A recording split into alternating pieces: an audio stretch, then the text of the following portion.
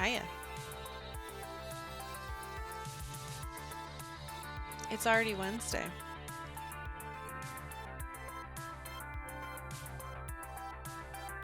Clearly I did not stream yesterday or Monday. I had some stuff to take care of.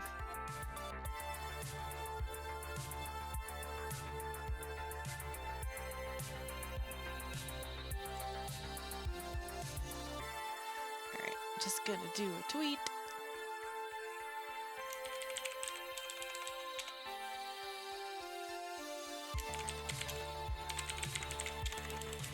On to chapter 3.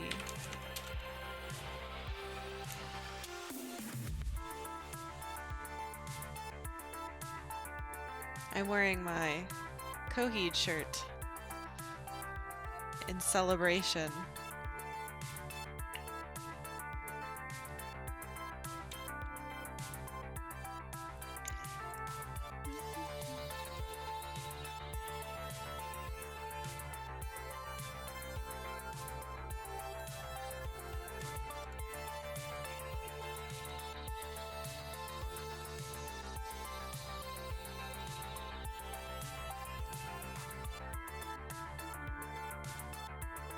This song is so catchy.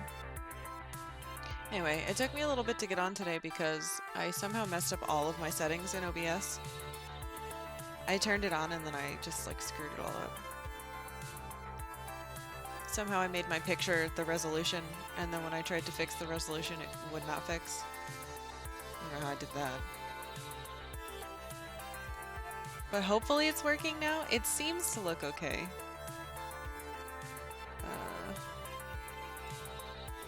So I guess if something looks off, please tell me.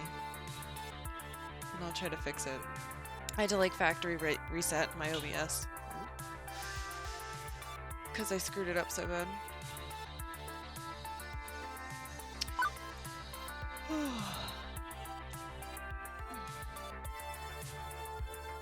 I don't know where Octavia is. Otherwise I'd try to convince her to come over here.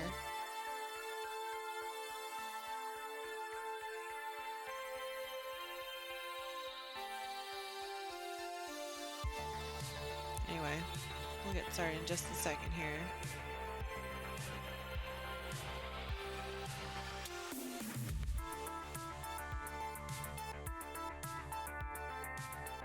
Okay. Do I need anything? I don't think so. Water, probably. Do I want to get a water? Not really. Let's just play. Alright, so where we left off was we are now at MaxCon. Fake packs. And we're trying to spread our brand. You made it. I did make it. I made it to Max.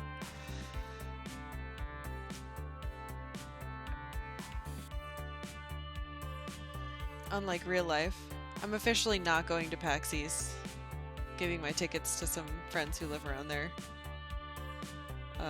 Cause I don't want to travel. I don't want to travel this month. Alright. Oh, that's right. I have to read when I play this game. Growing up, I always knew that arcades were amazingly popular, but the reality of it all didn't... Blah, blah. That's a good start, right? But the reality of it all really didn't stick until being here at Max. Thousands of people all coming together for their love of games. It's actually pretty darn inspiring. It is inspiring. I muster enough courage to wade my way through several hundred people in the main convention hall. Eventually I find a safe space, a humble bench near the water fountains. There are no benches at Max. This is unrealistic. I make this my home base while I wait for my friends. It should be a dirty corner next to some plugs and a door that they keep making you move away from.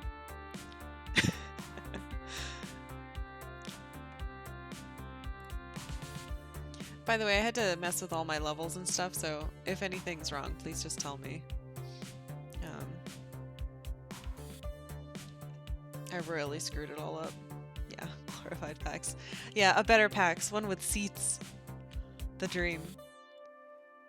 Since both Teo and Ashley are running late, I have some time to fully take in my surroundings, in a calmer fashion, of course. Everywhere I look, everything I see, it's all steeped in arcade culture. Booths are set up for all the major arcade companies, each table vying for the attention of the crowd. Some have spaces set up with stages, flashing lights, and people throwing t-shirts into lines of people. I want a free t-shirt. What I really want is now like off-brand PAX merchandise, but like this. Max, the special arcade thing, and then have people ask like, oh, I haven't heard of this.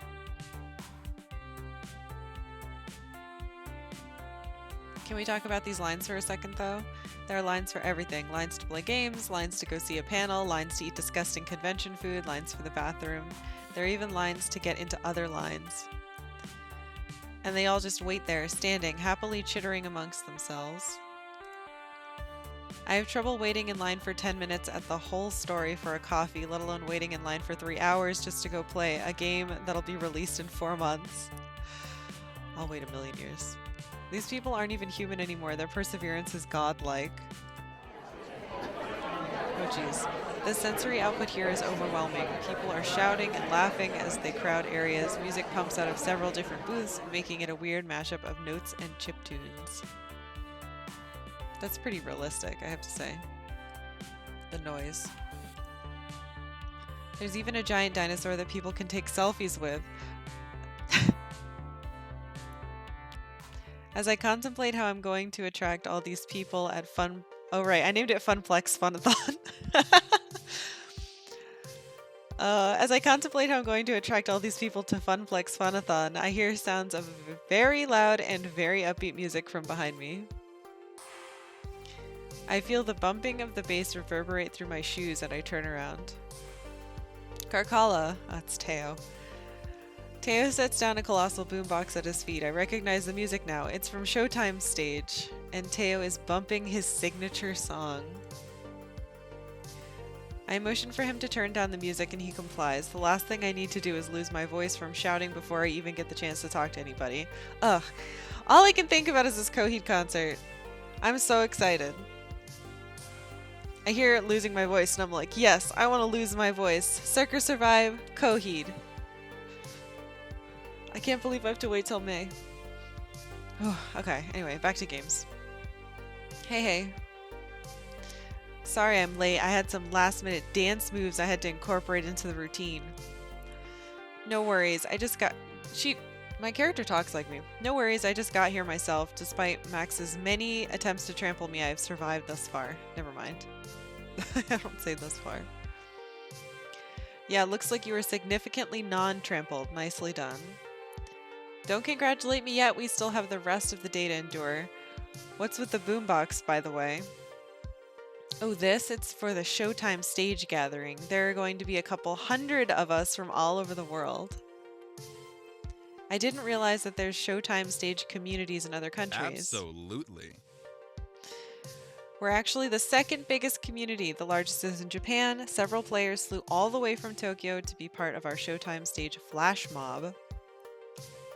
Is it really the best place for a flash mob? Yes. What? Yes, I want to join. How did you even arrange this?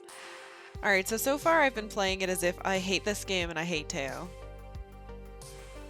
But I want to join. I admit I've probably spent too much time watching videos of flash mobs doing random stuff for upvotes, but they look like so much fun. And to take everyone by surprise like that, I want to see the looks on their faces. I want in. Karkalla, it might be a little too late for that. I've been planning this for months and it's taken coordination from all the leaders of all the Showtime groups. There was a lot of work from all sides to make this come together. Now all that's left is to actually do it. In fact, you should come watch it. Oh my god, it's Ashley. Poor Teo, yeah. He seems like he has a good heart, but he's too loud and flashy for me.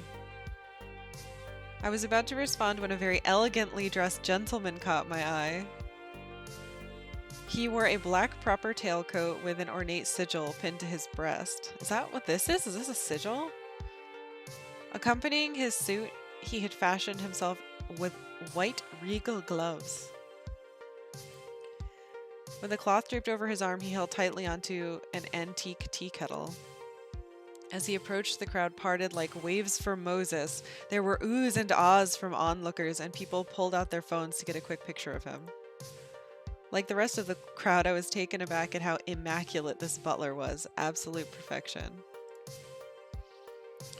I felt like I had time warped back to the 1800s and about to have tea with royalty. He stepped up to me and Teo and gave us a slight bow. Normally this would be ridiculously out of place, but not an arcade convention. He's a character from a hot fighting game called Melee Maidens. He's like, who's that werewolf butler from Blaze Blue? That's what this is making me think of. Hold on, what the hell is his name? Butler. Blaze Blue.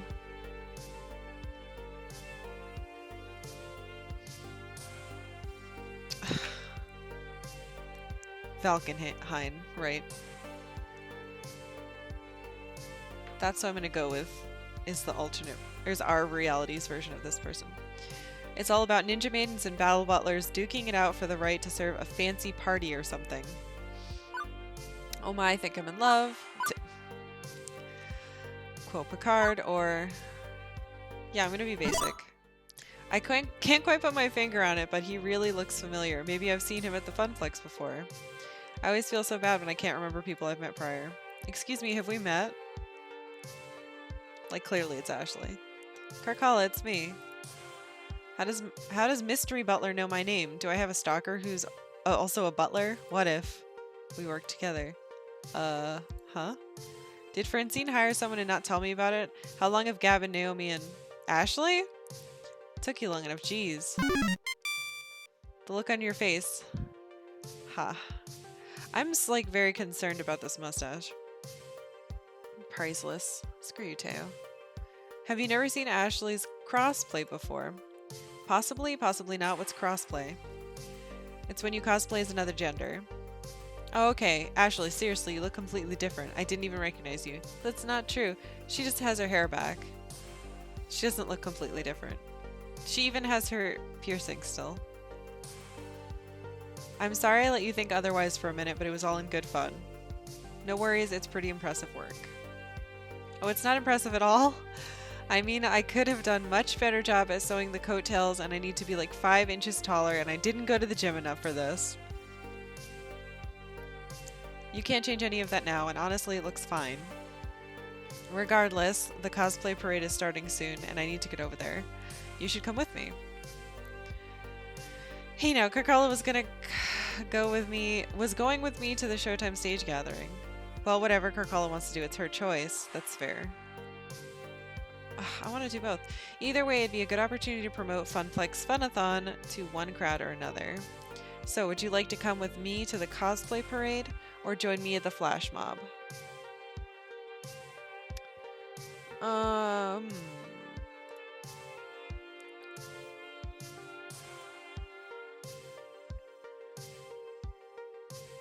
Cosplay? I want to see the costumes. And I assume there isn't a fully animated dance at the flash mob.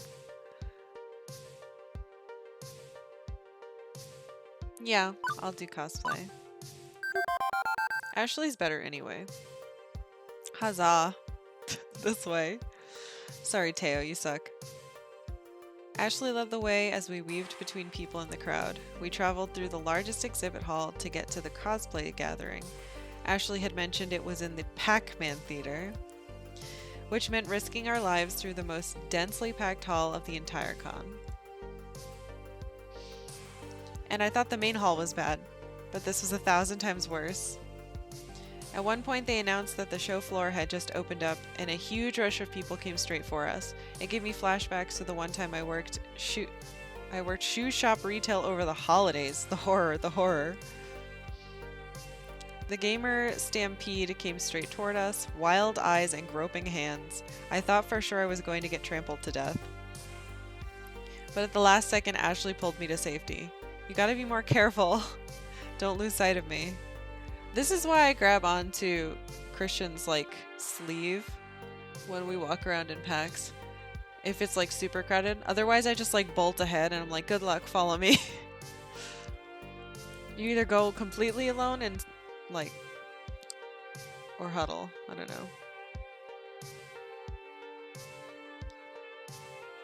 Depends if I'm working or not, I guess. She points to her eyes and then back to mine, our eyes now locked forever in a mystical eye-locking spell. Eventually, after several more attempts on my life through various death by copious amounts of people, we make our way to the Pac-Man Theater. It's interesting. This is kind of giving me a perspective on gaming conventions that I've never thought of before. I really like the crowds there, while I don't like crowds in real life. If I'm in like a concert or a convention, I feel completely fine. But if I'm at like a store and there's crowds there, I feel uncomfortable.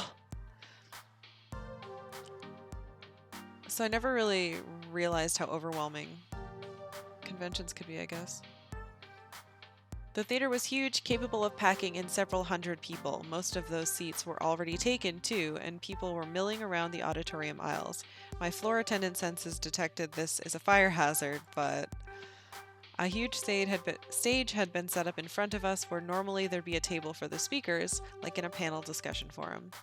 Since the theater is so large, they placed projector screens on either side of the stage, so whatever is happening can be seen by those sitting in the back row. It's safe to assume that this is one of the auditoriums saved for more popular panels. And now the cosplay parade? Ashley, what exactly is a cosplay parade? I'm so glad you asked. Let's see.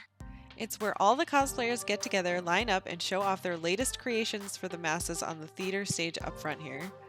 Now that I think about it, kind of self-explanatory, right? Sometimes they even give prizes to the best cosplayers, but this one is pretty chill. No prizes? Not even a shiny plastic cup to heft over your head? Ha ha ha. Maybe one day. Today we're just here to appreciate each other's talents and have fun. Ugh. It should be like the Final Fantasy XIV fan gatherings. I'm pretty sure you get cool stuff for participating in those, and the costumes are insane. Before I can interject again, Ashley runs over to a person dressed as a maid. It looks very uniform to Ashley's butler cosplay. Maybe they're from the same game? Oh my gosh! I absolutely adore your Mia from Melee Maidens. It's totally cute, and your sword, incredible. Maid cosplayer. Thank you, I made it from craft phone and Warbler. It only took like 30 hours to do. That's so professional looking, dang. And I can't get over how dapper your Angus is. The details you put into his pocket watch are phenomenal. I actually found the watch at a thrift shop and then just molded the extra embellishments on with clay. This went on for some time. I felt it would be rude to interrupt Ashley when she's obviously having so much fun being part of her community. As they continued to chat about making costumes, I noted that more and more cosplayers were filling into the theater. For once in my life, I actually felt uncomfortable wearing my usual comfy as heck hoodie. I felt underdressed compared to all the Melee Maiden cosplayers. Seriously, was this a costume ball or a black tie gala? Not even mentioning the congregation of feathers, capes, prop, weapons, and wings. And someone in a giant Moopy costume made out of square foam pixels. Percy would be delighted to see that. For all the visual chaos, the vibe remained pretty chill and friendly, just folks sharing a common joy in dressing up as someone else. Eventually, Ashley parted from her conversation to check on me. Sorry, Karkalla, sometimes I get swept up in it all. I get it. Back at the Funplex, you mentioned that you can only see some of your friends here at these cosplay events. Oh yeah. Cosplayers travel all over, more than other gaming communities, I bet. Maybe not fighting games. Do you know everyone here? Oh no, I mean, I know a good amount of people here, but everyone? Nah. It sure seems like you do. I've seen at least 30 people come up and compliment your butler. Cosplayer with a sweet hat. Hey, nice Angus, love the tailcoat. Yeah. Thankies. Oh, thankies. I like yeah better than thankies. There, see? See what I mean? You're mega popular. I think we can spin that into some kind of cosplay event at the blah, blah. You think we can spin that into some kind of cosplay event at Funplex Funathon? Hey, great idea. We can have a real cosplay contest, and I'm gonna win. What's this? Competitive, Ashley? You've been taking notes from Queen Bee, haven't you? No! What? Don't tell me you saw us practicing in the bathroom the other day? I didn't. But now I can't get that image out of my mind. No, Ashley is... I'm not sure about thankies. Yeah, I don't like thankies.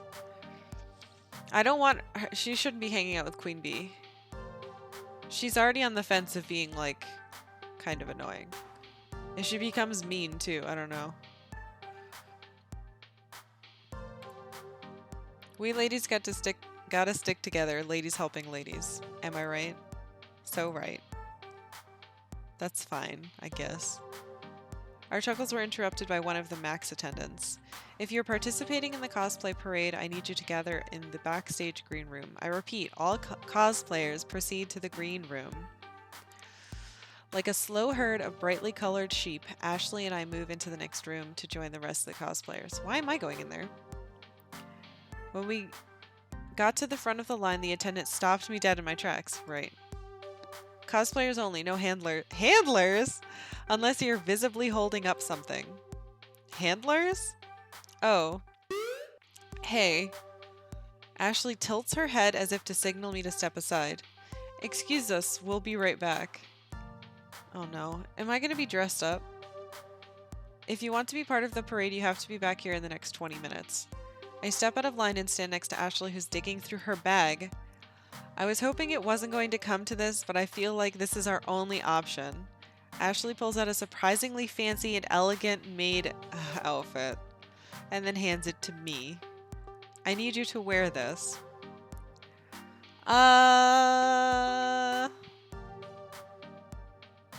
Handler's kinky? That's what it sounds like, right? Or like when they have dog shows. I want to do this. Let's do. Wait, you just happen to have this? This is all too convenient that Ashley has a maid cosplay just tucked away, roughly in my size, prepared for something like this. I'm on to you. What do you mean? First of all, why exactly do I need to wear this? Secondly, you planned for this, didn't you? And lastly, you just wanted to see me in a maid outfit. 1, you need to wear this to get on stage as part of the cosplay parade. I thought I was just gonna watch. A moment in the spotlight would help you spread word about Funplex Funathon, right? Where better than in the biggest auditorium at Max? I don't think this is allowed. 2, I did plan for this. Sometimes handlers aren't allowed on stage with their cosplayers, and I needed to get you.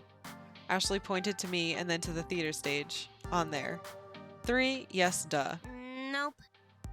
But I'm not going to force you to do something you don't want to do. If you don't want to take the spotlight with me, don't worry. I'll still help promote the event. It's totally up to you, okay? And no hard feelings either way. This would be a terrific opportunity for me to promote my event. Is a bit of personal embarrassment the price I pay, or should I just leave that to her? Let's do it. I would cosplay in real life. I can't say I'm totally thrilled, but well, why not? I'm willing to do it to help get the word out. Count me in. Great, trust me, this will be tons of fun. We made our way to the nearest bathroom and I changed into the maid outfit. I struggled to figure out all the clasps and what velcros to what, but Ashley took the time to help me get situated. This is the break room from the place backwards. It's funny. Once we were done, we headed backstage, which I'd say resembled the Funplex break room, but hey, same purpose, same function. Nice job. Here, the cosplayers lie in wait for the big show to start, including one particular butler and a newly minted maid. I'm down to cosplay, but I wish she didn't, like, be so sneaky about it. She could have just told us her plan. Right. She could have said at the beginning, like, hey, I'm planning to cosplay, and I have an extra costume if you'd like to join in. And then we could have made it a better plan. That's the thing that pisses me off most about like the decisions people are making in this game. The only things that upset me is like the best friend who was like, "Well, there was a job opening at my job, but I just didn't tell you because I thought you wouldn't like it." That's scummy because it's like it's a roundabout lie. And then this is also a roundabout lie. It's like incredibly gross. Ugh, squee. I haven't said that since 2004. You look so cute. I wish I looked half as cute as you did in this. But seriously, you're going to have to do this with me more often. You make the perfect Alice. Alice? Right, I forgot you know nothing of melee maidens. Alice is the head maid of the Neko Manor. Okay. So Angus, that's me, and Alice, that's you, are siblings fighting alongside each other to prevent other maids and butlers from taking over their estate. They fight for Lady Nice? Oh my! Oh, and I almost forgot. Ashley pulls out more costume stuff from her pack. This time, it's a set of cat ears and a tail. She seems very lol to so random, holds up Spork of Doom, which kills me. It's true. It's like early 2000s AIM glomp nerd speak. Then again, like the early days of Anime Boston, everybody was like that. We weren't really ashamed. We were like, oh cool, we found our people. And then we got older and we were like, this wasn't that cute. Whoops. This time it's a set of cat ears and a tail. Alice is a cat girl. What? But you don't have cat ears, and I thought we were siblings. Yeah, what the fuck? Shh, spoilers. You don't find out that they are siblings until after you beat Angus's story arc. When the game starts, Angus has amnesia, and after you win, Alice appears and tells you everything. Angus's power is unleashed, and he becomes his old catboy self. Sounds like Soul Calibur. It also unlocks an extra skin you can play with, but now we've gotten very far off track. Satisfied? Any more questions? I think that covers it. Ashley fastens the cattail of the back on the back of the maid dress and places the headband on my head. With the costume finalized, I take a long, hard look in the mirror. Oh no. I'm so like muscular and large. And okay, it's not half bad. It's definitely not me, but I can live with this. No, I can't. Also, I cut my hair, so now my hair doesn't even look like this. I should be able to edit it. Oh good, Katie and Steph are here. Who? Shredded Cat Girl Maid. I guess it is a fighting game. They're a couple of my good cosplay friends, and they are way more talented than me even. And they just so happen to be the MCs for the cosplay parade. What? Collusion? Are we gonna cheat? Ashley waves over to them and they smile, waving back. I talked to them earlier. After the parade, they'll let us come up on stage and talk about Funflex Funaclon. Okay, that makes more sense than just like stealing the time. Whoa, really? Really? Thank you so much, Ashley. That'll help a ton. Yeah. It helps to know people sometimes. We found a few other cosplayers who dressed up as other Melee Maidens characters, and we all formed up into a group.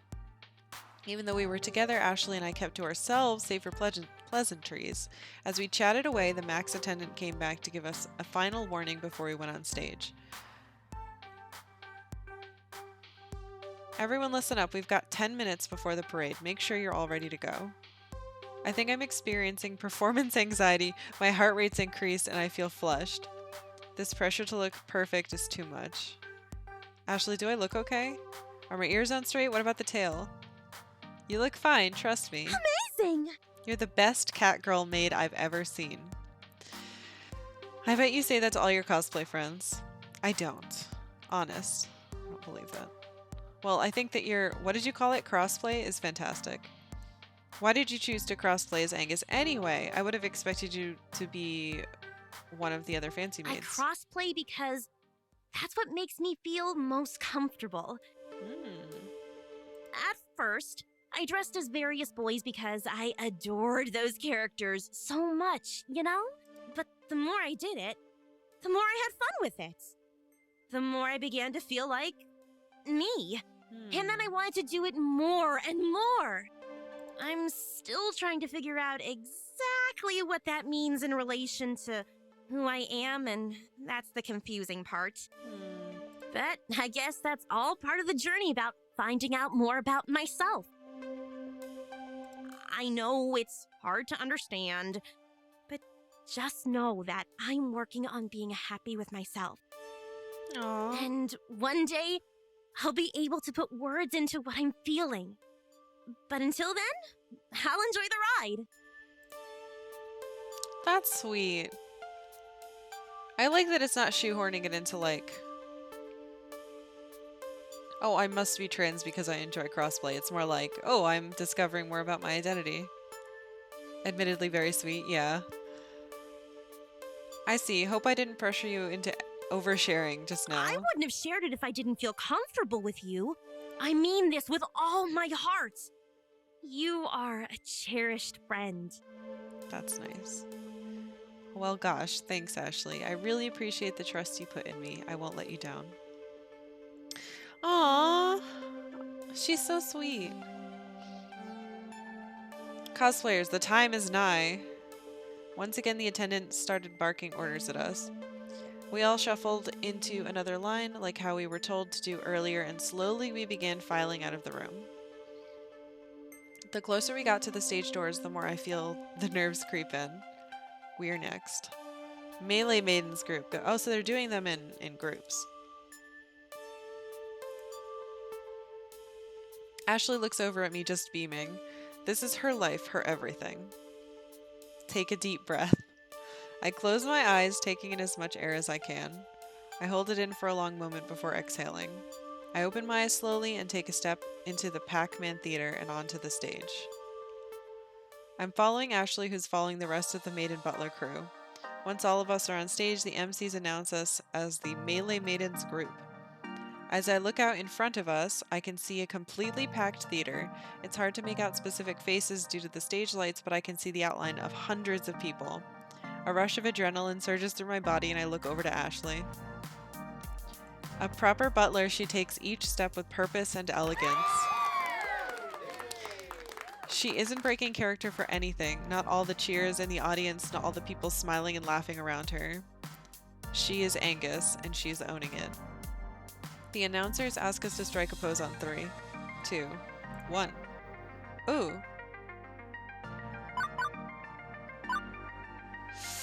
Let's do a fighting pose. I bring up my fists, ready for some fisticuffs. Not that I've ever taken a martial arts lesson, or class, but I've seen enough martial arts games to know the basic style. We finished holding our poses long enough for everyone in the audience to get a good amount of pictures of us. It's a fighting game, you gotta fight pose. I agree! Wait, I zoomed in my camera too much. Urgh. And once a sufficient amount of snaps have been snapped, an MC instructs us to stay on the stage, passing Ashley a microphone for the big Funplex Funathon announcement. Thank you. Thank you, everyone. It means so much to us that you could join my sister Alice and I here at Neko Manor. As you know, we adore organizing exorbitant galas at Lady Nisa's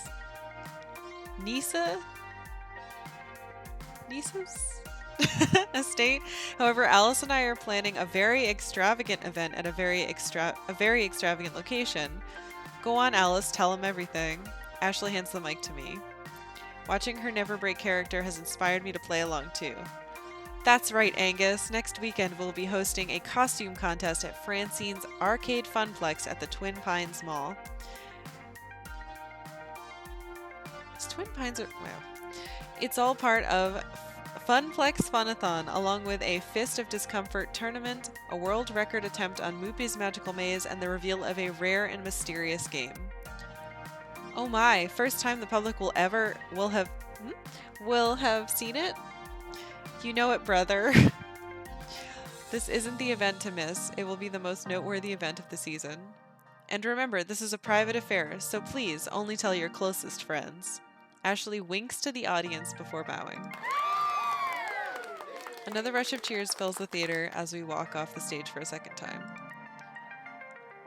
The MCs give their closing words and dismiss the audience. As people begin exiting the auditorium, I feel my phone vibrate in my hidden dress pocket. At first, it was just a couple vibrations, but before I could realize what was happening, my phone started seizing. What the? I pulled my phone from my pocket and saw that the Funplex face wall had over 1,000 shiny new likes. Okay. I thought the little girl in my phone was dying. No, really, what the hell? Hey, listen. The cosplay parade is a huge part of every Max and generates thousands of photos and articles online. Also, it was being live streamed. Ashley, you failed to mention that part. Well, you seemed so nervous and I didn't want to make it worse. Once again, keeping the truth from me for their own weird reasons. Not a fan of that. And that act you pulled just now has generated a 700% increase of traffic on our site. Stop hiding stuff. Yeah, stop hiding stuff.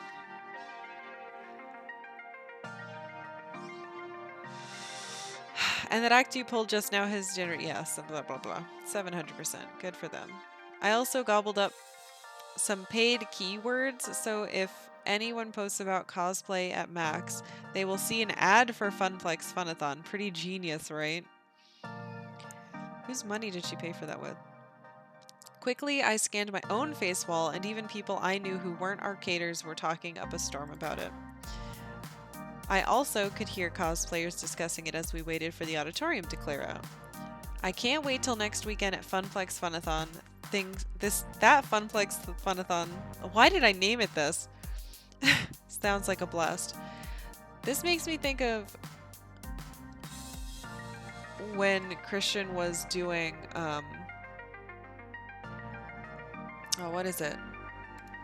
When he was running the Portland FGC. Oops, I clicked. Do I want to wear my next cosplay there?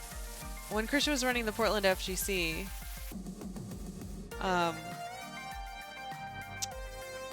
sometimes events would be too popular, and it was like, oh no, we can't fit people, we don't have enough machines and stuff, so it makes me wonder if that's about to happen here. Karkalla, we did it. I had lots of help from you too, Ashley. Don't count yourself out. Yeah, I literally wouldn't have done this without her because I didn't know what was happening. We make a pretty great team. It was great to hear all the buzz around the cosplay community, and Iris really helped with the social media aspect. I can't believe it was that easy. I mean, tiring, but easy. That was great fun and all, but I'm completely exhausted. Me too. I need a break from all this. Some time to collect my thoughts and rest my eyes from all those flashing lights. I'm still seeing spots. You hear that Gavin and Naomi are running a pop-up arcade for the Funplex? Shouldn't I know that? Aren't I like the event manager now? I wonder if you did the flash mob if you still would have gotten a bunch of new people. I think I would have. This game is pretty forgiving. But I wonder if the people that actually come to the event will be different when we get to there. Because I think he wanted to like advertise after the flash mob. A bunch of other local arcades are doing the same over in Hall B. It might be worth stopping by there for a breather with some friends, and make sure they aren't slacking. That sounds like a solid plan. You want to come with me? Not quite yet. I need to do some touch-ups on my makeup. How about I meet you there later? Great. See you soon. Okay, we did it. Ugh. I wave bye to Ashley as I make my way toward the restrooms to get changed back into my usual clothes for the time being. I'm not going to dress up as a fancy maid the whole time. And then it's off to Exhibit Hall B on the lookout for Gavin's serious face or Naomi's kind one. Because Naomi's the best. Let's see, Exhibit Hall B. It very much resembles Exhibit Hall A, where I started my day. Industry types, dealers, swag, crowds. But there's definitely more actual arcade games here, as local places have set up pop-up arcades all over the place.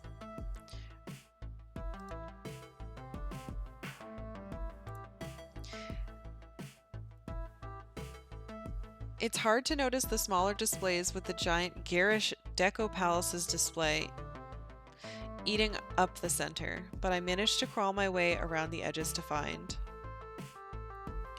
It's the whole game.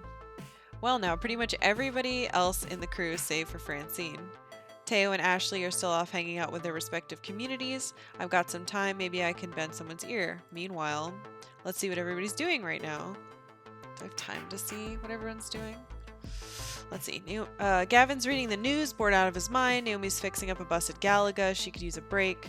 Percy's idly playing around of Nibbler. Queen Bee looks worried and agitated. Alright, let's check with her first, because she seems upset. Even though she sucks. Queen Bee looks stressed out, just loitering around, not playing games. Hey. Oh, hey, kid. Kid? How's Max treating you? Decently, and you? You look kind of frazzled. Who, well. me? Oh. Sometimes I can't tell if they're gonna talk or not. Who, me? Haha, I'm totally okay. Well... Yeah, okay, no. I'm in the loser's bracket. Oh. Meaning? The big FOD tournament they're hosting here at Max. I advanced from pools, but I'm still in the loser's bracket. Yeah, but you got into pools. That's the important thing. If I lose one more match, I'm out. Finished. Dead. A loser. I get it, I get it. I seriously get it. I don't like when someone my age addresses me as kid. Me either. I like kiddo because Christian uses it as like a term of endearment, which is very cute. But I don't like when someone's like, hey kid. The fuck? We were kids at the same time. Right now I'm just sitting around waiting to be called up for my next match, trying not to worry and failing miserably. It sucks, it seriously sucks. I have experience with this.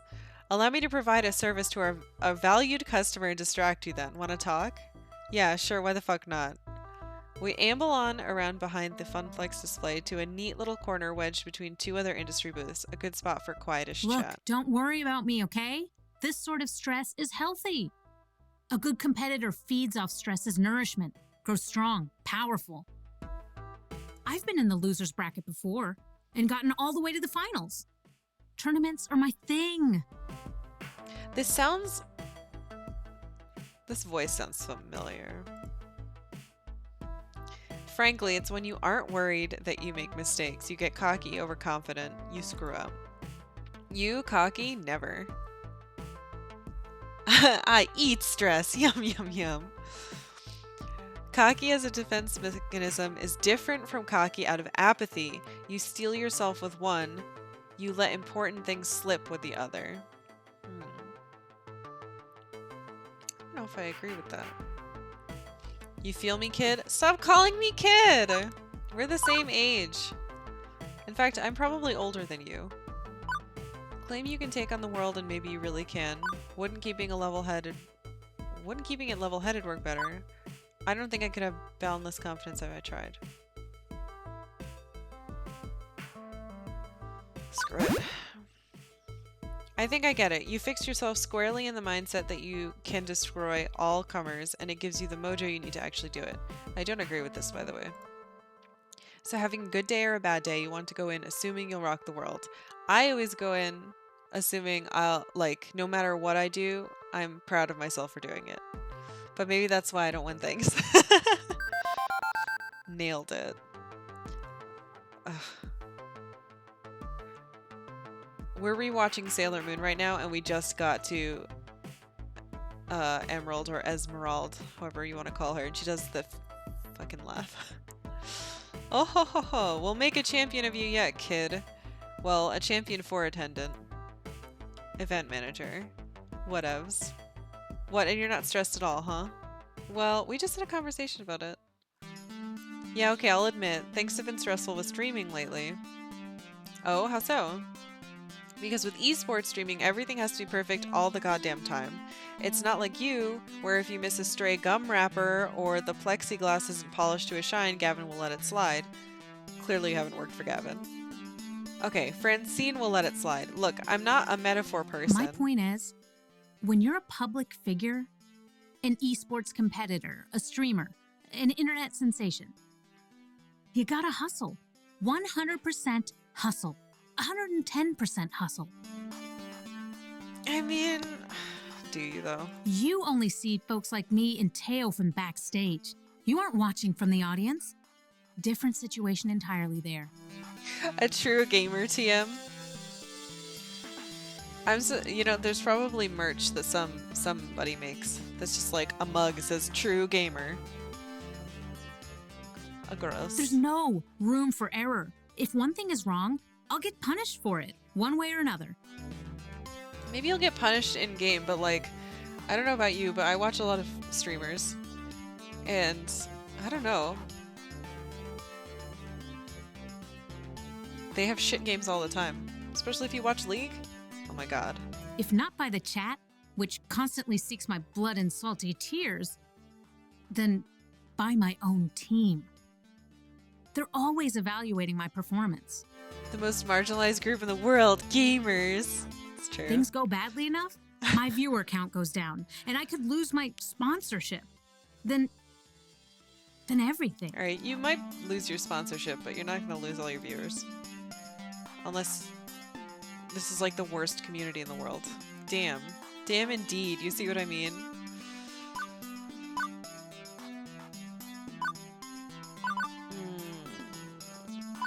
Let's ask. I can't imagine being under all that stress and pressure all the time. I feel for Queen Bee, I really do. Isn't streaming supposed to be fun? That sounds like the opposite of fun. Oh, it's still plenty fun.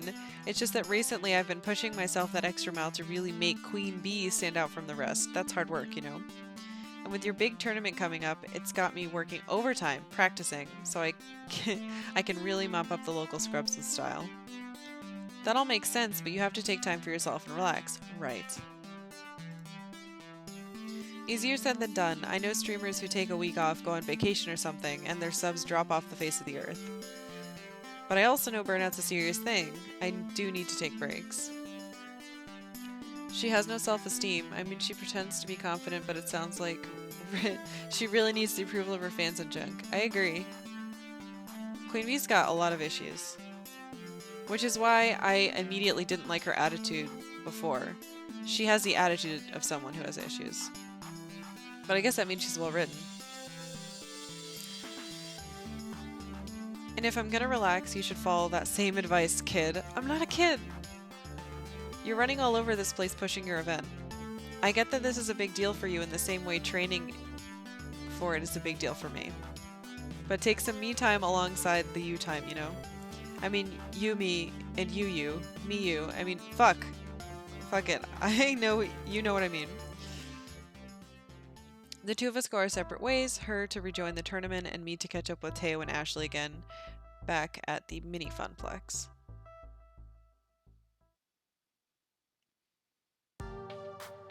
My current status sitting, and enjoying it. Was I only able to talk to one of them? Shit. It took a few minutes of searching and stalking, but eventually I found an open seat at the pop-up arcade.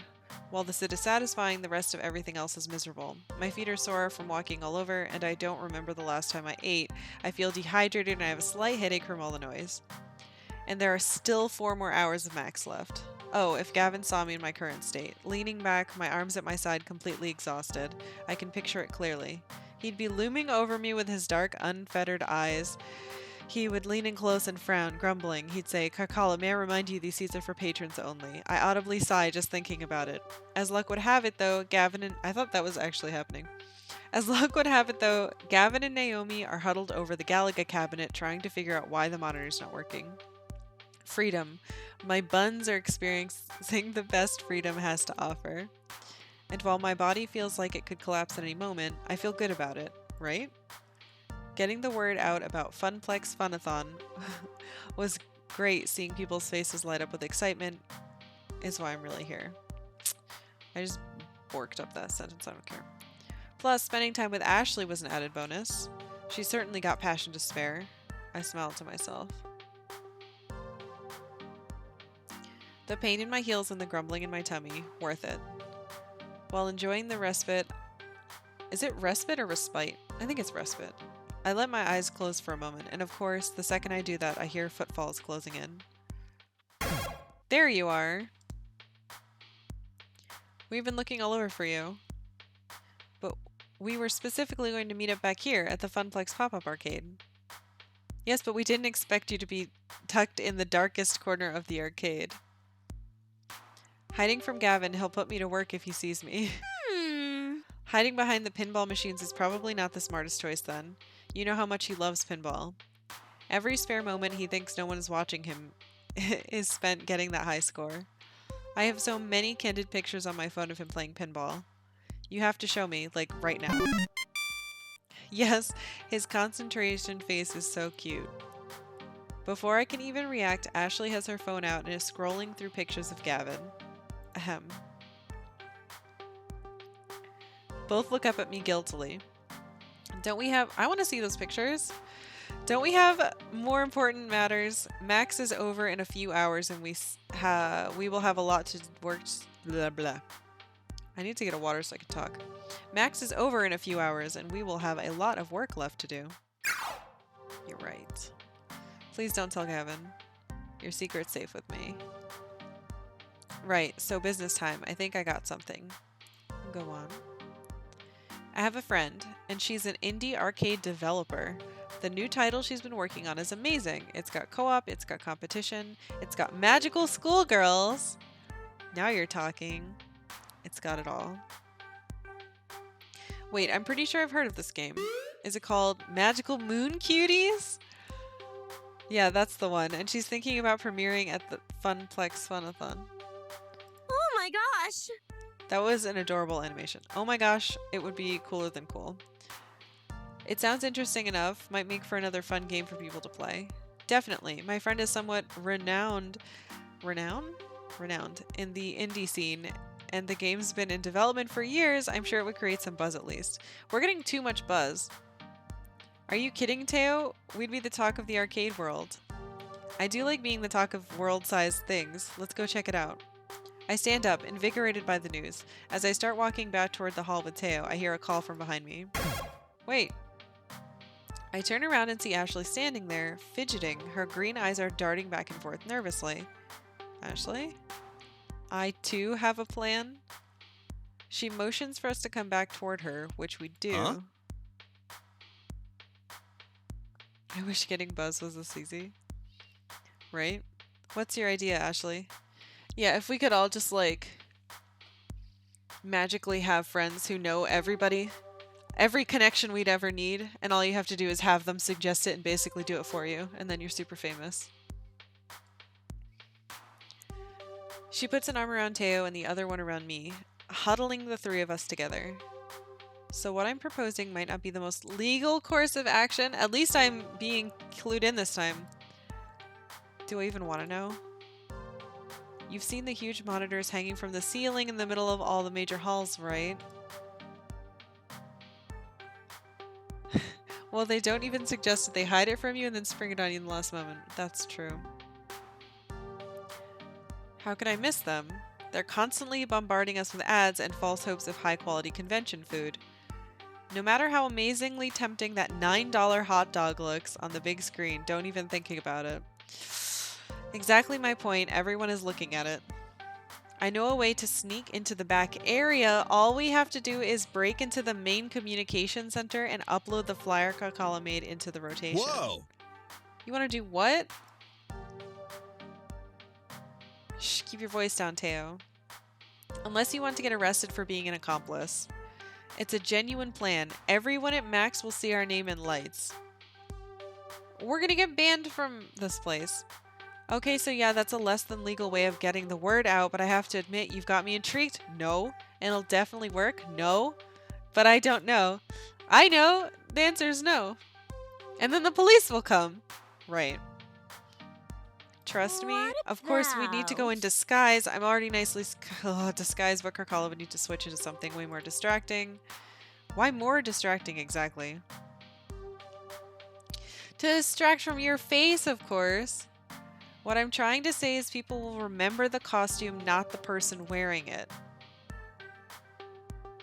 Which means made Karkalla rides again. I'm not doing this. Come on, how? Oh, you did so great on stage. Think of it as an encore. How about it? Let's not forget about Magical Moon Cuties. It's a valid alternative. Why the fuck would I do something illegal and not get like local indie devs to have a game at my... And everyone knows who you are from the stage show. Right! They can just look at the cameras! This isn't how anything works. Both are not valid options, honestly. Splashy advertising would certainly drive foot traffic, even if getting it up there would be dodgy. Oh my god. Importantly, Iris is already breaking the law all the time and not consulting me. Now that I'm being consulted, I'm going to show them, like, I don't want to do this. Iris can help us do it safely without anyone noticing. That's still breaking the law. Safer than Ashley going off on her own to try this inadvisable stunt. But a highly anticipated indie title might do the trick and result in far less jail time. Magical Moon Cuties. That's not even a choice. Ashley, you got this? You don't even help from me? No, I don't want her to do it. I don't want you to do it. Stop. I hope she's gonna go to jail. Honestly, I don't feel like getting carted off to jail today. It's not on my scheduled agenda. Plus, I'm pretty sure Ashley can handle breaking and entering all by herself. No, I don't want her to. And yes, I do realize how wrong that sounds even in my own head. Ugh. I bet you've seen plenty of heist anime, so much that you can sneak into the Natural History Museum and steal the world's largest Fabergé egg in the middle of the day. Why would a Fabergé egg be in the Natural History Museum? That's where like dinosaur bones are. I got like 12 bobby pins holding this wig on. I won't let you down. I think you will. Please don't do it, is my actual response. The stakes are so low. Why is this where she's... Yeah, I don't get it. Ashley smiles wildly before prancing off into a crowd of arcade folk. You can stop worrying. Ashley knows exactly what she's... That worries me more, that she knows what she's doing. Oh, she knows how to break the law. Fuck the rules of Max. Let's do bad things. This is so not my jam. That's why I'm worried. Ugh. Well, shall we go see a lady about an indie game? Yes, please.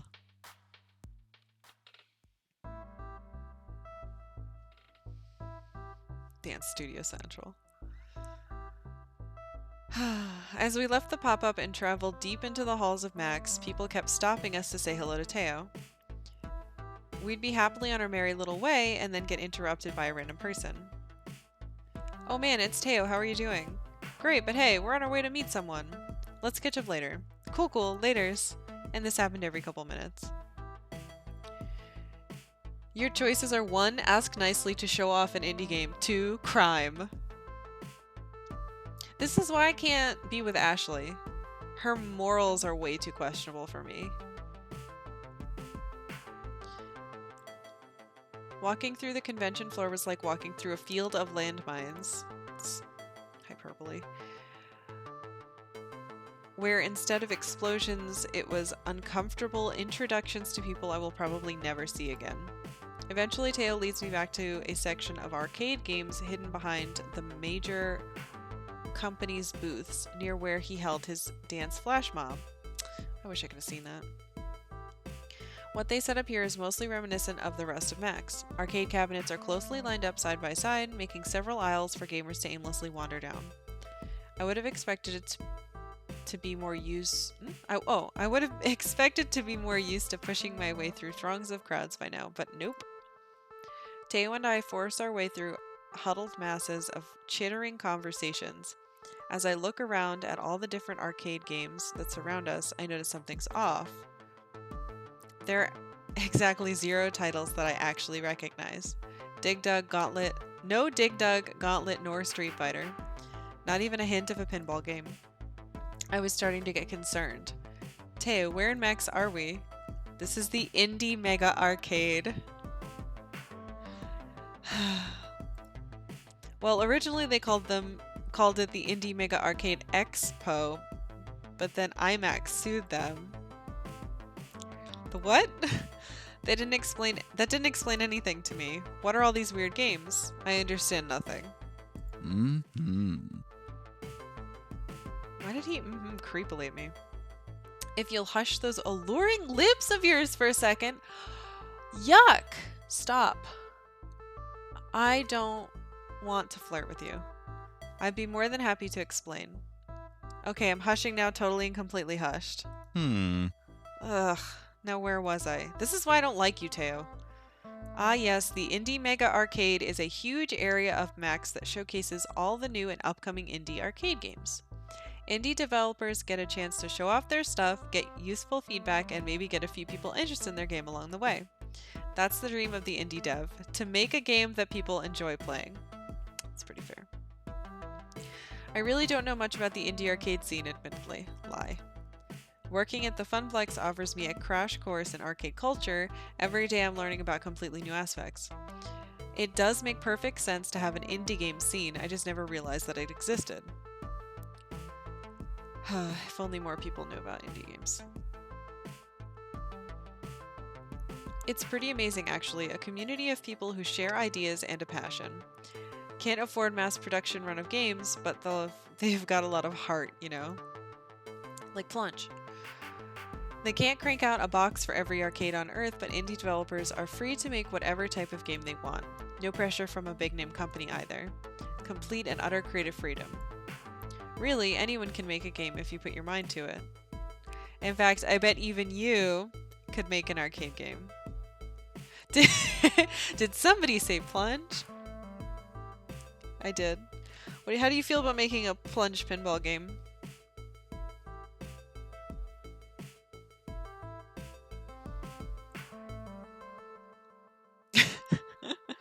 What say you? My game would be spectacular. Pinball is probably not worth it. Oh no, I agree. But I would, yeah, it would be dope. I would want to play it. My game would be spectacular. I've always been the idea gal. No, that's not what I meant at all. Ever since I was a kid, I've been dreaming up game ideas. Fuck. Like the zombie-themed fighter or a train driving racer. I've got tons of them just waiting to be turned into a fully fledged game. I used to draw out intricate arcade game levels on paper too. Being surrounded by hardworking individuals at the Funplex only enriched that fantasy. I mean, I can't code or draw, but I can always dream up new ideas. Oh no, it's me.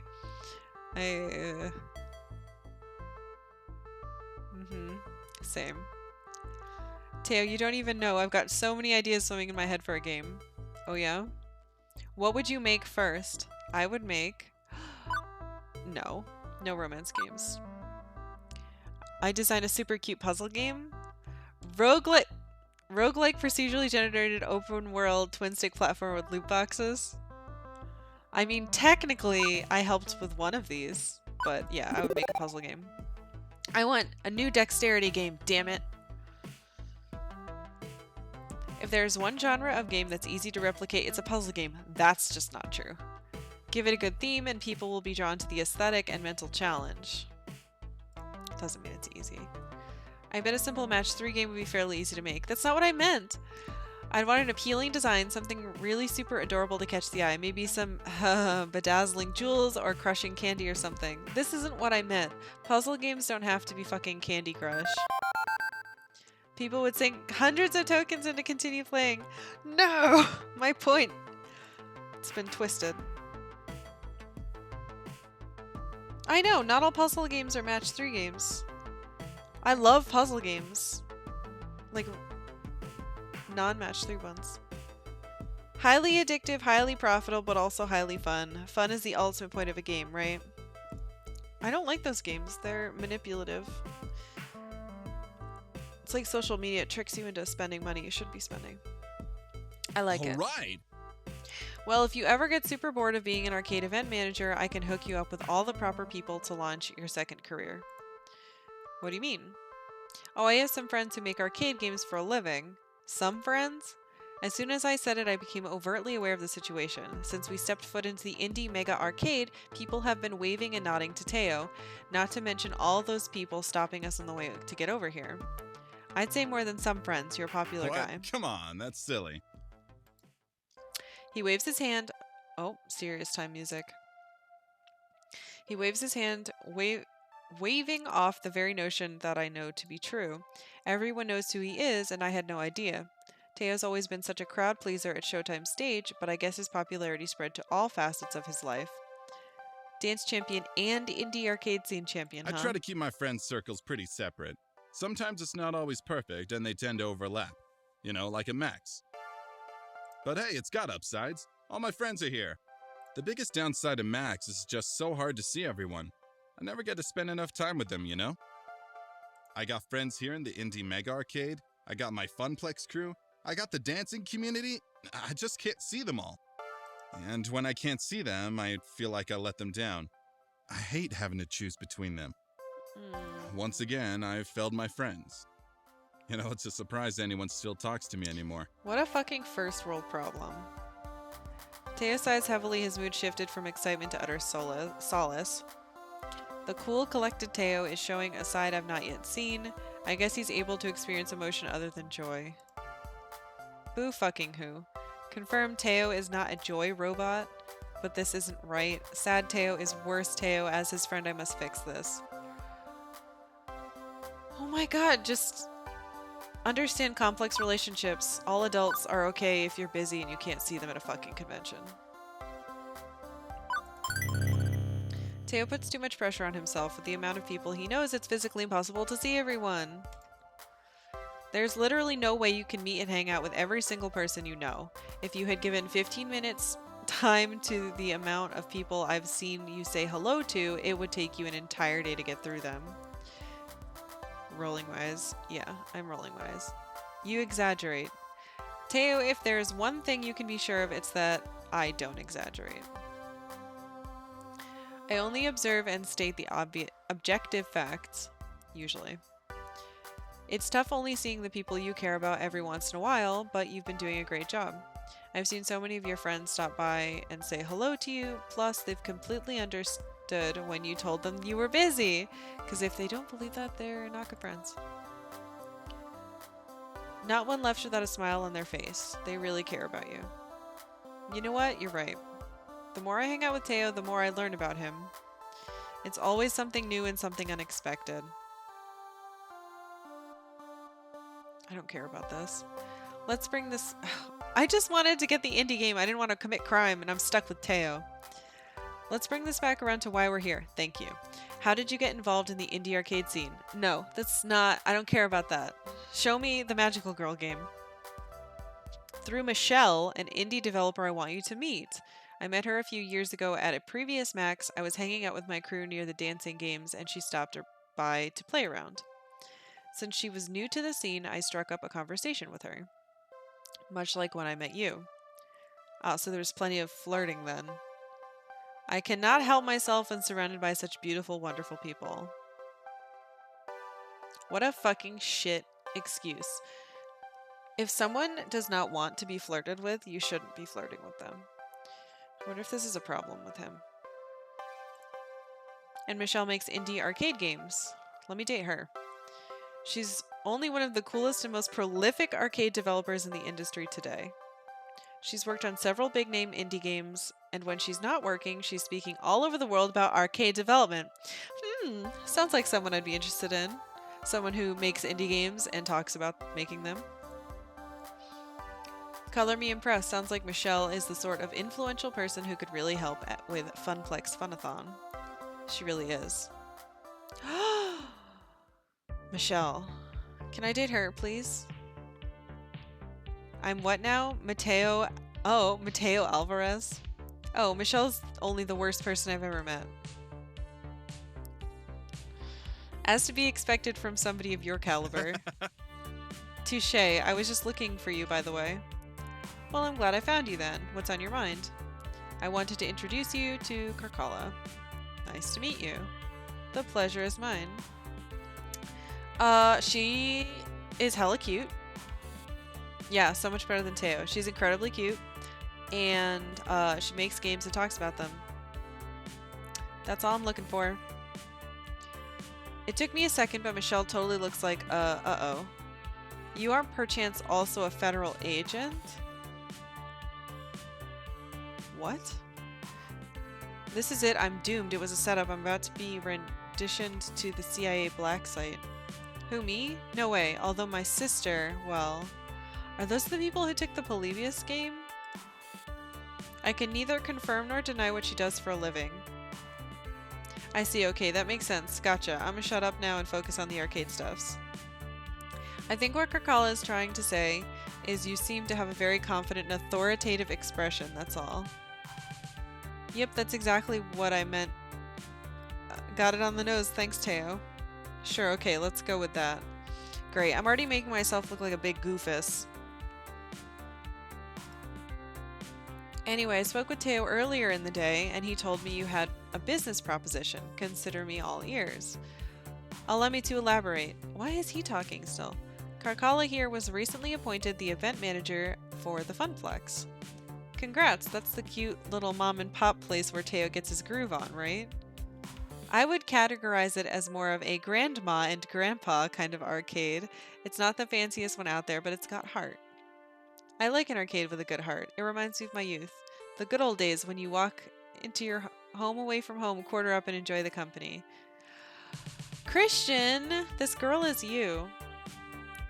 But I digress. Getting too swept up in memories. Tell me more about the proposal. Karkalla is putting on a special event at the Funplex called Funplex Funathon. It's a celebration of the arcade scene, if you will. Oh, I will. We're going to have high score competitions, esports stuff, mystery game reveals, the works. I'm going all out on it. And Teo, I take it you're doing a dance event as well? He is, but it'd be great if we could add one more thing to the list. Maybe the premiere of a new indie game. Legasp! Could you possibly be my game? Magical Moon Cuties? If you'll allow us the honors. Have I given you the elevator pitch yet? Give me the elevator pitch. Give it to me. All I know is there are magical schoolgirls and I'm intrigued. It's a competitive... Hold the fuck up. It's a competitive cooperative puzzle game where people have to work together to match all the magical orbs before their opponents can. Think 3-player magical drop but with combo attacks. I dig it. Everyone plays as a different adorable magical schoolgirl, hence the cuties part. That sounds better than the last time I heard it. Right? I'm pretty excited to share Magical Moon Cuties to the world.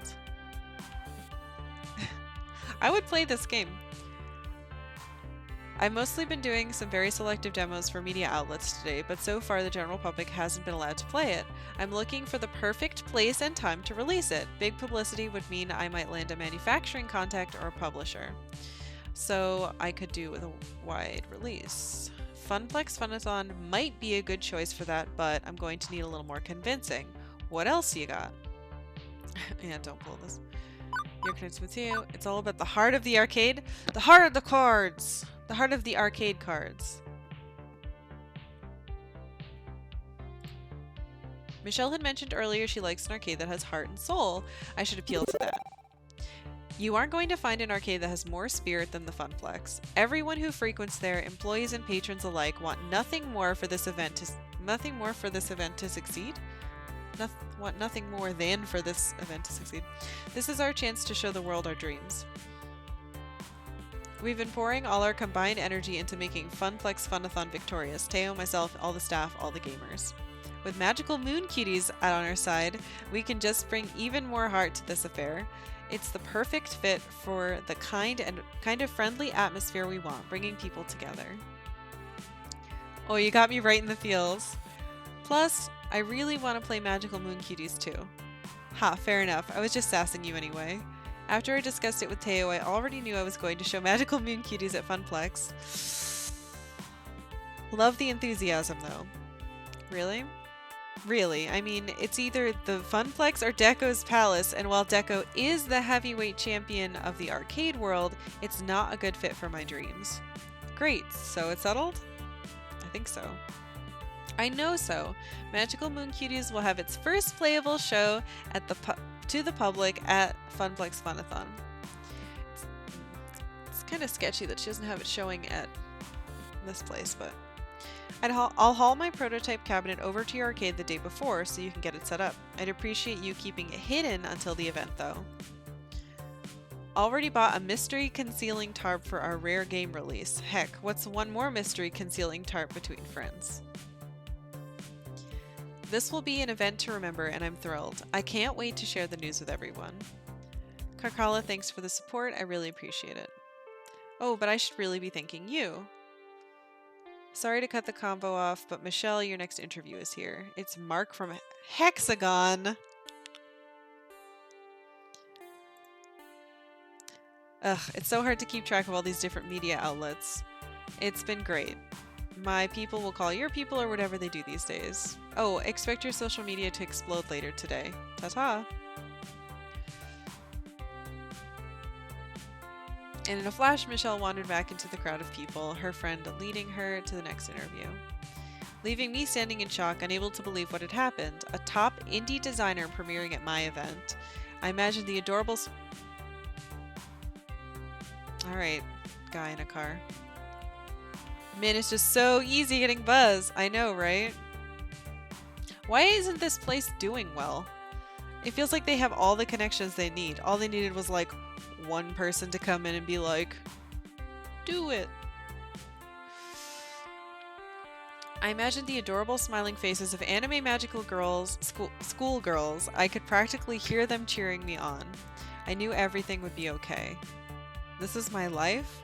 Everything's not okay yet. We don't know if Ashley has been arrested. Huh? Oh, nothing. Just musing to myself. Out loud, nonetheless. No worries. I do that all the time. It's concerning. Mostly when I'm alone, though. Love it. But overall, that went really well. I'm glad that Michelle was really excited to bring her game to the Funplex. Me too. Honestly, I feel like a weight has been lifted off my shoulders. What with Ashley helping me with the hype at the cosplay contest, I feel like Funplex Funathon is going to be amazing. This idea is bad, and I'm going to tell you why. You don't want to have one single event with like a ton of stuff in it. You want to do small events and spread them out, and then you start building like little niche stuff. Because a giant event is like a one and done type of thing. And there's so much planning around this that it wouldn't, I don't think it would benefit the place in the long run. I say, judging this coming from the point of view of being in the Portland scene. Anyway, that's the spirit. I never doubted you for a second. I was about to reply with a totally witty retort about doubting and time. However, we were interrupted by the sound of a bell chime. Oh no. Oh, okay. Again, I thought it was Ashley. The hall will be closing in 30 minutes. It's over already? I was just getting started. I barely seen anything yet. I could do this for at least another 4 hours. I am frightened and confused as to how you still have so much energy left, Teo. I amaze even myself sometimes. As for me, I was exhausted, allowing yawns to escape my mouth. Well, I'm officially pooped and ready to go home. I still wanted to squeeze in a couple more games before the hall closes. They're going to have to drag you out of the hall once it closes, aren't they? Kicking and screaming. Thanks for your help with the Funplex Funathon today. That's what friends are for. Ugh, friends. Oh, thank you, Anna. Thank you for hosting. And I'm glad to have you as a friend. Ditto. I'm sorry that I'm pooping on all the characters. It's because I keep getting stuck with not the people I want to hang out with. I see you hanging out with Teo. A change of heart? No, I didn't want to commit crime. The alternative was crime. see you back at the arcade. I can't crimes. Ashley wanted to like cheat the big advertisement. I don't know. I refuse to do that. So I had to go with Teo. With our pleasantries exchanged, I left Teo to finish the dying seconds of Max in the Indie Mega Arcade. You are too good for this world. I can't do a crime. Oh no, there it is. She did it. I hate it. Take it down. All in all, a successful day. Oh no. I have a new text message. Operation Hot Dog Takedown mission complete. Asset extracted and heading home for a leisurely bath and some anime. She did crime! She hacked the video signs and snuck away. Look at the screens. Our flyer's airing there now. Wow, I didn't know Ashley was a hacker. Maybe we should swap tips. After crimes, I love a good bath and some anime. I could use a good bath and some anime all the time. I'd like the Funplex to commit fewer felonies rather than more. I was expecting the text message to say, hey, can you pay my bail? Hot dog mission failure. Please bring $200 to the closet where they have me locked up. Right, time to head home. I promised I would meet Juniper just outside the main exit of the hall, and that's exactly where I was headed. We came here together and I'd see her all day. The rush of fresh air hit me as I pushed the double glass doors open. It was nice, refreshing, and had a much better smell than the one I had been around all day. PAX didn't smell like it all this past, last year now? Granted, I was in the PAX shade. The Indie Mega Booth this year smelled fine. And everyone was so nice. But yeah, we didn't get any stinkers. It was great. I very much appreciate everyone going to PAX wearing proper deodorant and showering. I didn't have to wait long until I saw Juniper. She bounced happily up to me. So, how was your first Max? It was fantastic. The amount of support I got from my friends today was amazing. I know I can always count on them, and I feel like we bonded closer as friends. I can't wait to go back next year. As to be expected with a convention. Although in your case, you really outdid yourself and got smacked with 300% of what anyone else would have, yeah? How you figure? Figure. Well, most people drop by Max, play some games, maybe attend a panel or two, do some shopping. They're here to be catered to. You, on the other hand, were doing the catering. And like any good caterer, that means spinning plates and doing 12 different things at once. You found interesting ways to push Funplex Funathon and promote the Funplex as a whole. You worked your butt off to do it. So, rather than attending Max, you were Max. Sure feels that way. I'm totally drained. Why is she being nice and supportive now? I think she's trying to make up for being a butt. Ooh. Oh no. I kinda envy you, you know? It sounds like you had some great adventures today other than designing that flyer. I didn't do that much beyond playing a few games and buying cute t-shirts and stuff, but let me tell you, they were super cute t-shirts. I'm glad I could support you though, even if it was just, you know, by doodling up a flyer. Dude, don't sell yourself short. That flyer looked super professional. I mean, no Comic Sans, but still pretty cool. Thank you. She clearly hates her life and job and is like, she needs to do what my character did and like go out on a limb and try something new. I really enjoy doing stuff like that. I don't exactly get a lot of opportunities at the office to express myself. Okay, let's get home and get some real rest. We both earned it. In fact, I'd say we took it, Juniper, don't, to the max. Ah.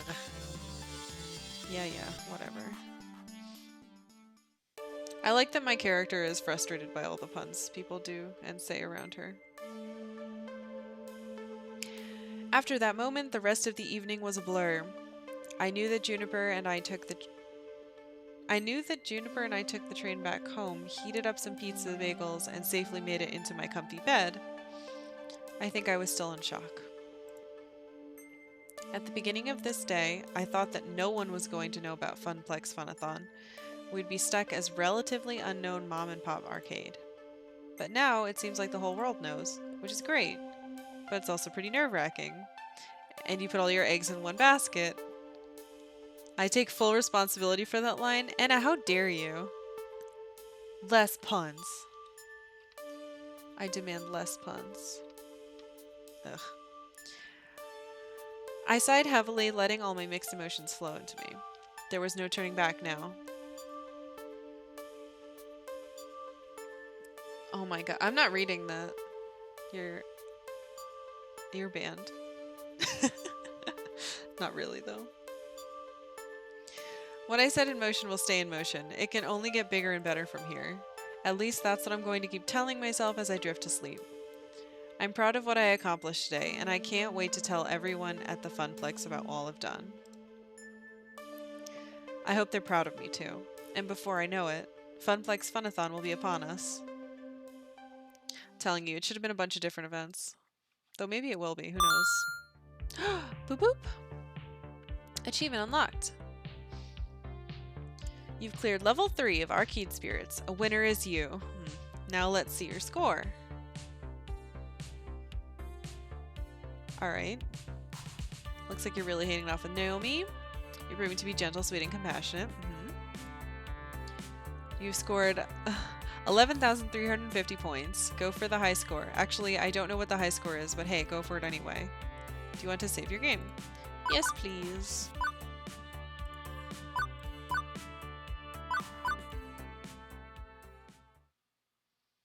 I hope you can romance Iris. I'm gonna date my phone, just like in that movie where he dates his phone.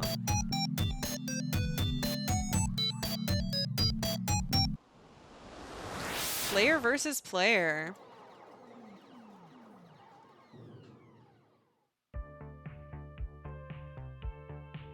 It is the future year of 20 bleep bleep. And this is my hour. Max has come and gone, and we're hoping a good number of the folks we reached out to there will be here today at my... Ooh, it's the day of the event! You're already sleeping with your phone on your pillow seems pretty intimate to me. I do that in real life, too. Dating my phone. Funplex Funathon. This is a make or break moment for me. My chance to put the Funplex on the map. My chance to make something more of this job than a 9-to-5 vacuuming the carpet and looking for missing ski balls. My chance to prove myself that I can do this. Everybody's counting on me to bring in the customers and keep them coming back for more. Without that, we're constantly at risk of the Funplex shutting down. So no pressure or anything.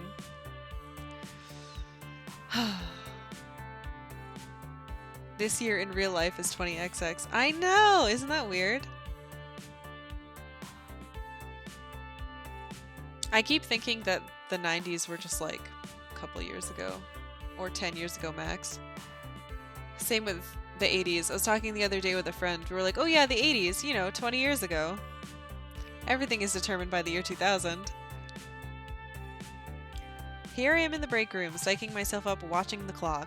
Once the little hand hits the 10 and the big hand hits the 12, why did I name it this? Funplex Funathon is go. I don't want to be nervous. I don't want to be freaking out like I was at Max. I want to face this with absolute confidence. But well, sadly, I'm me and not someone else, and those old instincts to assume that everything will go wrong, those feelings are still hanging on. Yay, Naomi! Finally, I haven't talked to you in days. Almost time to go. You ready? No. Yes? You know what? Let's go with yes, even if it's no. Relax, you're a people person. Go out there and be a person of the people. Yeah! I'll be behind you every step of the way. I thought you were planning to hide in your workshop. Well, turn your back to the door and I'll technically be behind you. And drop by now and then to keep me company, maybe? But definitely focus on the event. It's your big day. Good luck.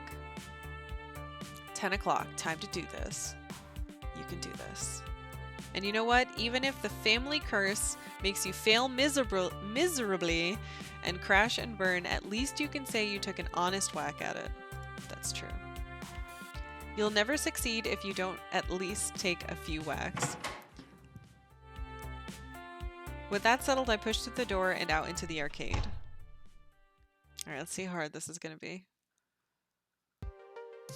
Let's be honest, we'll probably get maybe a dozen randos anyway. No big deal, right? This is what happens when you advertise everything for one event. And that is not a dozen randos. That is considerably more than a dozen randos. Wait, why am I panicking? This is a good problem to have. We wanted a big crowd for this event. Okay, it's more folks to wrangle, but I can do this. I can do this. Oh jeez, that looks so terrifying. I step out in front of the crowd, waving for attention. Hey everyone. Briefly, I look down to make sure I'm wearing pants, unlike my nightmares about public speaking. Welcome everyone to Funplex Funathon at Francine's Arcade Funplex. We've got some awesome things in store for you today. I'll go over the basics, then we can get this party started. First, the token machines will be spitting out extra tokens when you buy $5 or more of them, so make the most of it. Second, the Fist of Discomfort tournament. We're streaming it live on Queen Bee's channel. Oh, what? That's collusion if I've ever seen anything. Favoritism toward Queen Bee. We should have our own Funplex stream. Sign-ups are at the prize desk. See the giant pink flamingo for details. Third, a high score contest for nearly every other game in the arcade. Register your 3-letter initials with Gavin at the desk to join in. Whoever holds the top score at the end of the day gets a trophy and tokens. We're planning a monthly high score challenge leaderboard, so let's get that started. That's a great idea. Fourth, for those of you participating in the cosplay contest, your outfit looks great, and check in with Ashley about the details. Fifth, I can confirm the rumors. We're going to have magical moon cuties playable on the floor today. The Funplex is home to the indies. Finally, in a few minutes I'll be revealing our new rare game. Only a few prototypes were ever made, and today you'll get to play one of them. All of those things were on the flyers and the promotional website and so on, meaning the point by point was kind of redundant. They're ready to go. But I should pump the crowd up a bit. Get them excited. Can't half-ass this either. Whoa. Oh, so I don't have enough points to do those. You have my respect and my gratitude. Thank you for coming. That's too stiff in Japanese style. Veteran or newbie alike, I hope you have a lot of fun and make new friends today. Heck yeah. The Funplex is meant to be fun for all, casual gamer or core gamer, young or old, retro or modern. We want everybody to have a blast. Even if you don't walk away with a trophy, you'll be walking out of here with memories of time well spent with these great games, and the great people you'll meet today. So anything we can do to make sure you're having fun, you let us know. Oh boy. And we hope you come back to the Funplex again to recapture the magic moments you experienced today. On behalf of the Funplex, thank you for joining us at Funplex Funathon. Now let's get gaming. That got them excited. Right, okay. Now it's time to reveal our new rare game and get the show underway.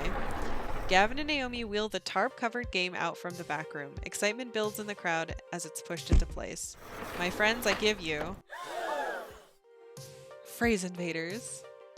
An incredibly rare Japanese import where you must accurately type words to shoot down alien invaders. The crowd's reaction is immediate. It exists? I'd only heard of it spoken in myth and legend. I must play this game immediately. Whoa, one at a time. A good portion of the crowd bum rushes the game, eager to be the first one to get their hands on those clacky old keyboards. This thing's gonna break. Sweet. I knew it. I knew that game would be a hit. See? Well, today's event draws a very hardcore audience. Whether or not a rare Japanese import draws consistent profit over time during normal operating hours remains to be seen. Gavin is the biggest party pooper in the world. Sheesh, why do you always have to poop on our ice cream, Gavin? Ugh, who says that? Just let us have this. My nerves unwind somewhat on seeing everybody ready to go. Maybe today will work out just fine after all. Naomi says it? I guess so. If she says it. With the event underway, folks head off to sign up for the high score challenges, the FOD tournament, or just to go play some games. As for me, I work my way through the crowd and back to the desk. One last thing to do, check in with our VIPs before they dive headfirst into the storm. Teo's manning the stage to encourage folks to get silly. Serious time music. Blah blah. Encourage folks to get silly on the dance floor. Percy's preparing for his Moopy run. Queen Bee's ready to face her first opponents. I know I can rely on the staff, but in a lot of ways the gamers are star talent for the day. It's their event. I need to support them. For starters, I wave over Teo. Everything set for today's dancing, Teo? In Teo fashion, he winks, and gives me a thumbs up. Absolutely. Ready to rock, but can't stop to chat. Running the stage is my focus for the next few hours, and it's going to take every ounce of social juice I can squeeze out. Yuck. If you need me, check me out during the lunch break, Kay? I hope he keeps his juices intact. He doesn't need to be squeezing them out. Phrasing. NK. Percy, world record time. You ready for this? Absolutely. Well, okay, he definitely looks focused today, not his usual soft, smiling self. I think I know the least about Percy. What do you mean? You don't want Teo's juice? No! I don't want anyone's juice. Especially not his. Naomi set up a little camera to record the whole thing. Naomi set up a little camera to record the whole thing. When I set the record, I'll submit it as a new high score to defeat. The culmination of years of effort all coming to a head. The pressure is well and truly on, isn't it? I can always try another day, yes, but this isn't for me. I mean, it never was for me, but today it's also for you? For Funplex, you mean? For you.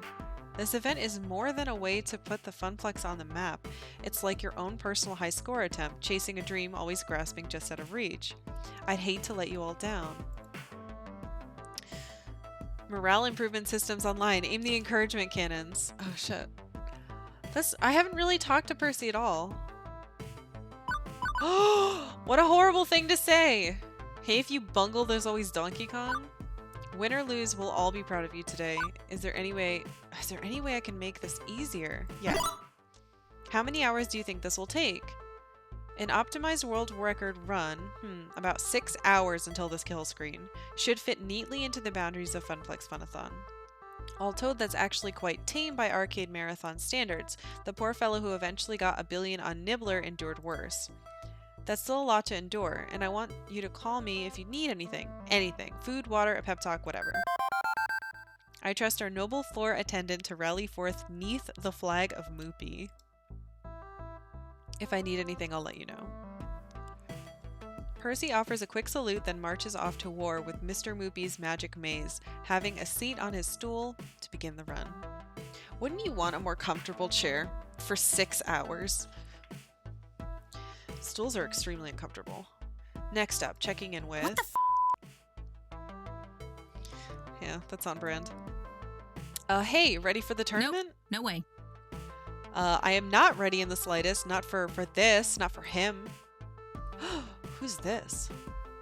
With a subtle head nod, she indicates a fairly nondescript fellow. He doesn't seem nondescript to me. With a t-shirt and jeans, standard gamer gear. But like, look at his cute face. But there's an unusual design on the back of his jacket, like some wide-eyed, fanged Oni. This is a local event, right? Funplex regular, city scrubs, and a bunch of cosplay otaku from Max. Yes, that's what it is. Fuck a stool, I want a lazy boy? Yeah. He has those model cheekbones.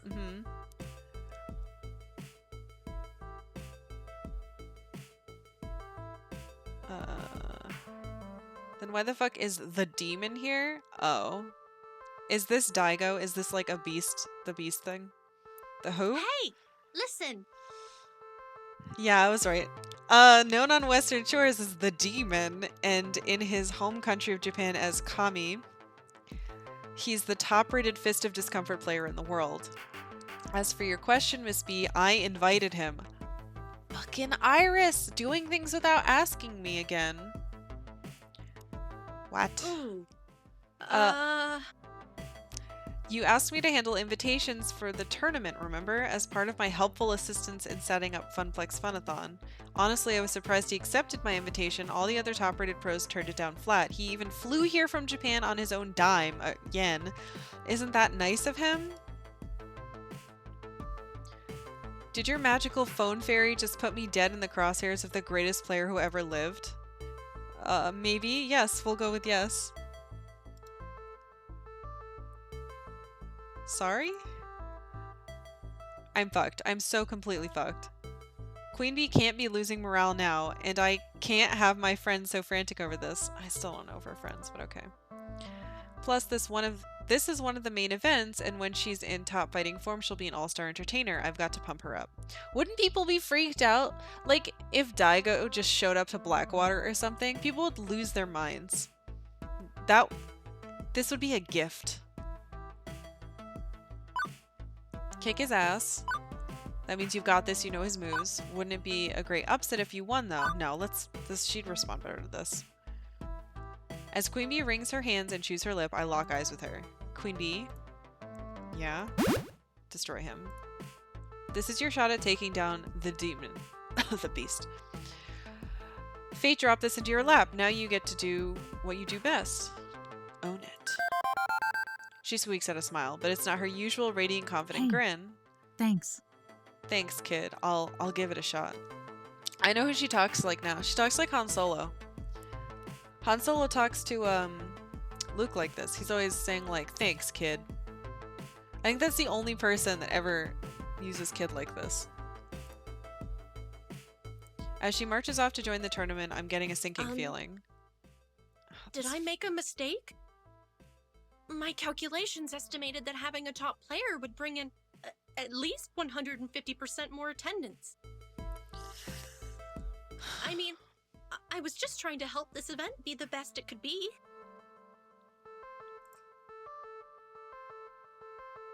You should have consulted with me first. I didn't exactly give you a blank check, Iris. I know I wanted you to handle the petty details, but this isn't exactly a petty detail. At least Iris has an excuse. She's a robot.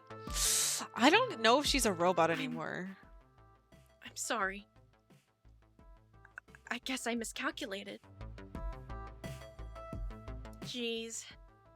I feel bad about this. I didn't want to weigh down Queen Bee's spirit, but it's good that I feel bad, right? That I'm not making a purely quantitative analysis of the situation. She's gonna turn evil and kill us all. Humans are rarely purely quantitative. Exactly! That, oddly enough, cheers her up a bit. Right, that's everybody squared away. Oh, okay, so we're just gonna move on from the fact that my phone continues to make decisions without me that are usually illegal, though in this case it's just annoying. For the next few hours, it's floor attendant Karkalla on duty, making sure Funplex Funathon soars like an eagle rather than a turkey. Turkeys can fly. She is Skynet? By and large, the event runs itself, or rather Teo, Ashley, Gavin, and Naomi keep it rolling. My job is to troubleshoot. And boy howdy, that's a lot of trouble to shoot. Alright, let's get into this. What can we solve? I want to play Snack Runner. This game back here. Not 1 hour in and we've got problems. Even if they aren't major ones, I don't want even minor problems to mess this event. Not even 1 glass of spilled milk. My stress level is so high that I might start bawling at the sight of it. Beep beep. Ugh. Iris, I'd like to make things up to you after that invitation snafu. Currently, I'm detecting 3 problems for you to solve. Someone beating up a cabinet. What the fuck? A player loudly cursing at a game. And a crowd milling around the vending machines. Why is that a problem? As floor attendant and event manager, it's my duty to make things right. The crowd's already on edge from all the high stakes competition. Where do I start though? We gotta save the cabinet. This dude again. This gamer is busy smacking the side of a Wild Rider cabinet. The fake plastic motorcycle handles on the front of the game rattle each time. No, no, no, this can't be happening. Sir? Sir! You're not allowed to hit the games. Plus, if Naomi saw this, she'd be as good as excommunicated. Oh, you're that gal I got mad at when the fat dude wouldn't stop playing Moopy, right? Yeah, I thought I recognized him. Sorry, I've got anger issues.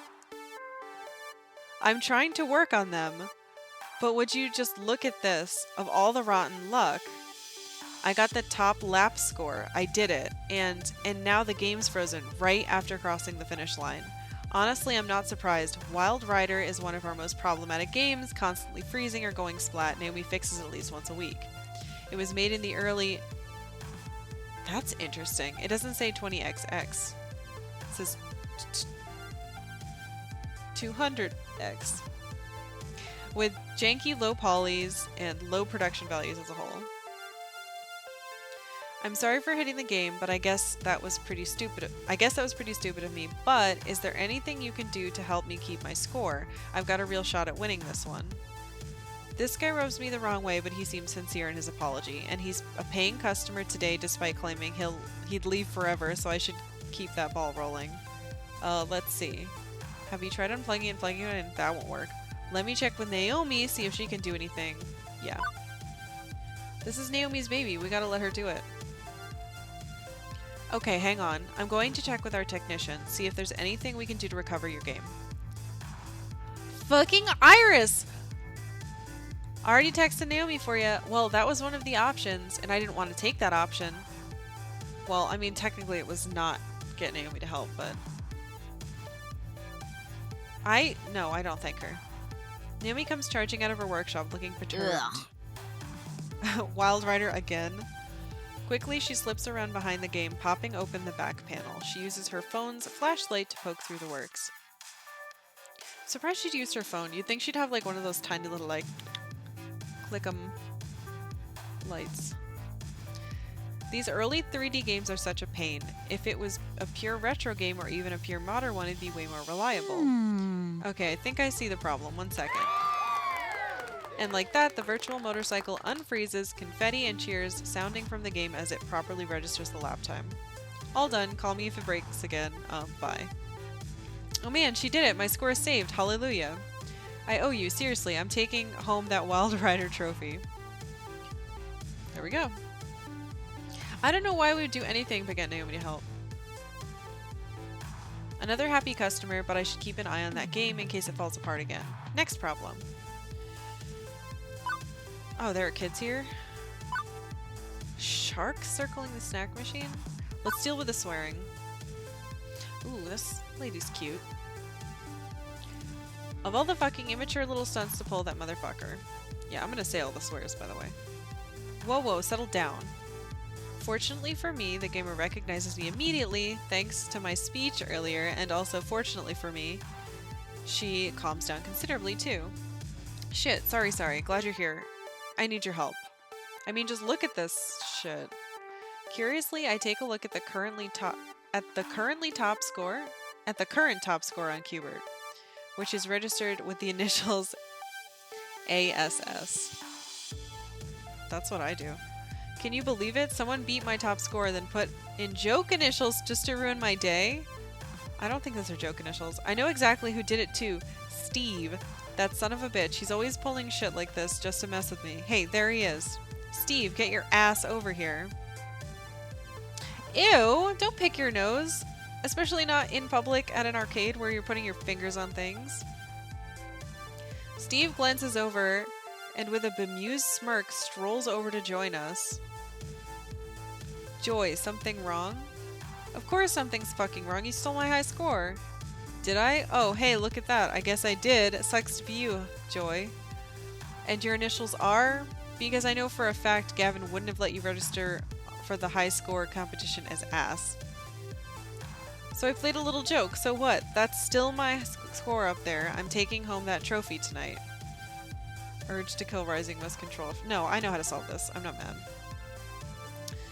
Steve, you're disqualified. Use your real initials. I mean, technically, whoever's initials are ass will win. If that's not what he wrote on the thing, then he shouldn't win. Gavin's a scorekeeper today. He makes the call. Iris, can you verify any of these claims? Wait, how do you know Steve is Mr. Ass exactly? Well, actually, Mr. Ass is a is a former WWE Tag Team Champion from 1990X. Steve here is decidedly just an ass. And he said that was his score. Yeah, that's my score. What of it? Come at me, bro.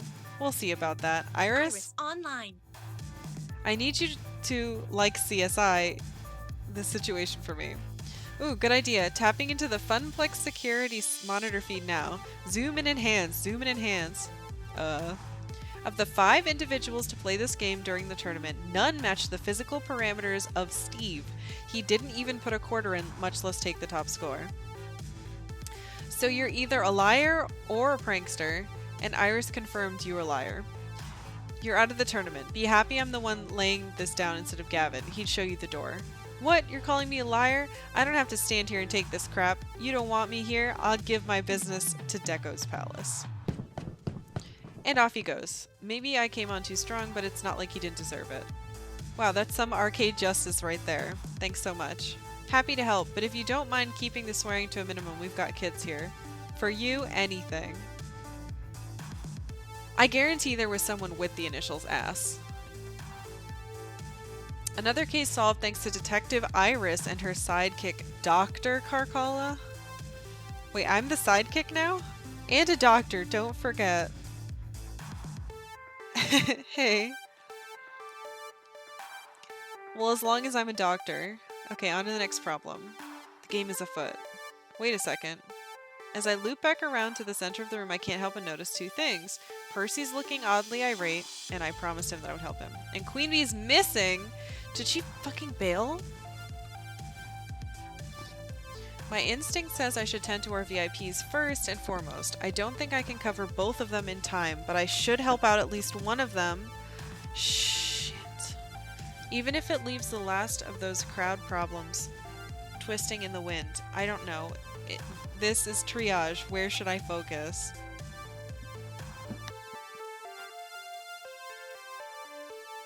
I told Percy I would help him, but Queen Bee clearly needs, like, if she's missing...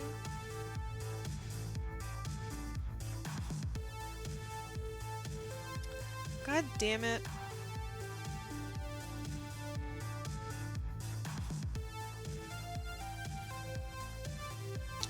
Yeah. We're approaching lunchtime, so maybe she's off getting food, but I'm not so sure. The Queen Bee I know would be watching the tournament pools and studying her opponents. Heck, I've seen her pack protein bars for a quick lunch rather than walk away from FOD. I decide to check in with Gavin, who has an eagle's eye view of the entire event from his perch at the prize desk. Hey Gavin, I was wondering where... She's in the employee break room. Where Queen Bee is. Okay, I'm honestly kind of surprised you let her in there. Bee is bae. It's crowded in here, and one less anxiety-riddled gamer in the mix is probably healthy for the event as a whole. If you'll excuse me, I've got scores to tally. Best of luck. He hardly has anything to do. He's just trying to be self-important. Okay, I guess that answers that. Weaving through the crowd, I make my way to the employees only door I scratched with the apostrophe last week.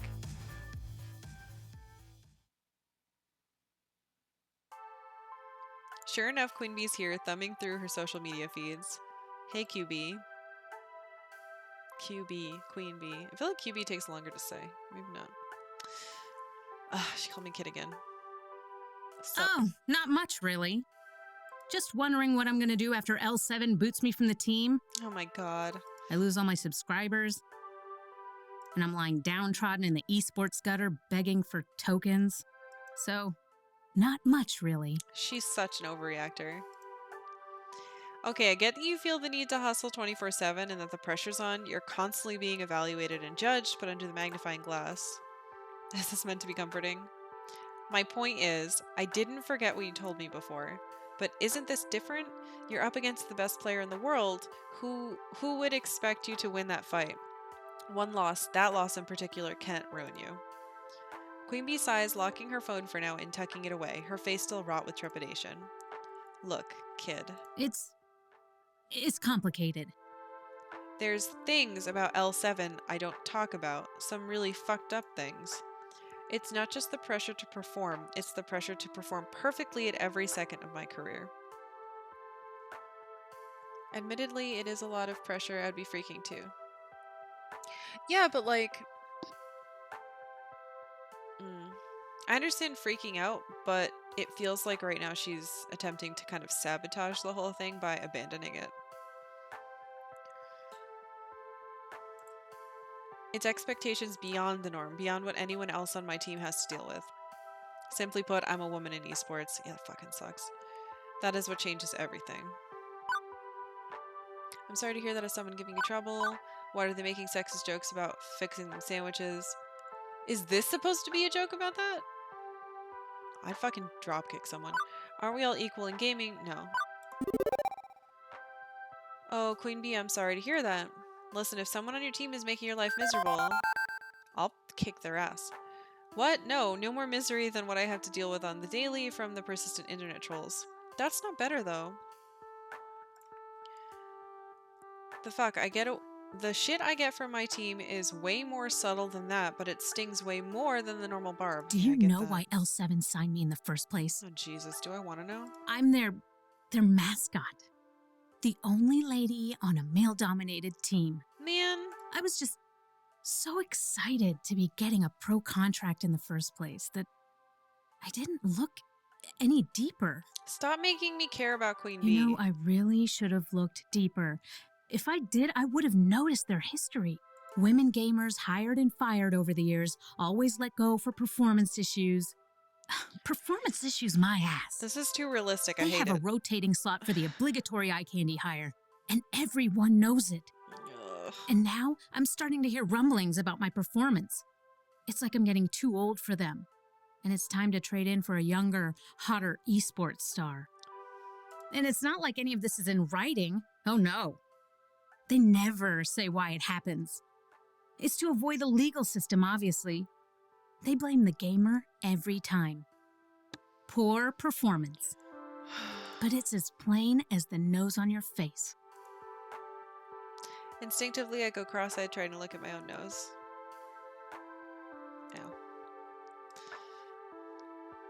Well, maybe not my nose. Mine is a work of sublime beauty, crafted by the gods themselves. It is pretty nice. Ugh. You know, this kind of shit happens all the time in esports. Montages and interviews are always focused on me being a woman and not my skills as a gamer. I mean, it's not just in esports, it's soaked into the entire fucking gaming culture. Women, LGBT+, people of color, minorities, people with disabilities. Basically, everyone who's not the industry's marketing target has to work extra hard to get where they want to be, and they're treated like shit along the way. I fought tooth and nail to get where I am now, and to have to be threatened because I don't uphold to their sexist standard anymore is frankly put bullshit. So, it's there and it's real, but tough to prove any real allegations. Closest thing I've got to hard evidence is my win-loss rating. It's steady and solid. No performance problems at Nope. all. No way. I don't lose. They can't drop the axe just yet, not until I make a mistake. And while taking on the demon and getting destroyed in front of a live-streamed audience at a small event, an event I should be winning hands down, that's all they need to justify abandoning ship. Alright, I guess I take my eye roll back. Honestly, I'd have abandoned ship on this team ages ago if not for the fact that I rely on my team's salary to live. This all makes sense. Makes a lot more sense now. This is all very real. Yeah, I agree. That's still... Queen Bee is the best. It's still no excuse for being like a giant dickhead when I first met her. But like, I get it. As long as she cuts that attitude with me, we can be friends. I've even had to put up with those L7 sponsored events at Deco's Palace. What a filthy pit of ego and aggression that place is. But like, you're reflecting that culture that you hate so much. The only agency she has is to be different, though it's still a shit position. But without this contract, I need a real job like an ordinary pleb. Fuck that. I'm a gamer and this is my fucking dream. So I suck it up and endure all the little microaggressions. No way around it now. If I want to keep being a pro, I have to beat the demon. But how do you kill that which has no weaknesses? Just download him right back. Come on, everybody has a weakness. What's his? Maybe. Maybe if he has a heart attack or spontaneously combusts, being on fire is totally a weakness. Maybe. Walk me through it? In Fist of Discomfort, how do you counterplay your opponent? I'm utter crap at that genre. Maybe explaining it to a noob why will help. Why did you spell noob that way?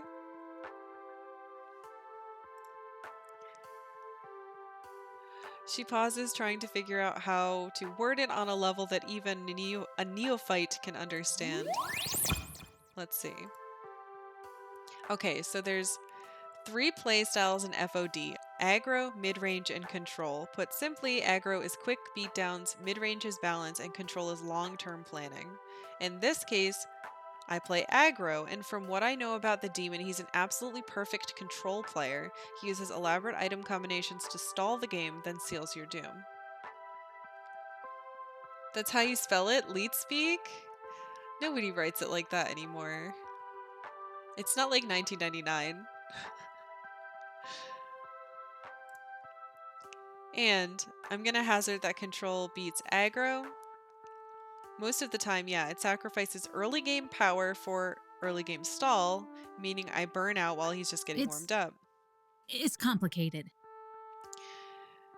If I wanted to counterplay him, I'd have to play mid-range, but I haven't practiced those characters, that playstyle. He'd outskill me easily. No choice, I guess. I'll have to get out of my comfort zone and face the demon as mid-range. I'll figure something out along the way. I'm going to slay the demon. I'm going to do this. I will. Agreed, it's time to go to exorcist on his ass. And if not, hey, you can join Team Funplex. Is there anyone at L7 you trust to help out? Let's try this. Sounds like something a noob would say. Fuck you.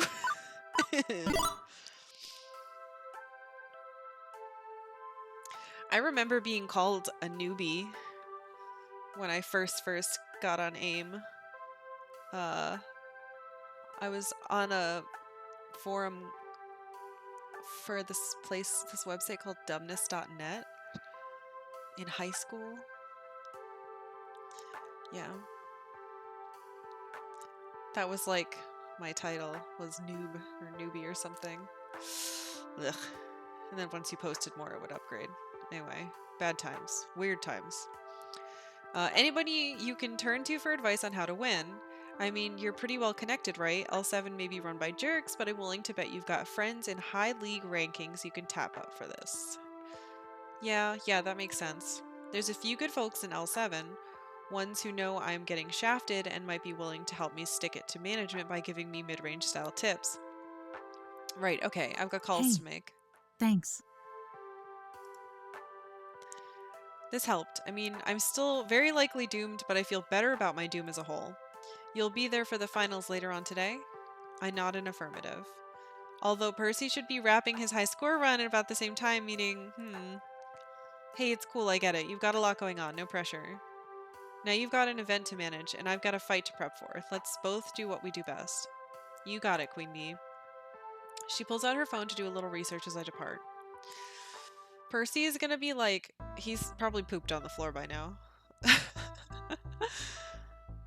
Half a Funplex Funathon in the can, have to go. I've been running myself ragged trying to catch every little problem, but there's still plenty left to do. But no sense not practicing self-care too. It's time to get my lunch on. No, I want to check on Percy. And while a nice quiet moment to myself would probably help, what would help more would be a smidge of social interaction beyond crisis management. Percy and Queen Bee are obviously tied up in their own affairs, but everybody else should be open. Who could I lean on in my time of need? Naomi. Naomi's been hiding away in her workshop all day, coming out only for spot repairs on games.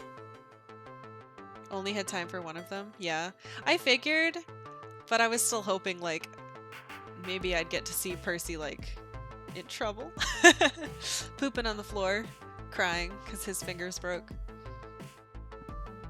I'll go see if she wants to hit the whole story or something for lunch. I turn the handle to the wide double doors of her workspace and step inside. Let's go on a lunch date. As expected, she's busy tinkering with a circuit board when I arrive. Hey. Oh, Karkalla. It's good to see you. How's the event going so far? It's a bit rocky, but we're making it happen. And right now I need to make lunch happen or I'm gonna pass out. Do you want to head out to Whole Story to get some chow? No need, I came prepared and prepared a little extra if you like. See, this is the type of I didn't consult you beforehand stuff I like, not oops, I brought a whole costume for you to wear for the cosplay thing. It's I made an extra lunch for you. Do you want it? She unpacks a pair of wooden boxes from her backpack, each one a classic Japanese bento, enough rice and Munchables for one person. Sweet. I figure you might be too busy today to go out, so I planned ahead. For me, dang Naomi, that's nice of you. I love her. Her workspace isn't exactly a 5-star restaurant, but it'll do. We crack open our boxes and get to work on them. Seems she's just as hungry as I am from the way she chows down, but there's enough room between bites to chat, so... Okay, so I gotta know, why the fixation on retro games? I'm not saying they aren't cool, it's just not something folks our age are usually into. That's not true. Everybody our age loves retro games. I'd contest that with posts by 20-somethings on classic game collector sites. But you're really asking why I'm into this stuff. Correct. And hey, what's not to love? The cool glow of a cathode ray tube, blooming color through the scan lines, the simple and clean pixel art style. One stick, a few buttons, easy to learn, hard to master. You can keep your crazy networked real-time strategy beat-em-up esports fighter thingies. Give me a maze or a spaceship or a bunch of dots any day. Or a princess to rescue and turtles to jump on. Right, well, more the jumping than the rescuing. Not enough games have princesses rescuing princes, or cats, or anything really. Ah, she's perfect. So how do you get started with retro games? Well, I know the cliche answer is, I had an older brother who introduced me to games, but that's basically the truth, sort of, indirectly I guess. She's me. I'm she. For a whole summer, my jerk of a brother was in charge of babysitting me. And being a teenager, he didn't want to bother. He wanted to go to the arcade and hang with his friends. So he dragged little old me with him to the arcade, gave me a fistful of tokens, and told me to go keep myself busy. At first, I played what all kids played, ticket games, prize games, but I got bored with it fast, realizing I wasn't winning much of anything. Me, yeah. My brother and dad did this like exact shit with me. It was the best. Honestly, kids are smart, right? They gotta realize they're being scammed. Yuck, enough kids are blind to make the scam work. Well, when you really want a toy with all your heart. Oh, but I want to ask... Yeah. Some games are more obvious about the scam than others. Which games were you playing back then? I kept moving from game to game, trying to find one that was actually fun. I never did. I guess I'm lucky I clued in quickly that it was a pointless token sink. Plus, well, there was one other problem with the ticket game area. Too many kids, just way too many kids. I didn't know from schools I didn't go to. I was too timid to ask someone to leave a game I wanted to play, or even to hover around them worried they might talk to me. I'm not really good with strangers, huge crowds of them. Once I get to know someone, well, they're not a stranger, that's different. Like you, I got to know you quickly enough. Considering she gave me her lunch on day 1 and made me lunch for today, quickly indeed. But there was one area of the arcade which had next to nobody playing games where I didn't need to put a quarter up and wait in line. I never did that. It was so scary to me. Where everything was fun. Retro games. Exactly. Only a few older guys back there. I could play anything I wanted, every game was a single token, and it was all so amazingly cool and flashy and colorful, and it was a paradise. Those games were my new best friends. Now I looked forward to my jerk of a brother abandoning me in the arcade to go play fighting games. I'm glad that my brother, at least, because we didn't go to arcades that much, we had like consoles in the house. And sometimes he would let me play. Like, he'd hand me the controller and be like, I'm gonna play Chun-Li, and he'd destroy me as Guile. 12 years older than me. All his friends would wreck me. What was I supposed to do? But it was still great. Eventually, summer vacation ended and it was back to school, but I kept visiting arcades, especially ones with good retro collections. So that's how I got into classic arcade games. We would bond so well in real life, Naomi. And that's how you caught Pac-Man fever. The only prescription is more Pac-Man. I don't know, a young girl alone with a bunch of older dudes seems fuck you. This answer sucks. Did you have any favorites? Yes. I'm just gonna keep asking questions because I want to know more about her. So what games did you play in that arcade? Any standouts in your memory? Of course, Pac-Man, Dig Dug, I mean all the standards. But I loved Pengo, a cute little penguin kicking ice blocks around. You had to really think ahead to play that game well too. Took skill. I found a plushy penguin once with red fur at a toy store, bought it immediately, made a purple bow tie for it, and it was my Pengo plushie. It's still in my workshop. There it is. It's still in my workshop, in fact. The plushie, I mean, not the game. I wish we had the game. I know it's a little weird for me not be interested in newer games, and it's not like new games are universally awful. But I like what I like. I love what I love. I do what I love for a living. How cool is that? As long as the Funplex stays open and keeps its retro spirit bright, I'll be happy. Well, event manager Karkalla will see to it that we keep our doors open. Today's event will go a long way to keeping your dreams alive. I have to keep this place open so she can be happy. Thanks so much for that. I know I'm kind of quietly hiding in the back today, but I'm really proud of you. Oh, I wanted you to know that. I think we should both get back to what we do best, for the glory of the Funplex. For the glory of the Funplex! After packing up the remains of the lunch, she gets back to her work and I get back to mine. But I can certainly say my day's a little brighter now. So sweet. The next few hours pass quickly. With renewed confidence, Percy's deep into his world record run and performing admirably. He's intensely focused on that score, inching ever closer, while Queen Bee effortlessly destroys locals on the path to her inevitable showdown with the demon. Myself, I float through it all, taking care of little problems while keeping an eye on both of them. But as the event winds to a close, all eyes are on our two main events and the very real possibility of our local heroes falling apart at the finish line.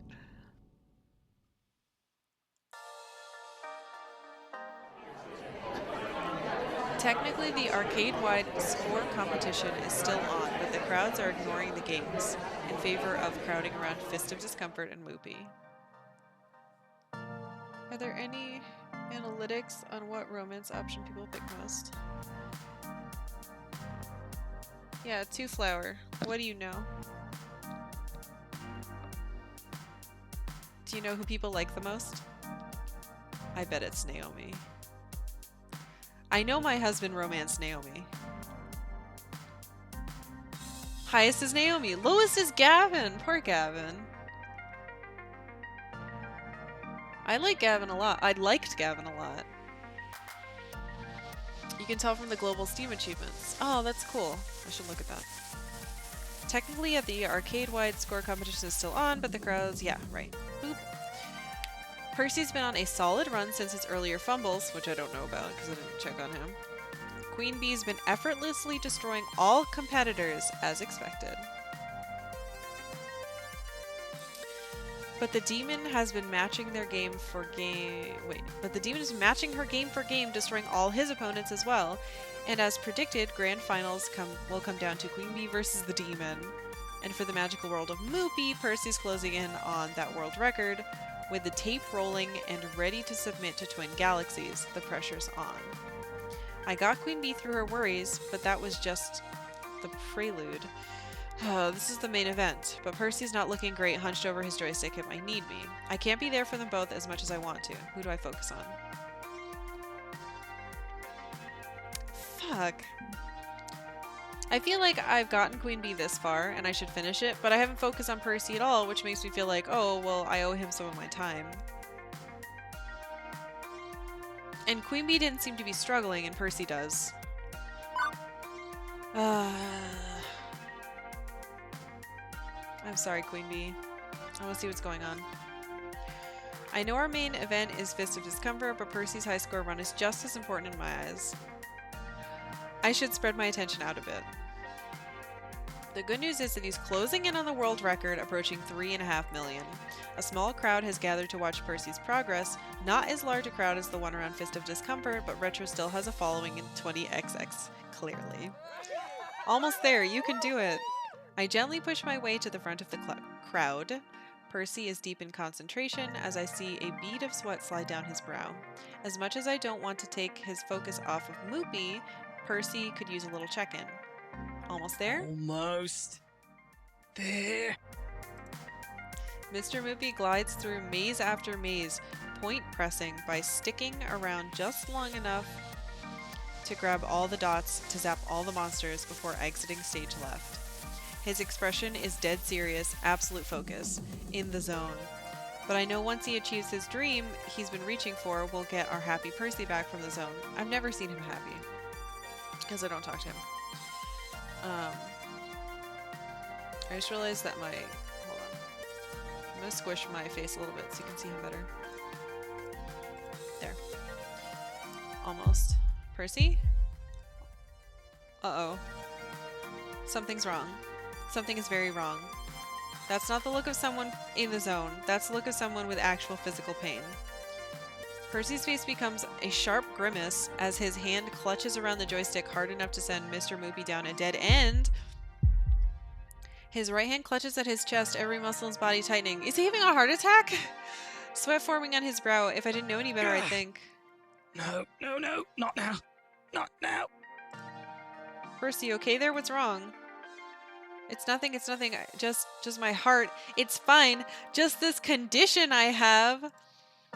Quickly, he grabs my jacket with the same ferocity he was grabbing at his shirt. Please, just a few minutes. Don't do anything. Don't stop me yet. I can do this. Am I going to be responsible for a death? Call 911 and stop the game. Pull the plug on the game. That's kind of fucked. Let him keep playing. Fuck me, dude. I can't let him keep playing. Right?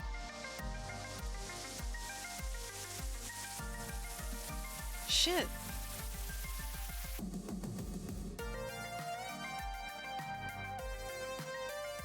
I don't want him to die. God damn it. This is his dream, finally realized. Defeat the high score. My dream is a spectacular event, one which will make the Funplex soar, but neither of our dreams is worth his life. Welcome to Arcade Spirits. Damn it. Iris, call 911. Hurry. On it. I'm sorry, Percy. We need to get you to the hospital. I'm so sorry. Reluctantly, he lets go of the joystick, leaning heavily on the cabinet as Moopy dies 1,000 deaths. At least without the need to focus on the game, he's calmer. Don't blame yourself, please. It's not your fault. Shh. Ambulance will be here soon. You'll be fine, I promise, please. Ha, don't make promises that are beyond your ability to keep. What? Gavin, can you help me? Nodding quickly, Gavin moves to Percy's side, assisting me in getting him off the stool and lying down on the ground. Gavin takes a moment to direct the ever-growing crowd. Funny how emergencies always draw away more attention to the event itself. I need everyone to back away and give Percy some space. An ambulance will be arriving soon and I need to clear a path. The crowd murmurs, some of them feeling uncomfortable, wandering off to the Fist of Discomfort finals, which are clearly wrapping up from the sound of it. Others make... I see you haven't taken Percy to lunch yet, or you would have known this was coming. Yeah, I clearly have not paid any attention to Percy at all. Whoops! Others make a clear path but stand around watching and waiting. This isn't how I wanted it to end. It's not over. It's just over for now, okay? I'm with you. I'm here with you. Focus on me. We'll get through this. I suppose. Thank you. I'm sorry to burden you with this. A few minutes later, the ambulance approaches and 2 EMTs rush into the arcade, rolling along a stretcher. I go with him, of course. Oh, I go? Because this is my fault? No. Hold on. I'm the one who organized the event. I'm the one who pushed everybody past their limits. All in the name of making my dream a reality? Bullshit. This was to make all our dreams a reality. I didn't push him. He pushed him. I've been working hard to make what would have been a temporary job into a long string of temporary jobs into something more, something I can believe in, but... Heartless! This isn't my fault. I didn't stop to think of what it would cost me and everyone around me. I didn't have a choice. Like I said, I would have done this as multiple small events to take the pressure off and to keep the attendance up. I'm having a heart attack. Suck it up, chuckle nuts. I got a dream. I wasn't a blood relative, but Percy insisted I stay with him the whole way through the admission process. I was there when the doctor explained that the tremor had passed, and with emergency medication and an overnight observation period, he'd likely be released the next day. Okay. So he didn't have like a stroke. And even as visiting hours dwindled away, I stayed at his bedside. On the plus side, I'll be swimming in little pudding cups tonight, I suppose. Might be hard to sleep, what with all that free sugar. Truth be told, he's in better spirits than I am. I suppose I owe you an explanation, don't I? Yeah. It's not like you're obligated to share your medical history with a stranger, Percy. I mean... if you're gonna be doing things that might kill you in their establishment, maybe you should. But you're hardly a stranger, yes? Now I wouldn't call you a confidant, but I'll confide in you regardless. There's a heart disease, a rare one, which runs in my family, and now it's my time. I tried treatment for it, but I'm afraid my old ticker didn't improve one bit. So how long do you have? At last check, 2 years! I think you see now why I'm rather eager to topple that high score sooner than later, as there may not be a later, see? Did I just ruin his life by saving his life? Now, none of that. That's what I was I afraid made of. peace with this ages ago. Life is, unfortunately, a fatal illness. Everybody passes in time. Mine may be sooner than others, sooner than yours, but that's just how it's going to be. If he was in the US, his doctor would tell him to lose weight and that would fix him, because that's how shitty our stupid medical system is. The important thing is not the quantity, but the quality of that life. I'm aiming to make the most of my remaining days. Raising money for charities, working on my movie ambition, enjoying time with friends, things like that. And playing a silly arcade game for hours and hours every day counts as quality time. Why would I say that? Yeah! The instant I say it, I regret it. What a shitty thing to say. Normally I stop and think more, decide something appropriate to say, but it just slipped out. Fortunately, he doesn't seem to mind. He should mind. Absolutely. I suppose I may as well summarize for you the reason why I'm obsessive about my silly arcade game. So mean! I'm not choosing these things. It's just happening. I have no agency here. My sister, my dear little sister Stella, the first in my family to fall to this heart disease. How are there any of you left? Stella was the one who loved Moopy. Loved it with all her heart. And it's in her honor that I chased my score. Not for my glory, but for her memory. And now I don't know what to say. I don't really know Percy that well. I never truly sat down with him for a chat or anything like that, and now he's bearing his soul to me. But again, he seems to understand my predicament. Cheer up, love. It's my burden to bear, not yours. Truthfully, I'm lucky today wasn't the end. I'll have another chance. I've you to thank for that. Alright, that's something. Oh, or not. Bullshit. Pardon? I nearly killed you for my dream. That's not true. If I look in a mirror, pretty sure I'll see Deco not...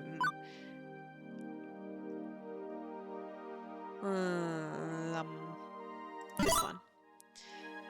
If I knew you were this unhealthy, believe me, I wouldn't have pushed you into this publicity stunt. Once again, tell people the truth. Don't hide things.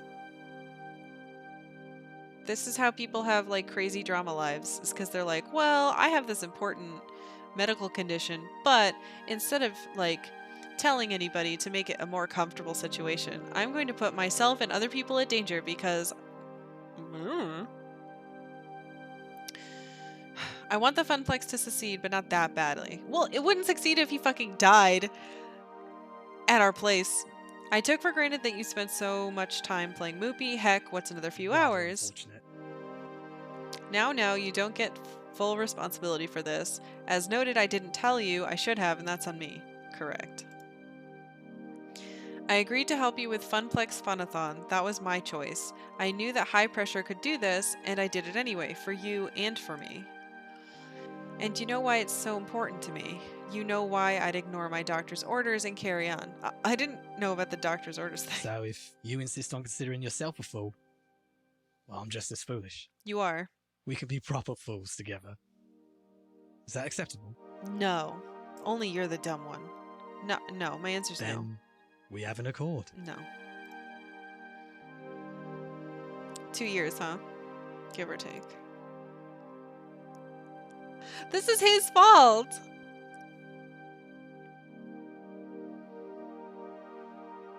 I'm going to die in 2 years. You're dumb. I mean, unless he wants to die today, he was dumb. It's strange how at peace he is with the idea of dying. I wasn't with him the whole day, though. Now I sort of wish I had been. No, I don't. I should have given Queen Bee my time. Queen Bee needed my help too, but well, hindsight 2020, that kind of thing. Before I can say another word, there's a sharp knock at the door, which then immediately opens. Purr. They told me your heart exploded or something. Also, hi, kid. I was hospitalized. I regret spending any time with you. He could have gone to the hospital with someone else. He needs different friends. I had an event to run. I could have been dating Naomi by now. Queen Bee, how'd the tournament go? Afraid I was a bit occupied at the moment. Couldn't watch the finals. Who fucking cares? I do. I just said so, yes? Sorry, right. I'll keep it short. I lost! No! Loves law, hates hospitals as friends. I don't like when people lie to me. Which means I love law times 2.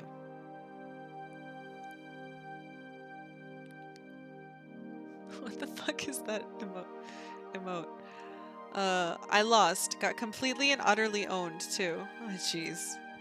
What about L7 Gaming? Did they fire you? Surprisingly enough, it's not as bad as I'd feared. Seems that the demon actually came all this way not to kick my ass, but to scout me. He's forming a team and wants me to join. Everything worked out. Wait, the demon is hiring you? No more L7? Victory! No more L7. Way to twist a defeat into victory, eh? Another dream I nearly annihilated while trying to achieve mine. This was not me. People make their own choices. Nearly, though. Thank goodness for turns of fortune. Once again, people make their own choices.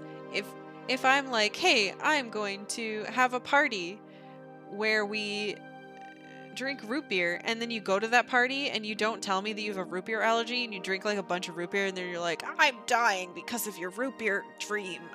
That's you. You did that. Right, that's my story in Reader's Digest form. Now it's your turn. I'm not saying that. Percy. What the fuck, man? Nothing for you to concern yourself with, just a minor embuggerance. Oh, bullshit. This is the same thing your sister had, isn't it? Oh, I guess they... Well, it's not like Percy's only friends with me. Seems he's told Queen Bee his tale too. No wonder she rushed right over. Well, yeah. Why didn't she... Couldn't... Well, I guess it's not her responsibility to tell me, but it was his. How long? 2 years. Fuck. The hospital PA system chimes, grabbing my attention.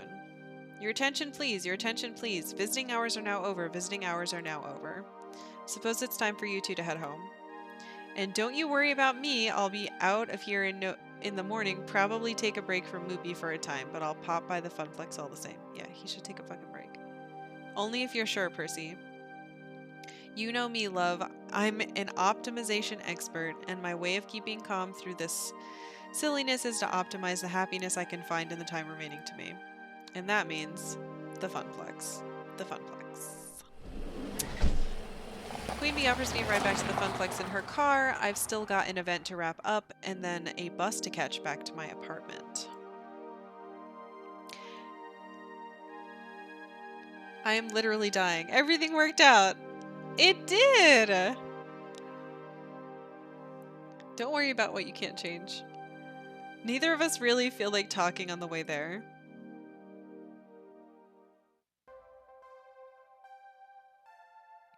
I'm back. Not that there's much to come back to. All the plastic trophies I'd picked out for the high score contests are gone, along with their winners. Looks like everybody's closing up shop. Ashley tidying up a bit, Naomi literally having fallen asleep at the prize desk.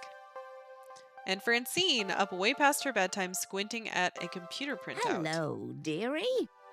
Ah, there you are. Gavin ran the numbers while you were out. Despite the discount on tokens, we made a tidy profit today. Far above and beyond what the Funplex normally draws. It should be like way, way higher though. From what Ashley tells me, the mood was quite jovial near the end, with many nice folks saying they plan to return, despite the almost death. And even if the local champ didn't win at Fist of Discomfort, they still got to see the demon in action. That's a feather in our cap. Agreed. I'd hoped you'd be pleased with the news. This is what you wanted, yes, to put the Funplex on the map? Business is going to be just peachy now, especially with more lovely parties like this one. Yeah, okay, sorry. I am happy about it, just exhausted? Emotionally, mentally, and physically. Well, for what it's worth, we're all rather exhausted, dearie. But we've got no regrets. Thanks. I'd like to think I know a thing or two about dreams. Dreams and how difficult they can be to make a reality. Grandma knows where it's at. Your dream of a thriving Funplex is going to take hard work from each and every one of us. But we're ready, willing, and able. But true, Queen Bee didn't win, and true, Percy was, hospitalized, but the poor dear. I wonder if he would have died. But we did it! Your friends saw it through, and they do it all over again, without a doubt. I nod, a bit numb to it all. I'm sure I'll feel like $1,000,000 tomorrow. Doubtful. When Percy strolls back in and smiles and Queen Bee's sporting her fancy new team jacket. When the daytime crowds are thick with newcomers, happy to be playing the games they love, when I really get to see the effects of what we accomplished. But for now, I really just want to go to bed. You need anything else from me tonight? We're all wrapped up like a bow.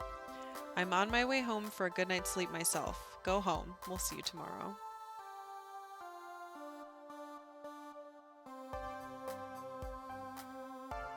I turn the keys in the lock, slumping into the apartment. Hi!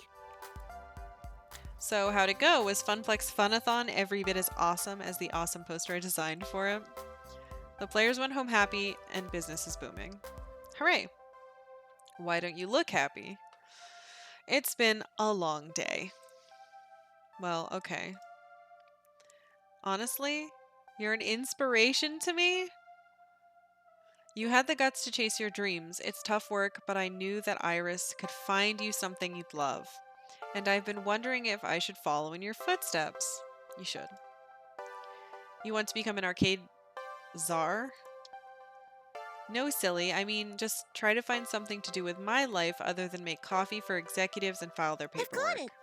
Like that poster. I could try to be a graphic designer, maybe. I've always loved doing stuff like that. What do you think? Except that following your dreams can run you ragged like it did to me today. It could nearly torpedo your future. It could even kill you. Is it worth it? Is it worth all the trouble? Follow your dreams, be independent. Maybe you can find a graphic design firm. You're already doing fine. No, follow your fucking dreams. You only get one life. At least you can do is take care of yourself and live it. Francine's right. I chose this path. I chose to make my life difficult in order to make my life into something. Juniper's helped me out along the way, and I should help her in turn. I'm not gonna lie, it wouldn't be easy, not by a long shot. But yeah, I think you should chase your dreams. Become an artist on your own terms. Thank you. I knew I had the right idea. Thanks. You need to go to bed and sleep. Tomorrow, I'll make you pancakes. Blech. I don't like pancakes. As a reward for my hardworking arcade czar, you used to have pancakes every morning during those summer trips, right? Your mom made them? That was ages ago, Juniper, when my folks could afford trips to the shore. And Juniper gets a wry smile.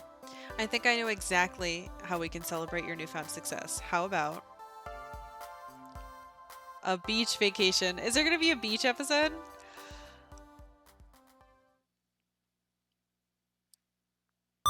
Yes? Yay! Level 4 complete. As the people above us move furniture some more. Score. Queen Bee likes me more now. Gavin's still hovering. Looks like you're really hanging off of Naomi. Duh. Yes, very good. Yes, good. Pizza fact. The world's largest pizza covered 10,000 square feet and measured 140 feet across. It weighed in it, holy shit, 44,457 pounds. Level 5 is a beach episode. Oh, fuck yeah. Let's save.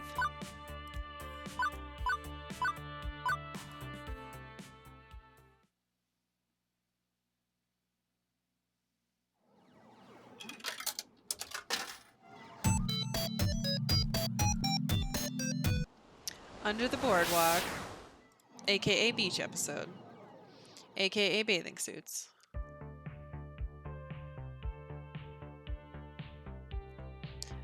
It is the future, year 20, blip blip, and romance is in the air. Aka the one where romance officially begins? Or begins officially? Heck yeah. Or at least romance will be in the air. If Iris has anything to say about it.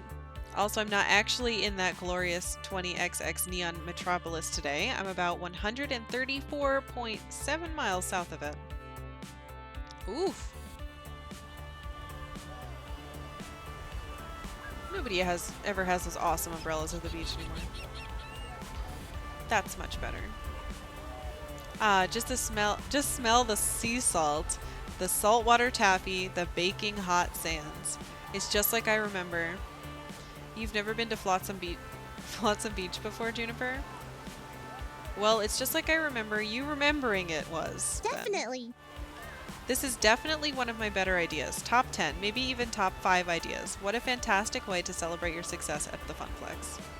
As a reward for your hard work, we return to the beach where you first played Phrase Invaders, where your family spent their summer vacations. If this was my real life, this would be New Hampshire. Oh, how sentimental. My heart. I can't. I feel the need to say something pithy and dismissive in the face of her unrelenting cheer, but... You modeled the beach off Hampton Beach? That's where I went as a kid!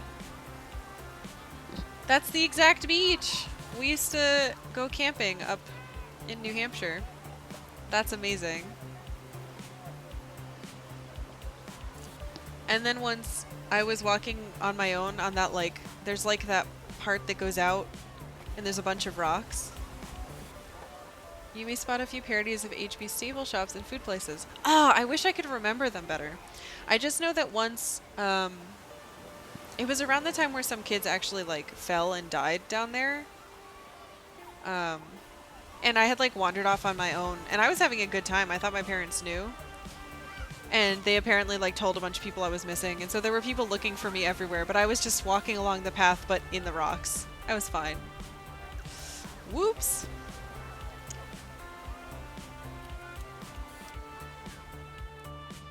A mix of Hampton and Rehoboth, Delaware. I've never been to Delaware. That's great though, that's exciting. To be honest, I'm definitely smiling. This place holds so many dear memories for me before my parents lost their jobs and we began the downward spiral of bad family luck. We moved. We loved coming to Flotsam Beach. And coming back here for sure is a treat. Yes! I would love to go back and see how like fancy Hampton Beach is nowadays. I was too little to really understand it. I was in like middle school and elementary school. We started going to Maine after that. This place is great, sand and sea, and that boardwalk. Yoshi's Pizza, the only pizza within 2 miles. Stinks fried dogs. This is great. All those little shops and the best fried food and the East Coast can provide, and arcades aplenty, and seashells and airbrushed t-shirts. I still have an airbrushed hat. It has a Pikachu on it. It's a really horribly airbrushed Pikachu from Hampton Beach. And plastic sunglasses, and I want to see it all. I want to do it all. I think you're more excited about this than I am, Juniper. You're excited too. Don't deny it, Karkalla. Later. Okay, I'm going to go get changed into my swimsuit before the others get here. Be right back. The others, right.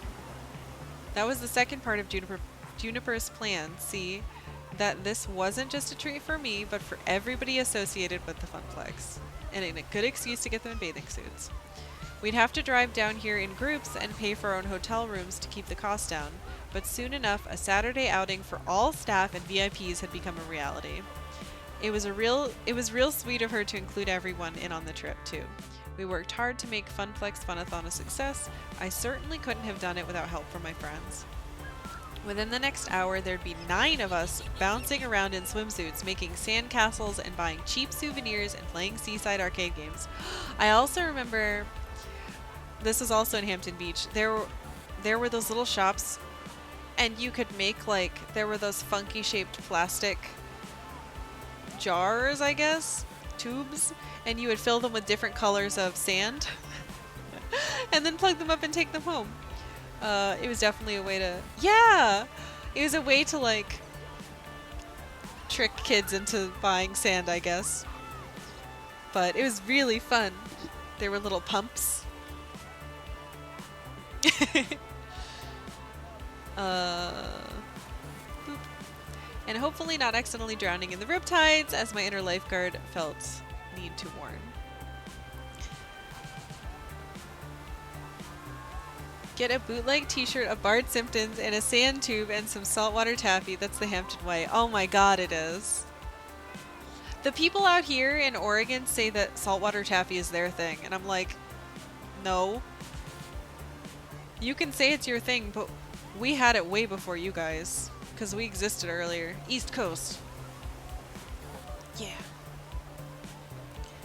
Especially like where I'm from in Connecticut. Saltwater taffies are I know! Right, right coast, best coast. Yeah, I was so mad when they were like, yeah, saltwater taffy, bet you've never had that before. And I was like, I live near Niantic in Connecticut. Are you kidding me? Saltwater taffy is literally their thing. The East Coast is made of saltwater taffy. Ridiculous. These people out here are ridiculous with their stinky cold beaches. One day of fun in the sun for everyone. And as for this Beep, beep. evening, my phone. Well, Iris has other plans for Well? me. Well, have you decided yet? Have you? Have I decided what, who I'm rooming Time's with? running out, you know. With a sigh, I pull out my phone, summoning my digital djinn.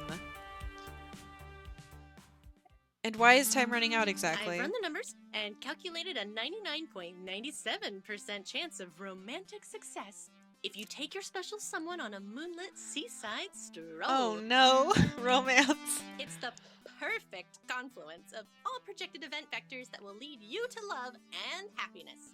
Romance is in the air. Can't you feel it?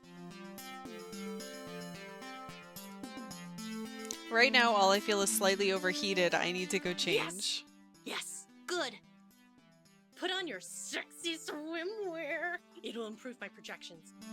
Ugh. She's been going on and on about this ever since finding out about the beach trip. Iris, why the sudden obsession with finding me a special someone anyway? I've turned my life around. I found a job, I found a dream even, to make something of the Funplex to let it grow and shine. You've done well helping me with that. This is the happiest I've been in years, honestly. Thank you. Thank you. So why mess it up trying to date one of my co-workers or one of our regulars? I agree. Why bork it up? Remember the day I joined the Funplex? I told you I wanted to stay focused and play it cool. Avoid even thinking about my coworkers that way. It feels like a recipe for disaster. Disaster or delight? God damn it. You've spent weeks getting to know these people. You've even taken a few of them out to lunch. Maybe you didn't think of it as a date, but maybe they feel differently? Exactly. What if I just make things awkward for everyone? What if I can't decide who to approach? What if I'm just not ready to start dating again? What if I make things awkward? I'm already super close to all these people, closer than I thought I'd be when I first took the job. Do I really want to rock the boat by flirting with a friend like that? Why can't I just say, hey, actually, I like you. I don't want to, like, flirt. The warmest hearts can be found first in friendship, I say. That's true. You already know these people, you care for them. Don't deny it. And I'm thinking they care for you too. And if it doesn't work out, that's okay. We're all adults. We can deal with My that. sources say yes. Trust me, this is your moment. Okay. But you don't have to decide right now. In fact, you shouldn't. Take the day with all your friends to really think about it. After dinner, I'll have finished my number crunching and we'll have your final relationship score. That'll help guide your decision. Let's take a look. Gee, I wonder. Behold, weeks of emotional data fully analyzed. So far, I think you'd make a good match with Naomi. What? You spent a lot of time with her and she really likes you. Maybe even likes you. Oh god, it's like Hey Arnold. So that's it? It's decided? No. The points are just a guide. And it's not like I'm gonna force you to woo someone just because they're your top match. I still need to calculate how well your personality matches what they're looking for. That'll net you bonus points. That's interesting. Consider it food for thought, you know? And you've still got the rest of today to see who you're a good fit for. Maybe cram in some more time with them. Anyway, keep an open mind, yeah? By the way, according to GPS, your potential jeez. romances will be here in less than 2 minutes. That means my phone is tracking them. That's so creepy. Have fun! I hastily jam my phone back into my pocket before anyone can hear that. Dang it, Iris, I could have just chillaxed by the sea. Maybe found an old arcade where I once played Phrase Invaders and had a pleasant time. But now I need to be sizing up romantic partners. Although, maybe there is someone I've been getting close to. Someone I think wouldn't mind being closer to, in fact. And it has been a long time since I felt like I could even try having someone to share my life with. Maybe it's time to look for love again.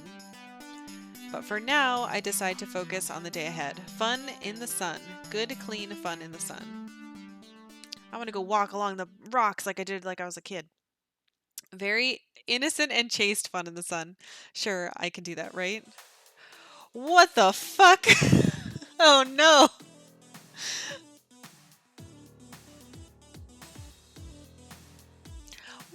What does he look like? I guess if you play like a dance game, right click is your friend. No, I don't want to touch any of this. I don't want to see it. I'm gonna let this cover it up. Hello, Flotsam. Your queen has arrived. Morning, Karkalla. Is this a private game of beach blanket bingo, or can we join in? They're so ripped.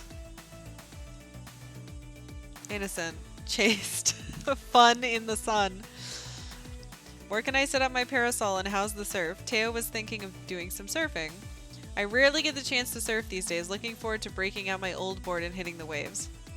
I was going to play the Beach Boys all the way down here from the city to help get in the mood, but Queen Bee vetoed it. Good. Hey, if you want a free ride in my beloved B-mobile, With your board strapped to my roof, you listen to my music, Mr. Dance Pants. That's fair. When I drive, it's my music. Oh, hey, there's the perfect spot. Let's sit up there. Catch you later. Ugh. I'd better go help her. See you there. This is too much stimulation. I don't like it. I'm uncomfortable. I suddenly feel a bit inadequate in terms of proper beach bod and attire. This is much better. Normal. What the fuck? He's like cheaty ripped. What's happening? Everyone's muscular and hot. So it's like the Squidward. Oh no, he's hot. Excellent. Ah, good. Queen Bee brought an umbrella. Yeah, I don't really tan so much as burn to a crisp. I'm fucking Naomi. Not that. No, wait. I am her, which is what I'm trying to say. I fucking am Naomi. Yeah, I honestly don't tan so much as burns to crisp. Honestly, I'm mostly here for the shopping and the arcades. I'm curious to see how these arcades are run as well. Maybe I can talk to a manager and get some tips on how to handle a very transient audience. Ugh. I meant to play them, not to study them. Sheesh, Gavin, we're not here to work. Can't I do both? I'll go join the others for now, though. It's been a long drive. I'd love to stretch out a bit. How is he so buff? What's happening? Ooh, me too. I'm so cramped up from sitting in that van. Wait for me. Stretching. Yes, stretching is good. Flex those muscles. Ooh. Alright, normal people. Thank God. Alright, the beach. I haven't been to a beach in ages. Not since my sign spinning days promoting that funnel cake place. And I guess there was that one time we did a beach shoot. But that was like last summer. So yes, ages ago. Feels good to be back in the sun. Last beach I went to was back in England, considerably more cold and overcast than this, I'm afraid. Just like this shitty coast beaches. And before you ask, because Ashley already asked again and again on the drive down here, I'm not going to explode in direct sunlight. My condition is quite stable today. Sorry, Percy, but you are part of the crew. That means we care about you. I promise, though, we won't treat you like you're made of glass. You're still good old Percy to us. Much obliged. Thanks, love. All the same, think I'll grab a spot under that umbrella before all the good shade is taken. As for me, one last one in the water is a landlubber. The water, yes, getting wet and cooling down. Partay. Hello, Her bathing suit's cute as dearie. hell. Hello, dearies. Afraid my bikini days are behind me, but I'm happy to be here all the same. I do so love to be out in the sun. Lovely beaches, lovely weather, lovely people. Good to see all three present and accounted for. Absolutely. Yeah, I rented an extra parasol and some chairs for Miss Francine and I, and for you too. Plenty of room if we squeeze it. My, oh my. How cozy. Okay then. This is a new context for me to be observing these people in. But fun in the sun, right? Above all else, this is to be a day of celebration and cheer over the success of Funplex. With that firmly in mind, I join everyone and we get this beach party started. Although it doesn't take long for the group to start splitting up, there's just too much to see, too much to do. I know from my vacations here as a kid that you can't really try everything in one day, but unlike me, they're noobs. And as an adult, I know how to budget my time to do the things I really want to do and hang out with people I really want to hang out with. Despite my attempts at good, clean fun, Iris's words are still running through my head. By evening, I need to make a decision. That means if I'm seriously going to make a move, like she's suggesting I do, I should spend time wisely leading up to that move. So what's next? Naomi and Ashley are making sandcastles. Gavin and Queen Bee just found a volleyball. Teo and Percy are playing carny games. Juniper's talking with her Iris, it seems. It's no fun. Clearly, this option is where I should go.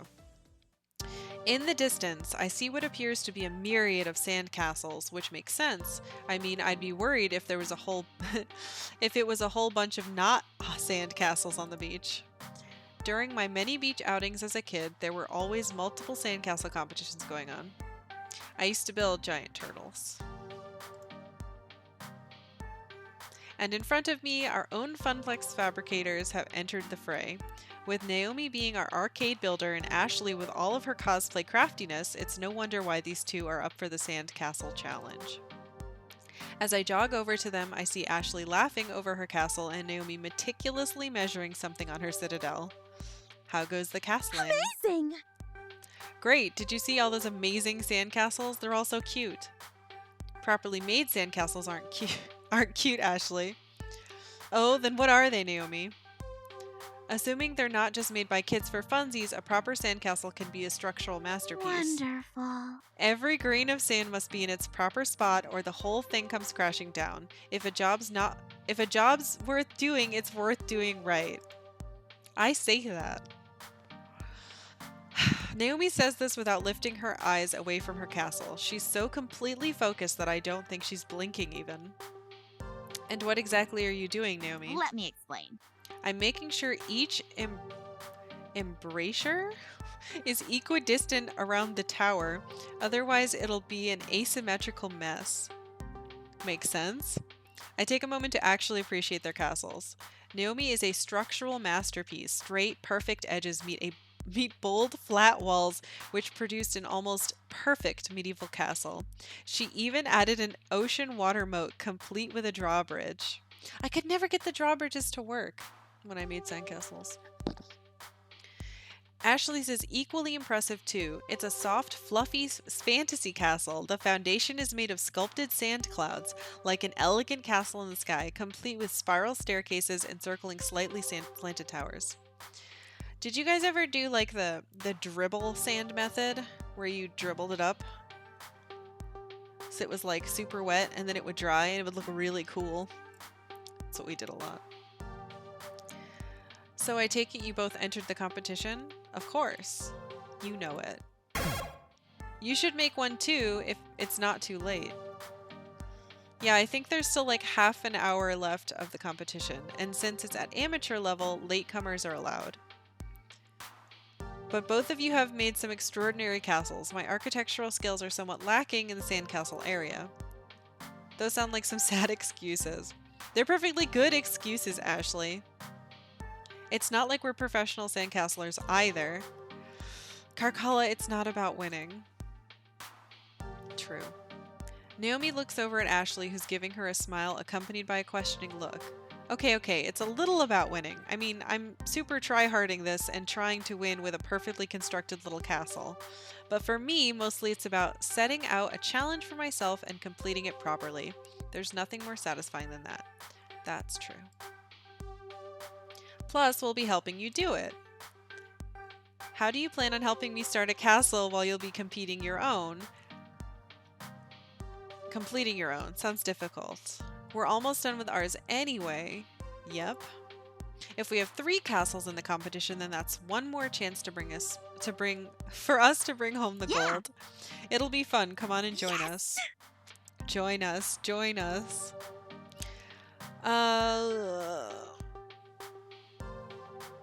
Fuck it, let's do it. When I was younger, I remember watching sand sculptors carefully craft their castles. I would watch for hours, just staring in awe. I made my fair share of them too, trying to imitate the professionals, but they were never more than lumps of sand that vaguely indicated shapes. I'm not that competitive, but like Naomi said, it's just for fun, so why not? I'm going to need a bucket, a melon baller, and a funnel. Stat. Yes! That's the spirit. I just put the finishing touches on mine. Let me help you get the base started. Naomi, Ashley, and I dug our hands deep into the sand and started shoveling, pouring, and constructing. So what are you going to name your castle? You can't just make a sandcastle and not give it an epic name? Octavia? Hi, honey. You wanna come say hi? She might. We'll see. Ashley has a solid point. To give it a name is to give it life. I have names for all my important tools back at the shop, too. So beautiful. My soldering iron is named Melty. My multimeter is named Zappy. My Rom burner is named Sir Romulus Romanov III. Maybe not something quite that grand for mine. How about the Funplex? Both Ashley and Naomi bust up laughing. Octavia? She's making loud scratchy sounds. That's very appropriate. The Funplex is practically a castle, right? What if we make it look like the Funplex?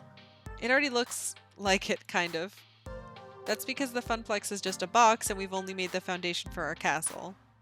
But if we can carve in the sign and the double front doors, Naomi happily starts putting the details on the sand Funplex, while Ashley and I cheer her on. That looks so good, Naomi. You're so good at having steady hands. You really should join me in making some cosplay. You'd be great. Making costumes does sound fun, but I'm not sure if I can handle the pressure of people looking at me. I usually work alone, you know? We don't have to do it at a con or anything. We can just get dressed up and prance around the forest. That reminds me of Gabby. That's a bit more my style. Well, except maybe for the bugs and poison ivy and stuff. We continue chatting as we construct the sand fun castle, grain by grain. Grain by grain, it takes semblance of the actual Funplex. We managed to finish it just in time before the judging commences. Here comes the judge. Where did my cat go? Oh! Hi, honey. Do you want to help judge fake sandcastles?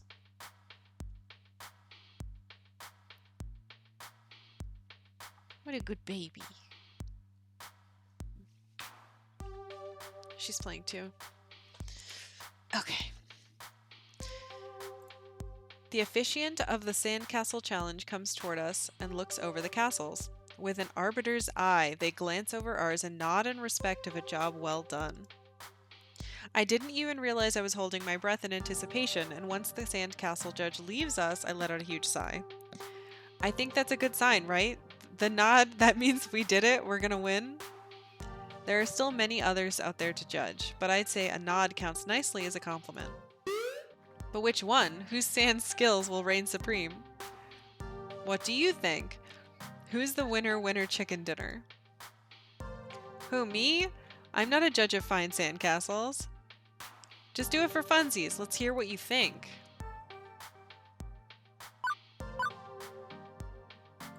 Clearly Naomi.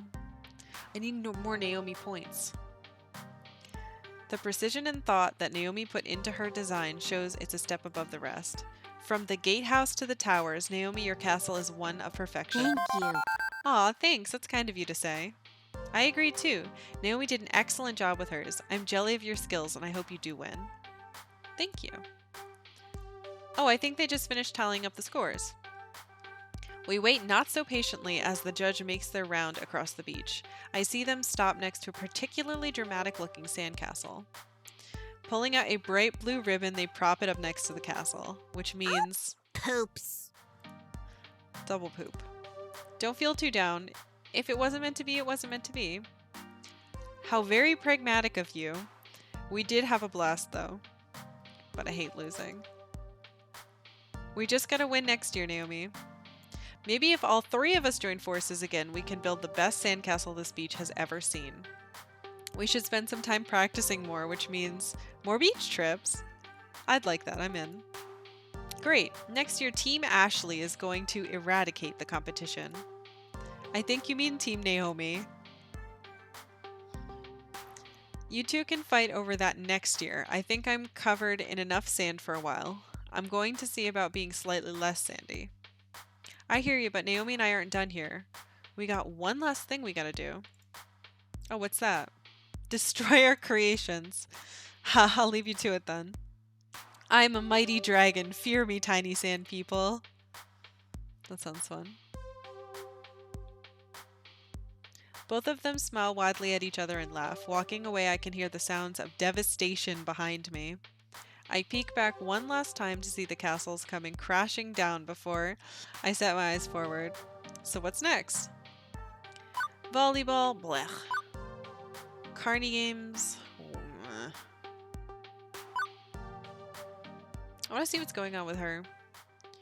Juniper is stretched out on the beach chair, catching some sun while catching up on her social media feed. Iris, how many Pengy mentions are there in my timeline today? You currently have 23 mentions of Pengy in your social media timeline. Huh, that's up from yesterday. Iris, have there been any new Pengy vids lately? This looks like Sailor Moon. I'm sorry, I don't understand. Have there been any new Pangy vids lately? Would you like me to search the web for have there been any new Pangy vids lately? Oh, never mind. Juniper puts the phone away with a sigh. Oh, hey, Karkalla. Enjoying your nostalgic beach trip so far? Feels great to be back, like coming home. I don't know. I've only hung out at the beach so far. I've grown up a lot since then. Everything's different. No. I gotta admit, it feels great to be back. I've got a lot of fond memories of Flotsam Beach. The sand, the surf, the games, the food, and my family. Before everything went south for the S-Clan, this place was like a second home for us. Totally. Did she say defi-totally? Octavia. She's being gross and far away from the camera. Exactly. Happy memories from a happy place. You know, you've had a better life than you give yourself credit for. Your family had money problems, sure, but you loved each other through it all. That's so sad. I can't say the same for my family, and my family never took beach vacations for that matter, or vacations at all. I doubt I'll be taking many after this either. I'm definitely happy being a freelancer, don't get me wrong. I'm not exactly making beach money, you know? I can't even afford apps unless they're free. And man, free mode Iris is super stupid sometimes. Hey, hang on. I see you talking to your Iris all the time, like you're just having a normal conversation. How did you manage that? Mine doesn't even understand what I'm saying most of the time. Did I configure her wrong? Is there some free mode option I missed out on? That's because mine's a demon. Come on, fess up. I just want to make the most of my Iris. What's the trick? What did you do to make yours so cute and chatty? Drat. Juniper knows Iris better than anyone here, aside from maybe Gavin. She's been suspicious for some time of my super duper version of Iris. But my Iris is technically a pirated software service. I'm not supposed to have premium access. Do I trust Juniper with the secret, or would telling her betray Iris's trust in me to keep it? This is a lie. And I would get mad if Juniper did that to me, so I'm gonna tell her. Guess I may as well share the truth.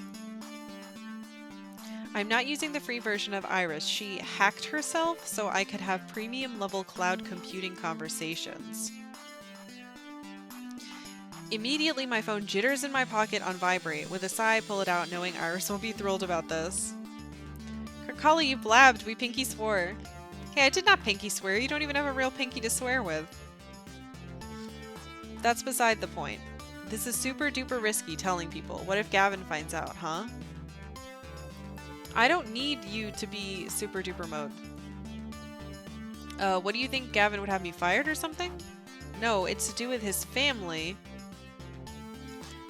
Oh, never mind. Can I interject? This is so awesome.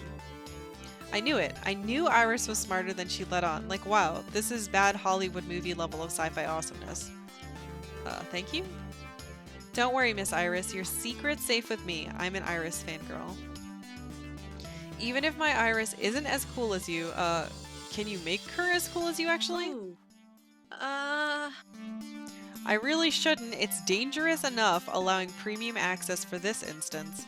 But if it helps, your Iris loves you, Miss Juniper. She wants the best for you even if she can't directly tell you. And if you romance Gavin, you find out what Iris meant?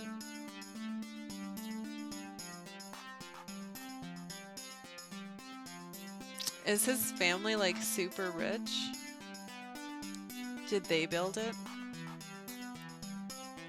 I see, okay. Well, I'll just have to get rich and famous so I can unlock my full Iris and she can tell me herself. This is still super creepy. Thank you. Thanks for trusting me, Karkalla. We're getting some looks. We should change the subject. We quickly exchange some small talk to cover our tracks, and soon, she's lost in her phone again, searching for more pop design art. Ah, okay. I knew it. That's why he's so, like, meticulous and handsome and has cheaty buff bod hidden under that suit. Oh my goodness. You know what? Fuck it. Queen Bee and Gavin have taken up a friendly little sports competition here in the sand. Beach volleyball has always been a favorite pastime of beachcombers. It's fun, competitive, and what's not to love about watching athletic people show off their, skills. Granted, when my family got together to play, we just ended up hitting the volleyball around and never really kept track of the points. I never played volleyball with my family. We played, badminton? The one with the birdie and the tiny tennis rackets. I think it's called badminton. But it was always something I enjoyed, even if I wasn't very good at it. Maybe Gavin and Queen Bee will let me join in the fun. If I'm lucky, I'll get to bump, set, and spike it. What the seriously, what is this? As I jog closer to them, Gavin... Kite fights? Your family did kite fights? I've never heard of kite fights. I used to fly kites with my neighbors, but I don't know what a kite fight is. As I jog closer to them, Gavin is occupying the far half of the court. Closer to me is Queen Bee's side of the sand court. It's easy to see that both of them have expressions of sheer determination on their faces.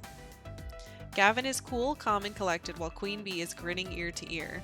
Both are reveling in the contest. Each is in it to win it. It takes some sort of catastrophic event for one of them to back down, like a tsunami.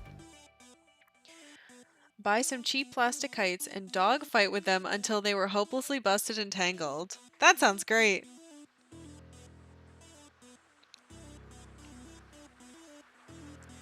I should try that here. It's really, really windy near the coast out here. But it's also cold and stinky. That'd be something fun to actually do at the beach out here.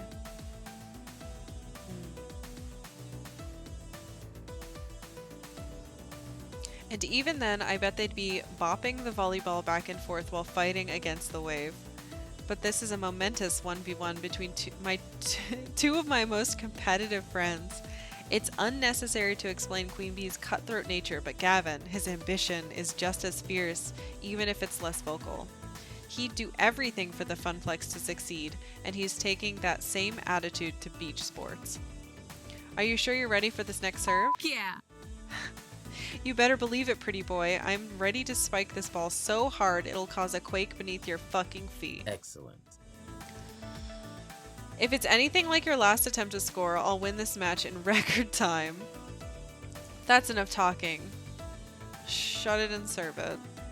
Hi, Queen Bee. Eat this! Or I guess not. Maybe I'll just try Gavin. Hi, Gavin. Not today, Queen Bee. I'm not sure I'm going to get a word in until this whole ordeal is over. Their concentration is intense, game face is on, and they see nothing else but the competition before them. I might as well take this time to watch them play. Hopefully they'll notice me. Gavin gracefully executes an underhand serve with the volleyball, and it glides over the net mere millimeters above it. In all fairness, it was a perfect serve, but Queen Bee returns with a dig up high. With enough time, she easily squares up her pose and spikes it down toward Gavin's side of the court. Gavin doesn't have enough time to respond, and it falls hard into the sand. Queen Bee claps and stomps her foot into the ground in unison. Victory! Ace. Technically, that's not an ace. An ace would be a point scored off a flawless serve. Queen Bee laughs and sticks out her tongue. Technically is putting me in the lead. It went on like this for quite some time, both of them volleying balls and serving quips. Meanwhile, I stood by and could do nothing but look on longingly. I just wanted to play. Not that I'm complaining much. Both Queen Bee and Gavin are the most athletic of the crew, save for Teo. And, well, let's just say the sand isn't the only hot stuff around here, to be honest. Too hot.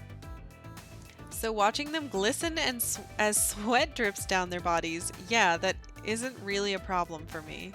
It's enticing, and the gameplay isn't that bad either. Even though I've been standing here for well over 10 minutes, neither of them has acknowledged my presence. This is until Gavin hits the ball straight in my direction. It soars all the way to the back corner of the court and lands right at my feet. That was going to hit me in the face. Queen Bee turns around to see where the ball fell. Hey, Karkalla, that was out, right? Oh, now I get acknowledged. I think not. That was clearly on the line, Queen Bee. The point is mine. No, it wasn't. It was completely out of bounds. You might want to get that prescription on those glasses checked out if you can't even see that. How can you play volleyball with glasses on? It fell right next to Karkalla, who will undoubtedly confirm this fact. You clearly had the best vantage on it. Tell us what you saw. Sure. I'm calling it now. This is for the win. If the ball is in, Gavin gets fucking bragging rights for the rest of the day. But if it's out, then I win. So all I have to do is make the call? Uh-huh. Yes. I wasn't paying attention. It didn't say, did it? Did it say what actually happened?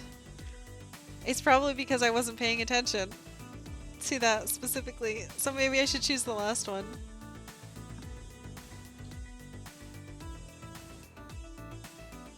I wasn't paying attention.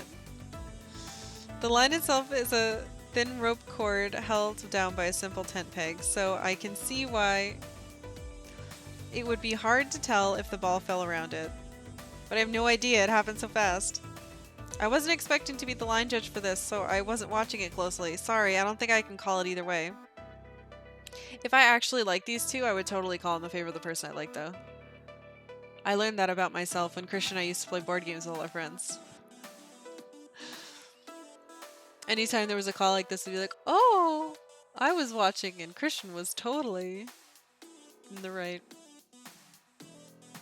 How about we call it a draw? Both Gavin and Queen Bee look at each other, each shrugging, frowning, humming, and having an entire nonverbal conversation. We've agreed. It's a draw for now. We can settle this later. In the meantime, let's take a break. We each nod our heads in agreement as I quickly grab a couple of water bottles lying from the sidelines and toss it to them. They gladly chug down the waters and smile widely. Thank you for the water. Yeah, I worked up quite a sweat playing. This hit the fucking spot. Still, I really wanted to play some beach volleyball. Guess that's not going to happen now. Both of them look quite content to relax and chat in the sun for now. As if reading my mind, Queen Bee leads down and picks up the ball and throws it directly at me. Think fast. Set it. I quickly get low and put my hands in the air. I let the ball fall between my fingers gently before setting it back up to Queen Bee. She simply bumps the ball over to Gavin, and forming a triangle, we continue hitting the ball back and forth. This is exactly how my family would play. We'd all stand around and hit the ball to each other, trying to keep it from touching the ground at all costs. Gavin, Queen Bee, and I get really into it, and several times one of us ends up diving to get the ball and gets a face full of sand. Haha, I like this sand-swept look you've got going on, pretty boy. I can see you on the summer cover of Monsieur. If you're not careful, I'll carry you to the ocean and throw you in. Then you'll be sporting that drowned rat look. These two are clearly flirting and should be together. Laughing alongside Gavin and Queen Bee while playing beach volleyball, it makes me feel so grateful for these friends. It was worth having to stand around for a while. What a perfect morning on the beach. We play a few more rounds of the sand is lava before we let the ball crash into the beach last time. Very nice return. You should join us for the next match. I would if I didn't have other stuff I wanted to do. There's too much to do here and I've got to plan accordingly. I hear that. Looking forward to a stroll along the boardwalk myself. It's a good idea to take in as much as you can. I think I'll call it quits too. Slow your roll, pretty boy. You can't leave quite yet. Right, we do have a score to settle. Let's finish this. I leave the gladiators to their final battle as I walk back along the beach, awaiting my next adventure. The noon sun's high in the sky, and honestly, it's getting super hot out here, like heat exhaustion levels of hot. While this would be a good time to migrate toward the boardwalk, it seems there's one more thing in store for our little group. Hey, it's lunchtime, and I'm getting everybody together for a big surprise. Come join us. Whoa, you seem super stoked for this. Of course, come on, this way. I wonder what this is all about.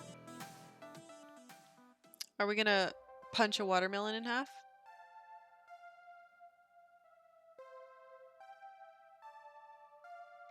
Soon enough, the entire group has gathered. The number of shade-throwing parasols has multiplied to 2. Plenty of cool respite for everyone. Also new, a large cloth-draped bundle in the center of the group. Gather round, gather round. It's lunchtime. I'm hungry too. In real life. Send me food.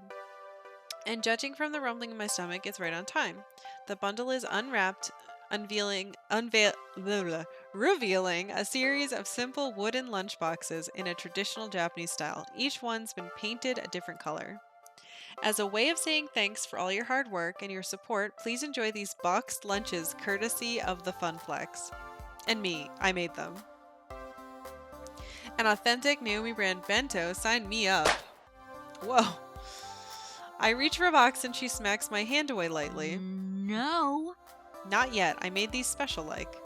Everybody has a personalized lunch filled with their favorite things. Gavin, if you'd be kind enough to distribute them. Names are written on the lids. Sure enough, on second glance, I can see the names, and even little cartoon doodles representing each person. Wow, does my face really look that apathetic? Okay, I'll start handing them out. Gavin, you first. Let's see. Impressive. Plain yogurt, celery sticks, and some rice.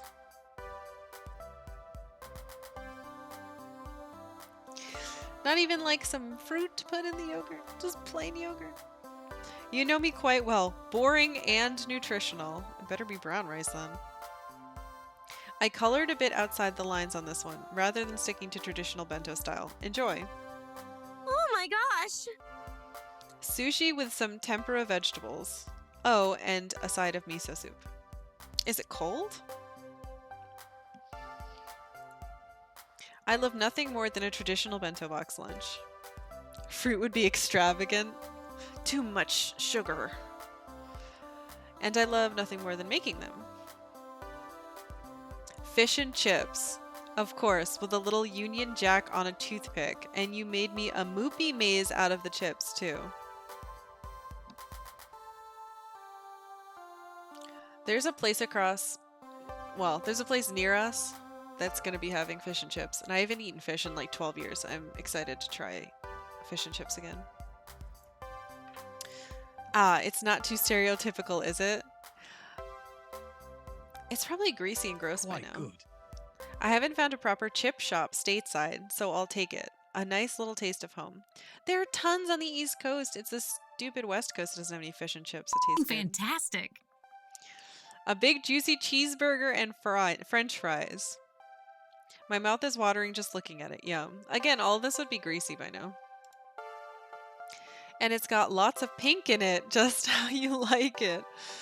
Ooh, it's so pink I can hear it move. Blah. Oh my god, this is too much for me, this whole dealio. This is perfect. Pita bread and hummus. Love it. That's it? It's a great meal that fills the belly and gives you a ton of energy. That's a snack! And we have to keep your tank full. A tired Teo is not a true Teo. How marvelous.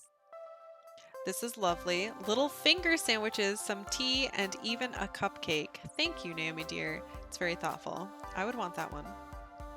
Aw, thanks, Miss Francine. I got a peanut butter and jelly sandwich. Nice. I bet you consulted with Karkalla on this one. I love these. Always have, always will. Excuse me. If we're on the East Coast, shouldn't it be a peanut butter and fluff sandwich? I think so. Actually, I just checked your Instagram. I did an analysis of your most commonly blogged food and can't talk, busy eating. Who blogs about peanut butter and jelly? And that leaves the one who brought us all together. For you, I made pizza bagels. Motherfucker. Kidding. Okay. Kidding. It's actually similar to the bento I gave you on the day you started at the Funplex. A little reminder of how it all started.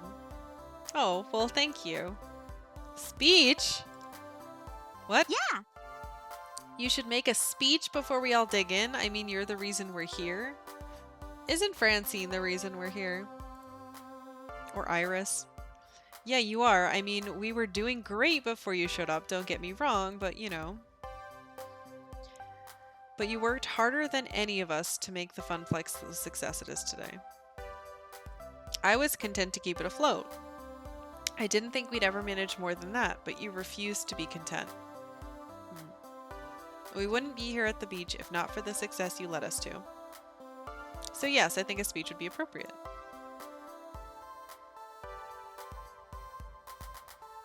Fuck yeah, Funplex Funathon rocked. It really opened some doors for me. I'd still be wearing that damn black L7 jacket if not for you. The atmosphere is so much livelier thanks to your efforts.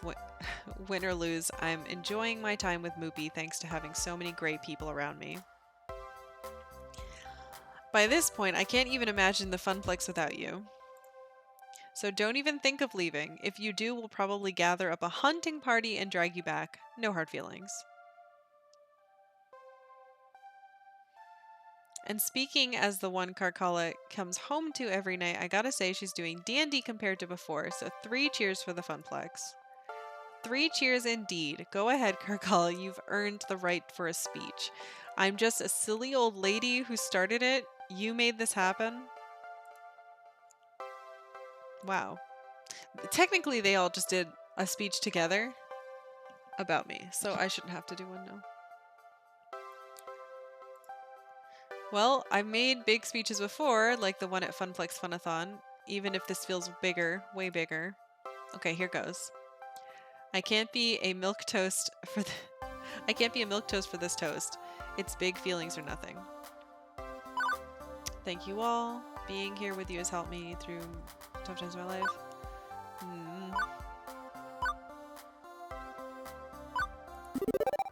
Thank you.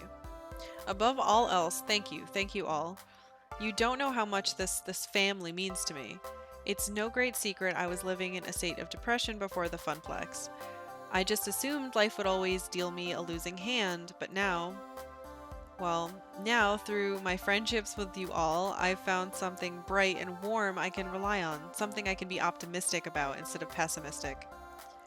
I'm not silly enough to believe these hard times are gone for good, but I know I'm surrounded by good people who can help me see them through. So thank you. You're welcome. I think I speak for all of us when I say we feel the same way. Date me. Choose her. Let's see what to say next. The speech was my family's special place. Can be ours too. Floss and Beast just a ticket for rewarding ourselves. All the sun and greasy food. We've all earned a vacation. Live to its fullest. Long ago, Flotsam Beach was a home away from home for my family. We'd rent a house on the dunes and just relax for a solid week. Play board games, read books, go out and have a swim, or cruise the Boardwalk arcades. It's a place that can be anything you need it to be. Quiet solace? Sure. Loud and exciting fun? Absolutely. I can't think of a better place for us to celebrate what we've accomplished together. Even if we're only here a day, we'll make the most of it. Indeed, fine times with fine folks in a fine place. It's just the ticket. I propose we return here every year if our good fortunes continue. Now to bring it on home. I love you all. This means so much to me. Okay, let's kick some ass. Enough talking. Let's get the food and let the fooding commence.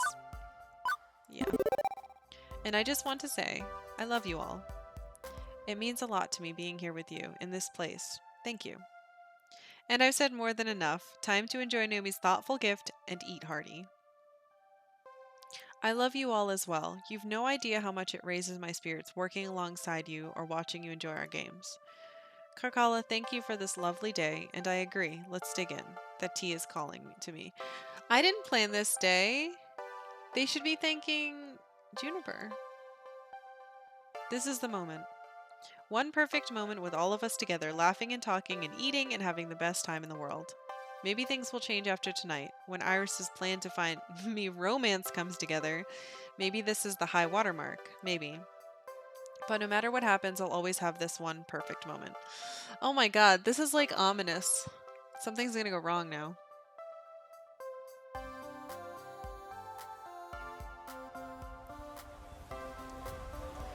Afternoon slides in as the gang migrates from sandy shores to bustling boardwalk. Once you've had your fill of seaweed in your trousers, it's time to take a walk down the boardwalk and indulge in any number of side activities. No need to change out of your swim gear either. Unless you're going deeper into the beach town, you can just skip back and forth between the sands and the boardwalk. This is where the real action happens. Shops, restaurants, and of course arcades. Soon enough, the group's splitting up to go try to do as much as possible. I've got time to tag along with some of them who'd hang out with. Alright, all this reading is making my throat dry, so I'm gonna go grab a water. I'll be right back.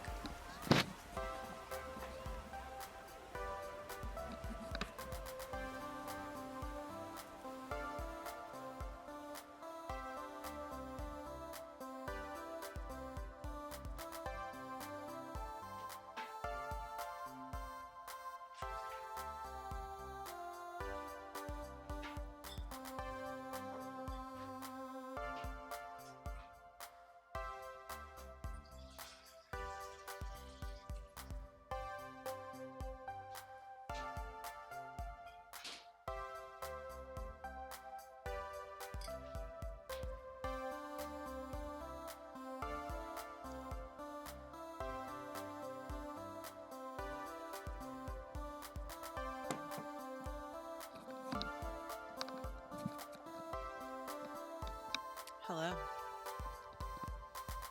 We are watered.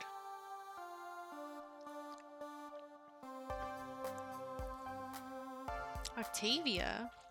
What are you looking at? I'll get her back up here for kitty cam someday. Someday she'll cooperate with me. Alright. Let's see. Gavin and Ashley are checking out an arcade.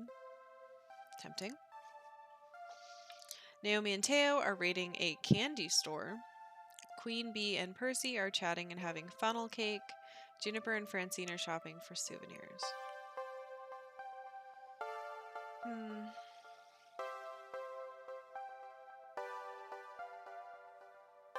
Let's do the candy store.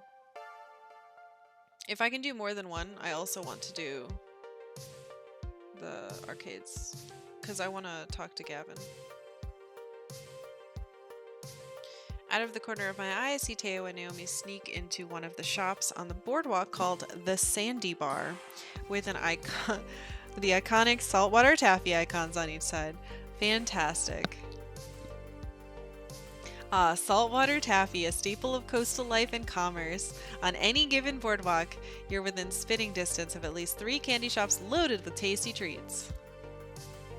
But more importantly, why are these two acting so childish about the whole thing? Like 2 kids in a candy store? I need to find out exactly what's going on, and more importantly, I need to see if they have any of those gummy sharks in here too. Oh, my hair. Gummy sharks. Those aren't delicious. I want cowtails. As I peer into the building, my senses are overwhelmed by sweet. My teeth practically hurt from all the surrounding sugar.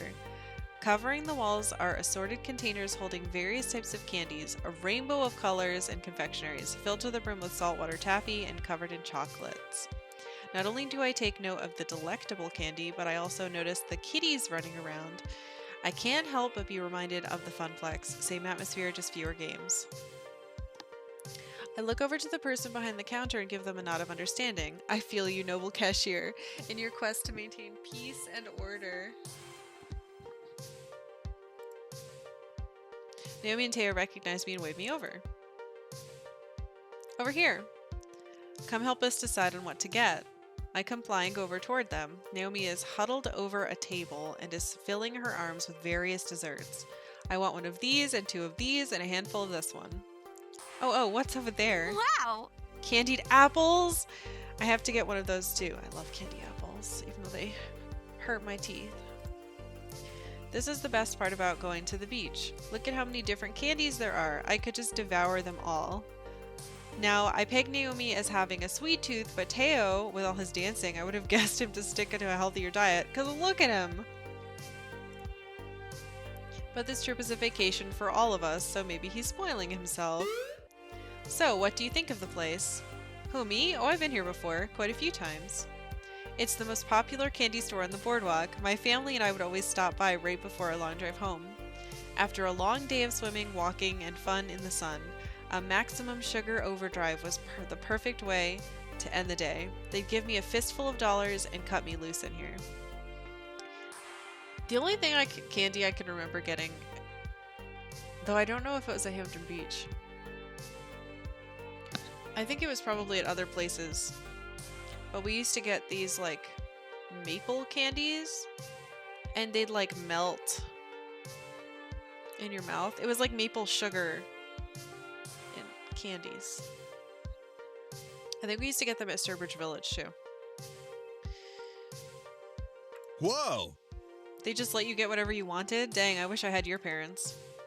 Cute, I could just see a young Karkalla here, running around and stuffing candy into her face.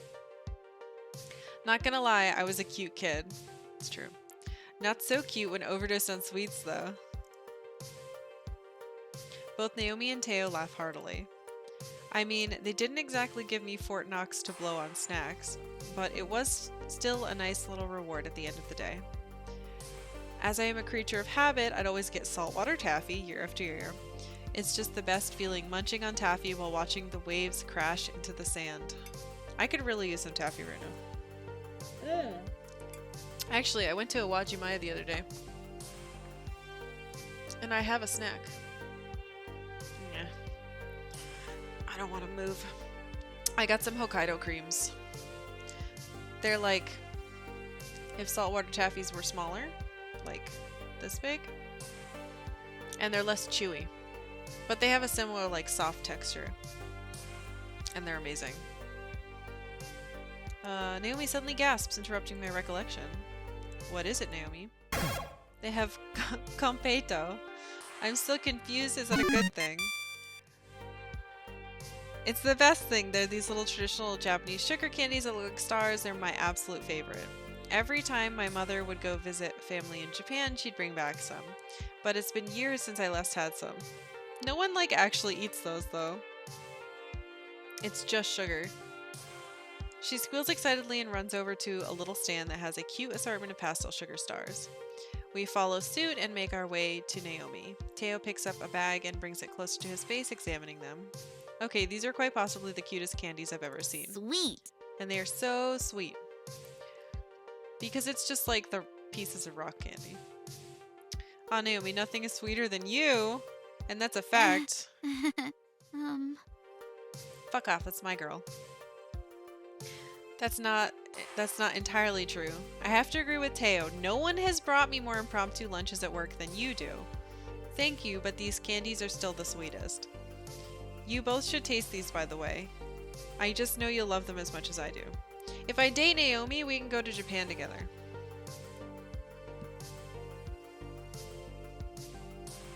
That'd be fun.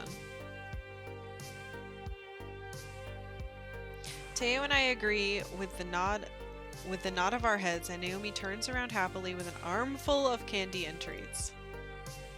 Like a dragon with her hoard, she heads toward the register when a kid runs smack into her. In a colorful explosion, candy spills everywhere, and Naomi falls over backward.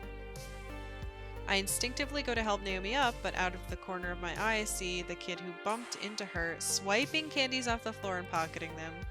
Hey! It's a classic move. We see it all the time with tickets and tokens at the Funplex. And like the arcade, this is no different. It's so overused, Teo even sees it. He elbows me and points it to my attention. But this is not my store, not my job. Do I step in or let it slide? What?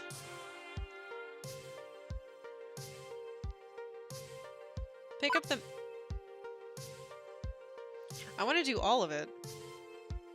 I want to help Naomi up, point out the thief, and then pick up the mess. Point out the thief. I know it's not my job, but if some brat did that in the Funplex and I didn't notice, I would want someone to do something about it. Plus, stealing candy is the worst possible crime one can commit, save for like murder or Grand Theft Auto. Okay, so there are a lot more awful crimes, but this one takes the cake, so to speak.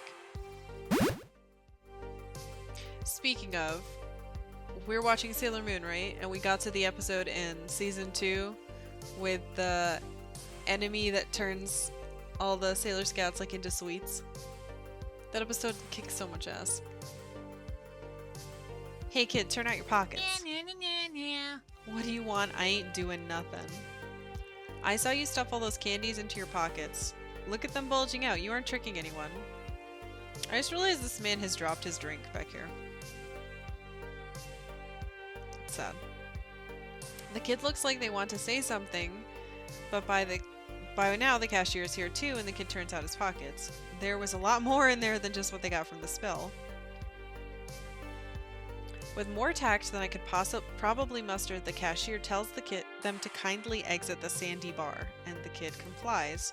The cashier and I exchange knowing glances. We are one and the same. Well, after that excitement, I'm ready to relax on the beach and eat some of this candy. Me too. Me three. But I can't quite leave yet. There's still one more thing I must do. I need to get some saltwater taffy. It's an S family boardwalk tradition after all. Oh yeah, we can't break tradition. Although if we do, I wouldn't mind starting a new Funplex Beach tradition with you. Teo, please, this is one important, delicious decision Karkalla has to make. And the only correct answer would be for her to choose the cotton candy ones. Cotton candy flavored taffy? Really? I wouldn't joke about something as serious as this, but it's like sickeningly sweet. Even I can't handle it, and I can handle a truckload of sweet. Well, what would you choose then? Ugh! Buttered popcorn, obviously. I like a little salty with my sweet. But that's sacrilege. I'm much more of a purist. Getting in a fight over taffy flavors isn't necessary. Both taste great, but I already know what I'm going home with. What's that? Fucking cotton candy. I was the kind of kid that would get bubblegum ice cream and cotton candy ice cream, so it only makes sense. And popcorn is nasty. The sweeter the better, and cotton candy, well, I'm not a huge fan of sweets, but again, cotton candy is a good flavor. I agree with Naomi, cotton candy is my favorite too. Hooray! Heathens, both of you. But of course that just means more buttered popcorn taffy for me. I think that about covers it. Shall we blow this popsicle stand? Ooh, they have popsicles too. I like popsicles. Once again, Naomi got her arms filled to the brim with candy, and she nods enthusiastically. Teo's picked out some of his favorites too. We each take our turn in line, and before we know it, we are happily carrying our stash with us to the boardwalk. Oh, I almost forgot. She stops abruptly, digs through her bag for a moment, and pulls out the completo. Yes, I've been wanting one since you pointed them out. Naomi opens the bag, and both Teo and I pick out one. Popping the sugar star into our mouths, both of us smile wide, enjoying its sugary goodness. Love it. It just tastes like sugar. They don't taste like anything. Oh, that is so yummy. For real, Naomi. It's my new favorite candy. It's very good. Maybe next time at the Sandy Bar, I'll get some of these instead of taffy. Next time I'm here, because with the Funplex riding high in the world, I bet we could afford it next time. And another, and another. Something is clearly going to go wrong after this. Thank you for introducing me to a whole new world of flavor, Naomi. Anytime. Maybe, if I can change your mind on candy, I can convince you to dance a little lighter on Showtime stage. It's a delicate cabinet. But then I wouldn't get to see you as much on the Funplex floor. Very true. These two... Fuck off, Teo. I've got my candy haul, so my work here is done. I got places to be. And I want to spend some time taking in the sea breeze. Catch you later. I need to clear my senses of sugar too. We'll catch up with you later.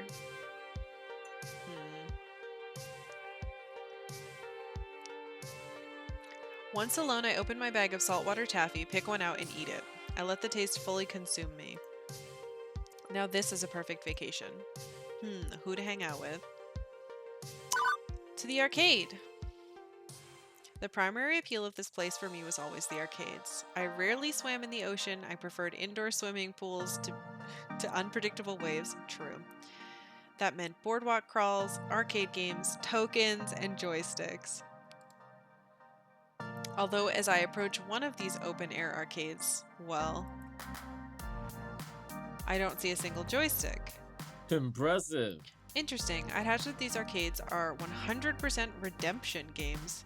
I suppose it's for the best Naomi's distracted by looking for saltwater taffy. She'd hate this place. I've noticed this industry trend away from anything vaguely resembling a traditional arcade game and towards touchscreens and prize tickets. Depressing. I suppose it was inevitable. If not for a strong showing for joysticks through the 80s and 90s, it would have happened sooner. A game's a game, you know? I can enjoy just about anything. Oh, and hey, there's pinball. You like pinball, right, Gavin? Ooh. And skee-ball. I love alley rollers. What? Technically, skee-ball, depending on spelling and hyphenation, is a registered trademark. These are simply alley rollers, manufactured by a different company. Sheesh, way to suck the fun out of it. That's not sucking fun. That's interesting. Apologies for my innate killjoy nature. It's not a killjoy. Allow me to make it up to you by actually having some fun. Is that even possible? Will your ultra cool guy exterior allow your inner softie to be exposed? If you'll let me finish. How about a alley roller contest?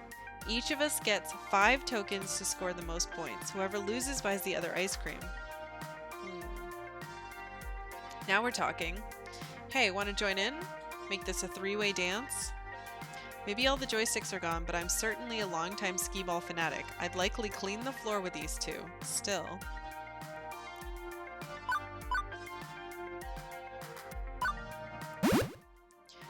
You're gonna get it now. You take a shot at the skee-ball queen. You best not miss. I feel like I shouldn't be allowed to call myself the queen of anything because Queen Bee is in this. That's the spirit. I can smell that victory ice cream already, and it smells like victory. You can't really... Would you smell an ice cream? I think she means taste. Our coins rattle into the slot, tinking along the metal chute. 5 tokens. Highest cumulative score wins. I suppose if it's 3 players, the 2 losers split the cost of the ice cream.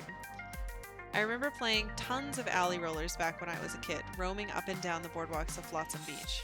Like riding a bike, those are physical skills you never really forget. My grip on the gnarly old wooden ball feels completely natural even now. Oh, these sounds, well, than my awful neighbors. We drop in our tokens and line up for our first throws. It takes a few rolls for me to find the sweet spot, but eventually I'm right where I need to be in the scores, which unfortunately can't be said for my coworkers. Oh, come on, I totally should have landed that 1 hundo. Rather disappointing.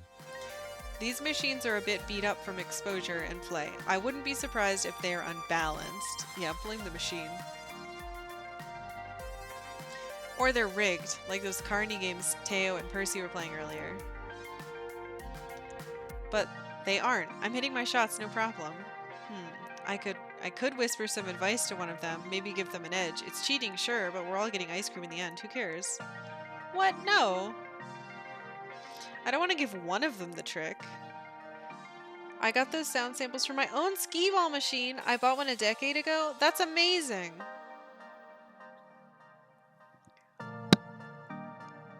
Skee-ball is like a tried and true, as if I don't know anything in an arcade, at least I can play a little bit of skee-ball and feel good about myself.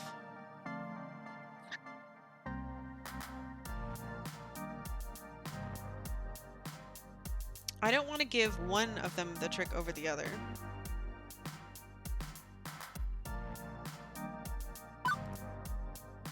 So this is less of me being like, I want to win, and more of me being like, well, I can't tell both of them, so. What am I thinking? This is my turf. I must defend it with my very life. I am squarely down the middle, avoiding the trap of trying for the big point pots. Consistency is key. You want to rack up points, not risk missing and get nothing. Soon enough, I'm pushing well past the others by a wide margin, and in the final scores, I've triumphs. Ah, butts, I didn't even come close, nor I. Well, fair is fair. We'll pay for your ice cream. Woohoo. Indeed. More importantly, we had fun. Arcades are meant to be places where friends can gather and have fun playing with each other, beachside or in a shopping plaza, or with or without joysticks. That's our goal. Let's take back a lesson today that we should always endeavor to provide fun first and foremost. Whatever shape it takes, that is our mission. He's really like feeling it again. He's not all about the business side. Still found a way to turn this into a working vacation, huh? But an enjoyable one. We grab ice cream cones from a vendor on the boardwalk, swapping work stories, laughing, and having a blast. This is probably the happiest I've seen Gavin. At work, he's all business, but here, he can crack a smile, even as he's analyzing arcades. And Ashley just exudes sunshine and cheer everywhere she goes. She's a good influence on him, clearly. But time's ticking, and I've got other stops to make. It feels good being out and about with everyone, away from the funplex, away from work, just friends having a great time in a place designed for great times. With our newfound success, I hope we can do this more often. Who to hang out with? Ugh. Queen Bee and Percy. But Junifer and Francine's are, like, not characters. Ugh. Kinda want a souvenir, though.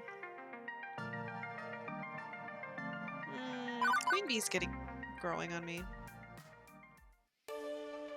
Sitting on some benches just outside a fried dough stand, Percy and Queen Bee are sharing a funnel cake dusted with white sugar.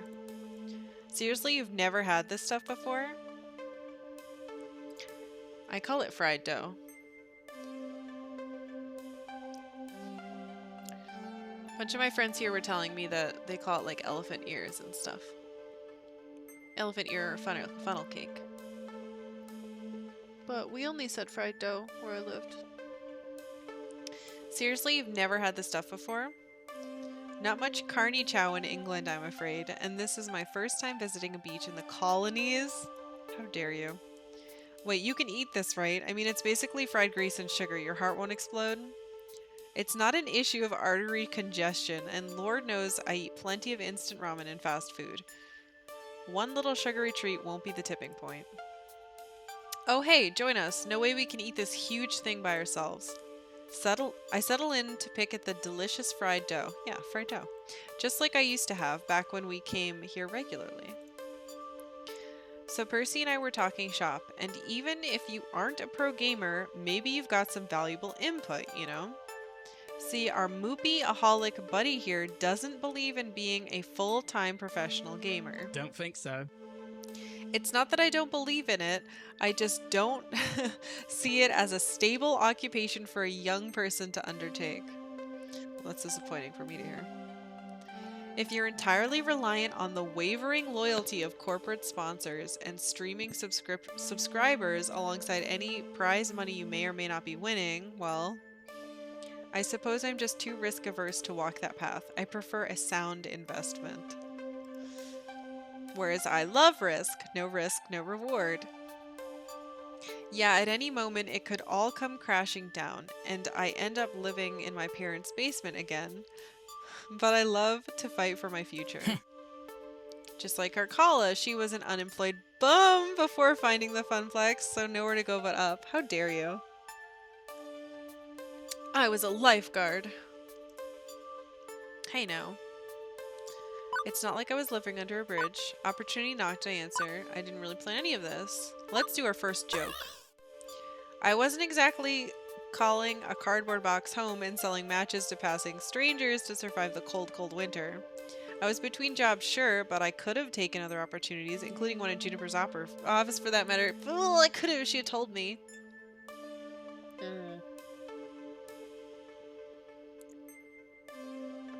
And you didn't. You chose Funplex, or maybe the Funplex chose you, but look, that's not my point. I'm not saying my path's for everyone. Abandoning the safer road in favor of a wild ride, it takes a certain mindset to make that work. but I promise you that those of us willing to make that leap are having a more rewarding life as a result. Satisfying, not rewarding. Being a school teacher is satisfying, but sadly, society does not reward it its due.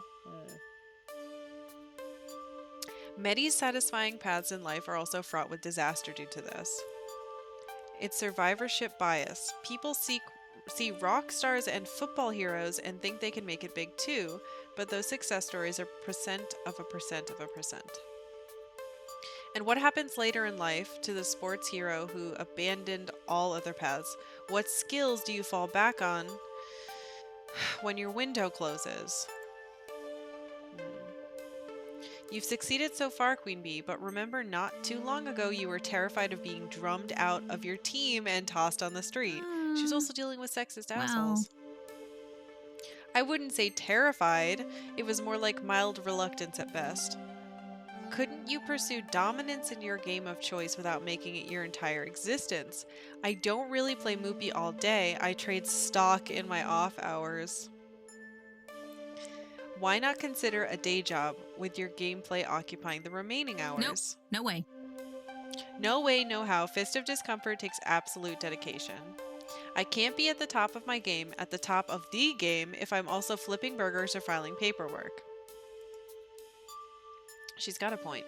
Percy, competitive level play requires intensive training. You can't get around the time investment, but you can make it pay double. That's where streaming comes in. Whenever I'm training, I'm streaming. Subs and donations make me money while my skill goes up, up, up. It's a win-win. I suppose I can see the need for time investment, yes, but it's not like streaming revenues are stable either. Perhaps Karkalla can help settle this question.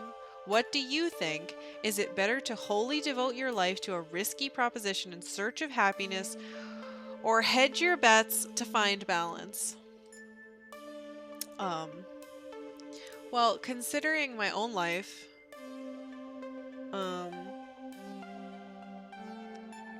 no risk, no reward. Having a boring life is boring, and you won't feel good about it, and you'll regret not taking chances. Because if you fail at one thing, you can always come back and go do the safe thing until you're ready to try something hard again. One life. I think Queen Bee's right. If you want to really devote yourself to something, no matter the risk, you have to go all in. Right. Percy, you're still young, you know? Oh, come on, Queen Bee. You've got time to do something risky and wild. Make it happen. If I had time, I suppose. Oh man, sorry. I didn't mean to imply. No, it's quite alright, both of you. I see where you're coming from. He only has 2 years to live. Why wouldn't he take a chance? In your situation, taking chances for a brighter future, I suppose you're braver than I, and that's admirable. Exactly. Go for the gold. With the 4 heavenly kings behind me and the funplex keeping me going, I'm headed for the top. Risky? Yeah, but that's what I want. I choose this. And we'll be right here every step of the way. With the neglected funnel cake cooling off and the 3 of us focus on putting away our sugary reward after that. We're each walking different paths, but I can't say any of us are willing to settle for anything less than our dreams in the long run.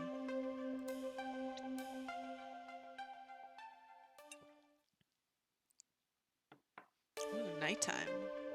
Look at this creepy guy. The rest of the afternoon passes in a blur. Soon the sun has gone down and Flotsam Beach is a calmer place, a more chill vibe as the day's manic energy is long since spent. It's also clear the group will be breaking up soon. They've already changed back into their regular clothes, done with the beach as a whole. Some are talking about checking out the nightlife scene around here, some just want to relax in their hotel rooms, some are simply heading back to the city. Leaving me alone for a moment with my thoughts. It's been a wonderful day, definitely. There's only one thing that could improve it, a risk, a daydream, but maybe one worth taking. I happen to know a few things about dreams lately.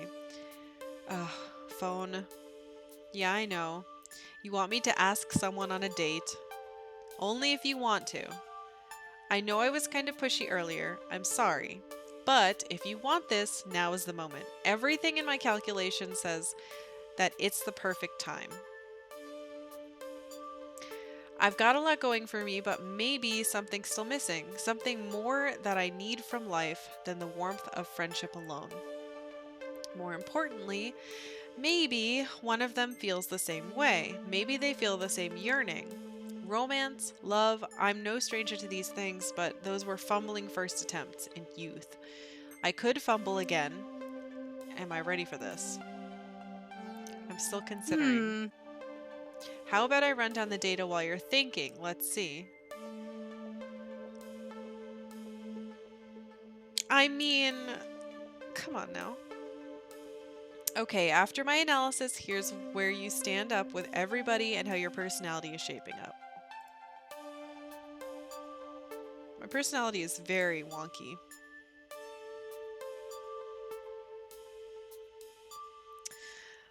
But now that I've had weeks to understand you better, I think I can adjust these values based on what I know each of them likes in a partner.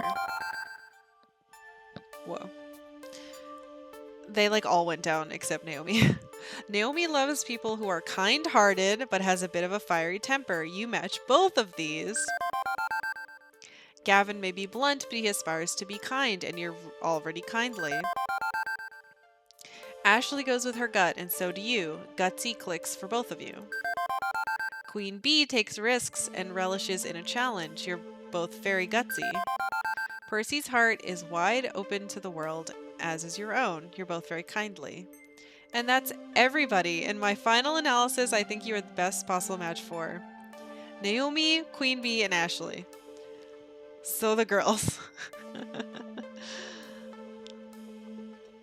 Fantasy me can only get it with ladies. All three would make a fine companion for you. Naomi, Queen Bee, and Ashley all get along with you and match your personality. Oh boy. My sources say yes. I calculate you'll have the best probability of success with them. Numbers, all based on numbers. High score. This feels weird and mechanical, not sure I like it. What if they're just not into people like me? Yeah, okay, let's run with this, I'll come with this far. Yeah, let's try this one. Maybe I'm overthinking this given we get along great already, but what if I ask them out and it turns out they're not into people like me? Sexuality hasn't exactly popped up in casual conversations yet with anyone. Have a little more faith in me than that. I wouldn't suggest anyone if their compass wasn't pointed in your direction. Don't worry, my analysis is sound. Does that mean all the ladies are gay or bi? That's cool. Well, at least I won't have that awkward moment then. Just the awkwardness of approaching someone based on a numeric score. Iris lets out a little digital sigh. I don't think you're looking at this score thing the right way. I'm software, right? I have to see the world through numbers. I see relationships as numbers. I see your vocal tones as numbers. And I score it all. But the math is less important than the meaning. I see a number. But that number represents your free will and your heart. Every character is basically player sexual. Oh, okay. You chose to spend time with them. You shared good times with smiles and laughter, and sometimes even tears. This isn't like a dating website. You aren't asking a total stranger out just because the numbers match. You need to switch the causal relationship around. It's better than restricting the romance. Yeah, I get that. I need to ask for a casual relationship. Causal. As in the cause of.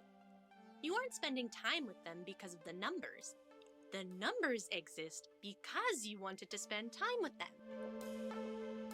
You've been building these relationships for months. Now, you can take one to the next level. The numbers can be your guide if you let them. But follow your heart. Above all else, follow your heart. Okay? Got it. Right. So let's not limit ourselves here. Of all those who are special to you, which one do you want to share your heart with? It's a big decision. But she's right. She's been watching me, listening to me, understanding me. But in the end, it's my choice and their choice to accept my love or not. But which one do I love? Which one should I approach?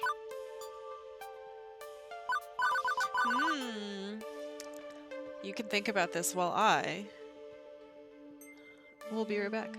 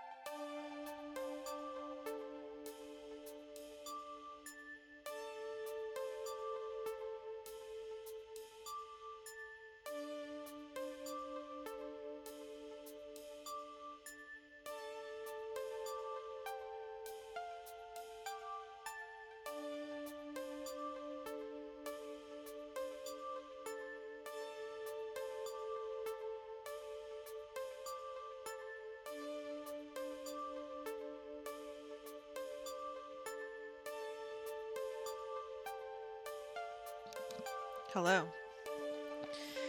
All right. It's time to make the big decision. Ha ha ha, it's not a big decision. We know who. There's really only one choice in my mind. Naomi. It's Naomi. I don't need the numbers to know that. Iris smiles at me from the phone screen. I knew you'd say that. Of course you would. But be careful, okay? You two get along great, sure, but this might be more difficult than you think. I pocket my phone and approach Naomi, ready for this at last. She's on the fringes of the group, just sort of idly twiddling her thumbs, unsure of what to say or do. It's the big moment. Hey, Naomi? Oh, hey there. Nice evening, isn't it? God, my neighbors are the worst. I don't know, they're constantly like moving around a table or something. Definitely, but I think I know something that'd make it nicer. Really? What's that?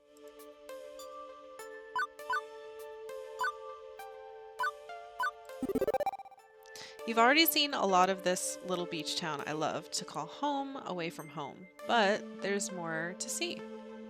Quiet little shops, nice cafes, places where two people can share some moments alone. Naomi, would you do me the honor of going out with me tonight? I can promise an evening you won't forget. Ooh.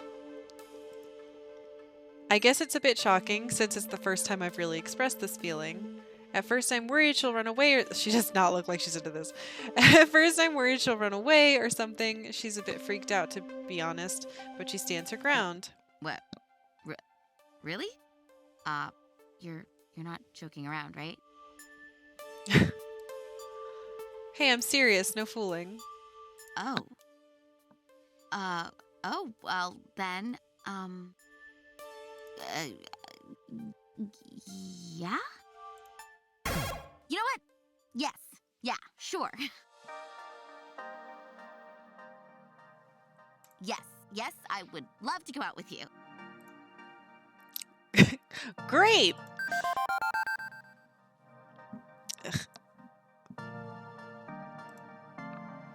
She stands there, as if glued to the spot, expression frozen. So, now what? Yeah, now what? I've never actually, I've never actually gone out on a date, like, ever. Ever? I mean, okay, there was someone back in elementary school who poured apple juice down my shirt and then told me we were going out, but I don't think that counts. No. It doesn't count, right? No. Oh boy. I knew Naomi was a bit reclusive, but not to this extent.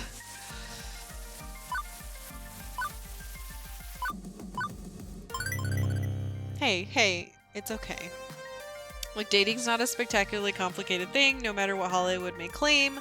I've gone out on plenty of dates, and I like to keep it calm and friendly. We've already spent a lot of time together. Think of it as just another lunchtime break at the Funplex, chatting and having a good time. Okay? Okay. Makes sense.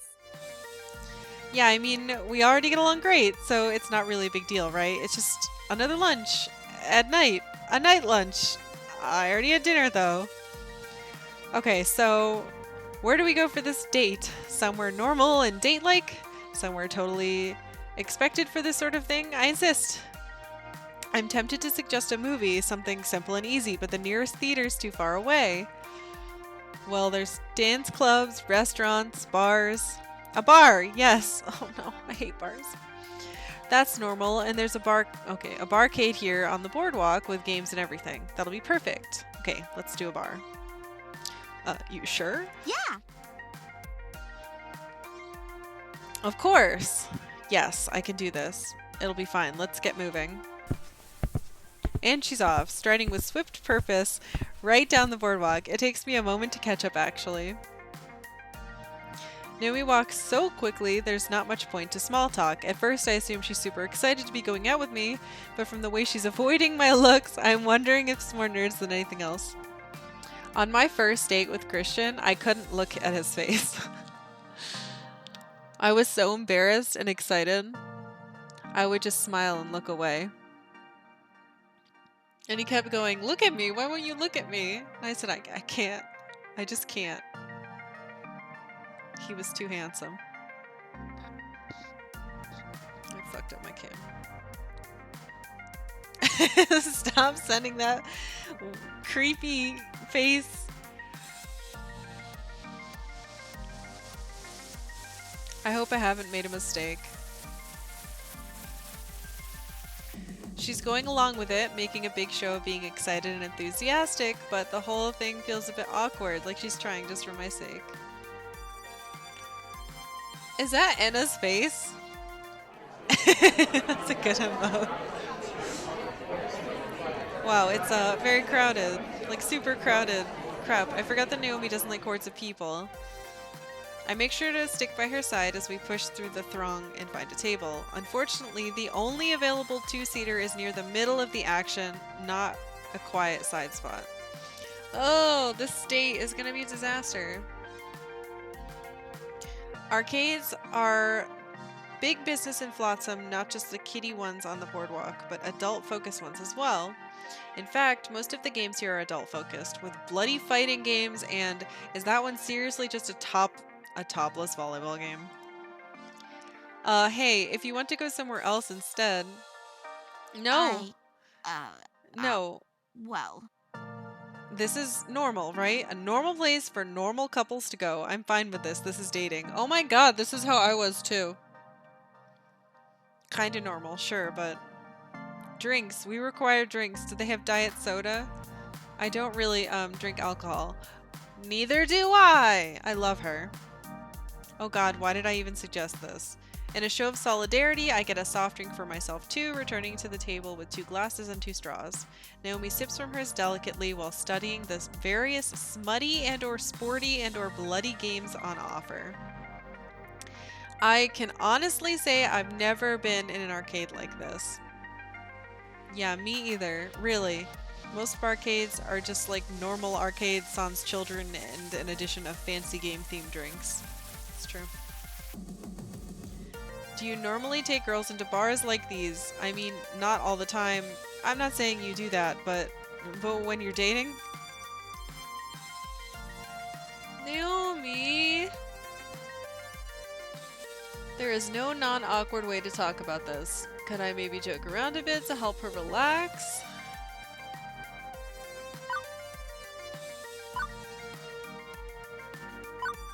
No, let's change the fucking subject.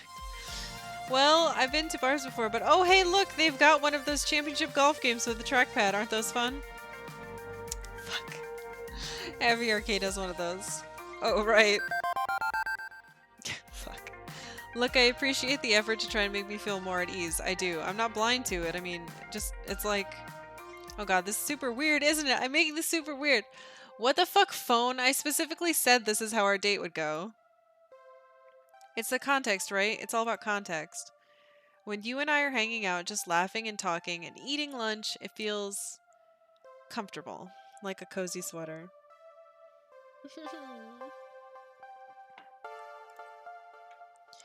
Why does doing the same thing as a date feel so different? Why does it have to be different at all? It doesn't have to be, I swear. Look, take it from a dating veteran, a veteran by comparison anyway. It's not a huge deal. You just enjoy some time together. That's it. What you do is almost secondary to that. Look, I think coming here was a mistake. I'll own up to that. I should have insisted on something quieter. Quiet or loud, that's not the problem.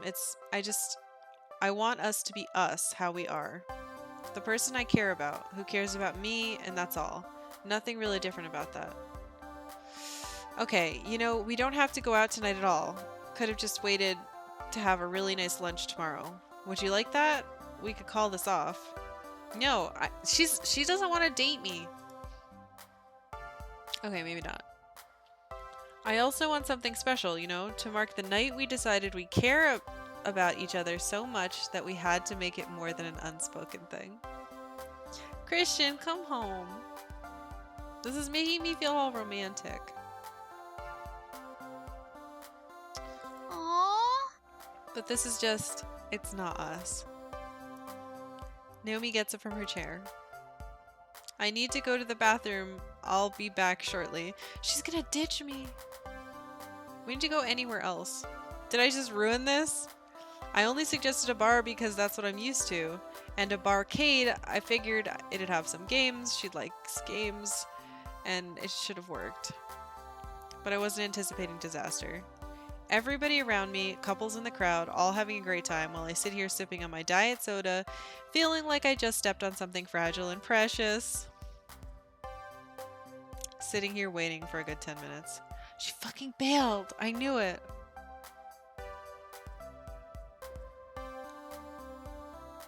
Did she crawl out a window into the bathroom and escape into the night? Should I go check and make sure she's okay? Eventually, I'm snapped out of my blue funk when I hear something metallic clink against the table. A set of car keys? Why is Gavin here? I want it gassed up before morning, though. Understood? What? My van. You wanted to borrow it, correct? Oh, hey, you got here super quick. Oh, thank God. I thought she ditched me. Naomi puts her phone away as she returns, apparently having just called up Gavin with it. Yes, we'll get some gas on the way back, I promise.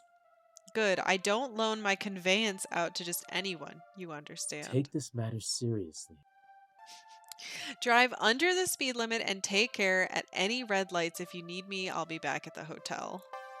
Thanks so much. Later, Gavin. She's salvaging this date? Fuck yeah, Naomi. Let's get going. What? Woohoo! On our date, silly. I'm changing the parameters a bit, but it's a surprise. I can't tell you where we're going just yet, but I think you'll like it. Interesting. Okay, I'd like to try a Naomi Brand date. Am I being kidnapped? Should be blindfolded. Of course. Why didn't I think of it sooner? Let Naomi take charge so she can feel comfortable with the whole dating thing. I just assumed since she was so nervous that I needed to lead her.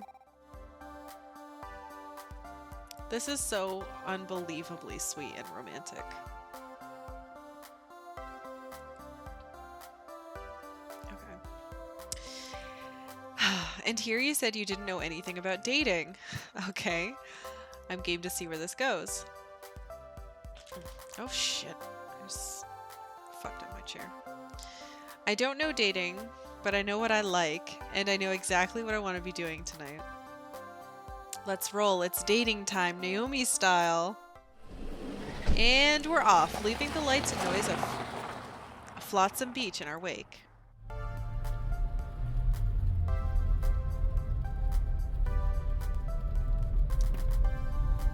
Oh my god, I forgot how, like, low quality my character looks. What did I do to her? Given our destination is meant to be a surprise, I decide not to prod too deeply on it, and instead focus on suddenly cheerful Naomi. She's quite talkative now that she's got a clear idea of what she wants to do. And then we drove right into the lake. Well, it's more of a pond, just some place to feed the ducks, but it felt like a lake. The water was up to our ankles when the car finally stopped anyway. That's the last time my college roommate let me drive her anywhere. Oh my gosh, she's gonna kill me. This particular story time isn't filling me with confidence about this voyage, Naomi. Let me explain. My point is, it's not like I haven't gone out and had fun before. Even an electrical engineering student in college, a total nerd like me, has hit the town once or twice. It's not exactly my thing, but once we're really settled in together, I wouldn't mind taking another crack at the whole social mixer scenario like we tried tonight. But for our first time together, I want it to be special. So you're saying... Ew. You feel that this was in the beginning? You'd crash a car for my love? This is not what I want to say.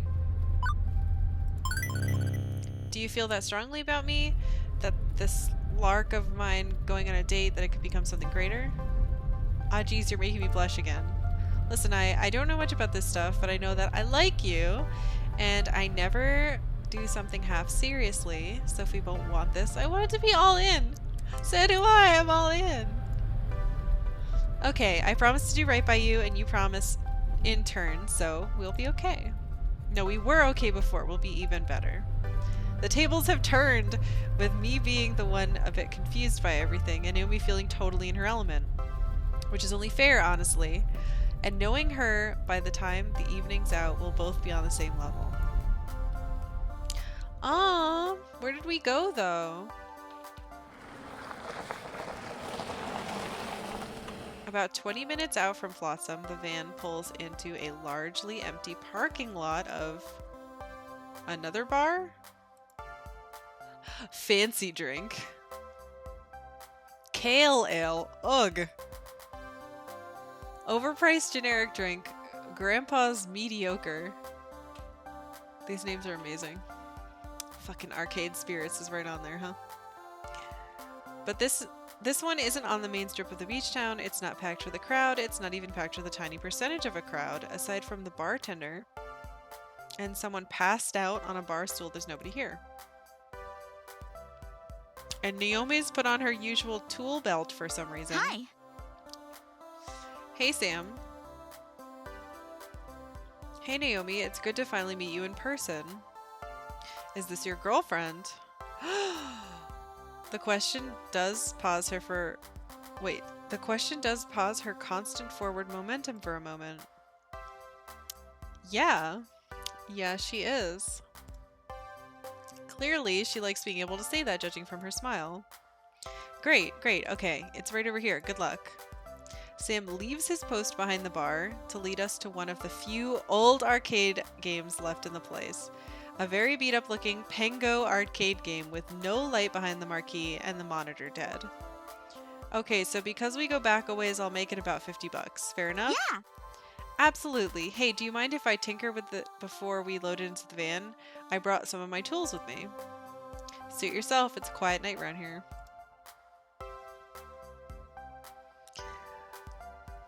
We're having a fix-a-game date, which is incredibly cute. Naomi whips a multi-tool out of her apron and starts undoing the screws in the back of the cabinet. Hey, help me with this, yeah? She gonna teach me how to do it? That's so cute. We get the back pried open, and I use the flashlight on my phone to help her peek around inside the dusty old game.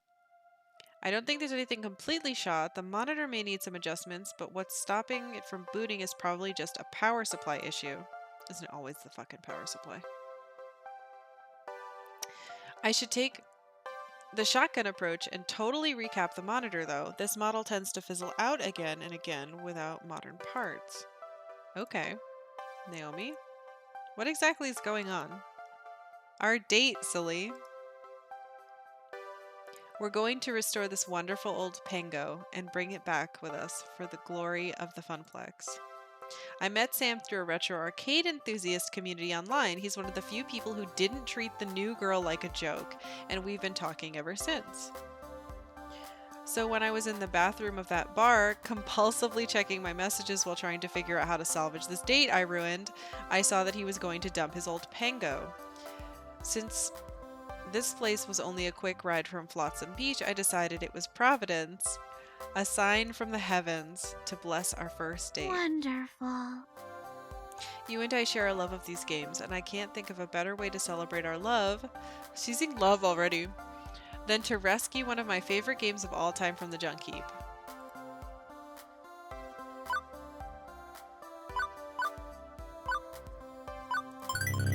That makes complete sense, now that I think about it. You share your feelings by sharing your love for games. It's not just a job, it's your calling. Christian. It's the greatest expression of Naomi-ness that Naomi can achieve, so you wanted to share this special game with me. I knew you'd understand. Pango is special to me. I loved it when I was a little girl. I even handmade my own Pango plushie. Not a Pangy, but a Pango, with his little bow tying everything. It was never really a super popular game. It's not up there with the greats, the one every arcade collector recalls with nostalgia. But it's my game. I love it. I'll love it even if nobody else does. This moment in time, this place, being so close to a Pango in need, I knew this was right. This was exactly where I wanted to be with you. It's a quiet little place. It's just you and me and a few drunks and Sam, but otherwise just you and me. We've got all night to relax and enjoy ourselves, although technically we should probably get back before it's super late or we'll be a wreck tomorrow. It's a very Naomi date, to be sure. Practical, comfortable, and pleasant, mixing her loves of arcade gaming and good company together.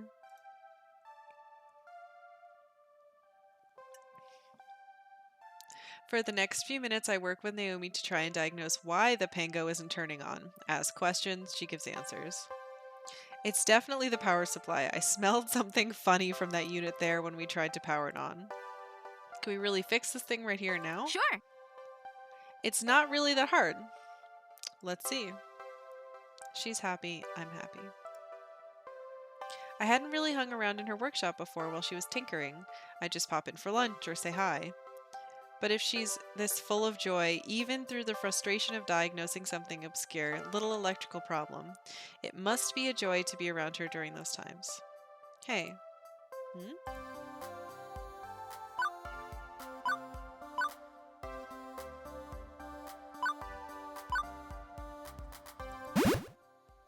I'm techno-savvy. Maybe I could learn some of this stuff. Help you out next time you're fixing up a game. What do you say? Can I be your Padawan? Oh, but aren't you already an event manager? I wear many hats. What's one more? When I first started the Funplex, it was just a job, but it's become something more than that. I've got ambition. I need to learn everything about this business, inside and out. If I understand what you do, learn how Gavin manages the money, how Ashley manages crowds, you can run it all single-handedly. Well, no, I'm still just one person, but it'd help me make decisions, knowing how it all works. So teach me your arcane methodologies, oh sensei. Okay, that's a great idea. It sure helped me out, especially when we expand the Funplex in the future. You know, that's something I'd love to see. We're doing great, aren't we? Not just as a couple, I mean as a Funplex. What do you think of expanding? Miss Naomi, are you using my affections just to get a bigger workspace? I feel so cheapened. Goof, you know what I mean. The Funplex is soaring thanks to things like Funplex Funathon and getting phrase invaders. I can see a future for us, building a wonderful arcade together. I mean, look at how the Funplex was founded. Miss Francine and her husband opened it together as a couple. It could be that for us too. So beautiful. I can't imagine a better future than that. It's my dream. Isn't the Funplex your dream too? My dream. It wasn't, not at first, but as the days go by. Oh my god, the Funplex is my dream? You're my dream? What's that thing? You're my new dream. Oh, what was it?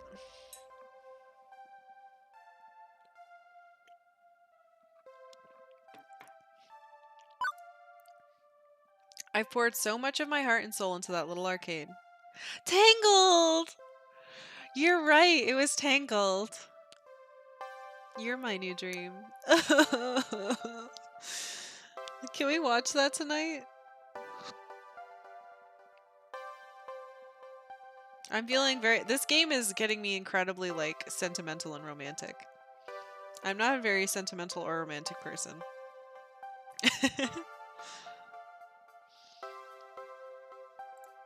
Despite my initial doubts, I've come to call it something special to me, near to my heart.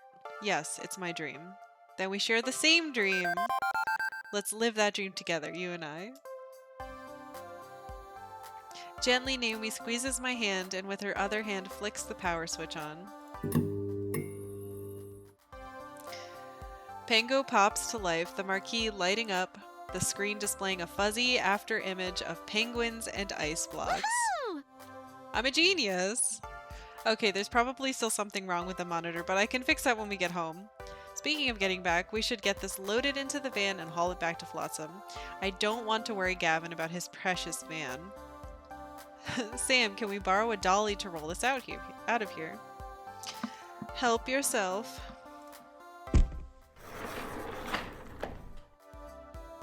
Working together, we move the game into the back of the van.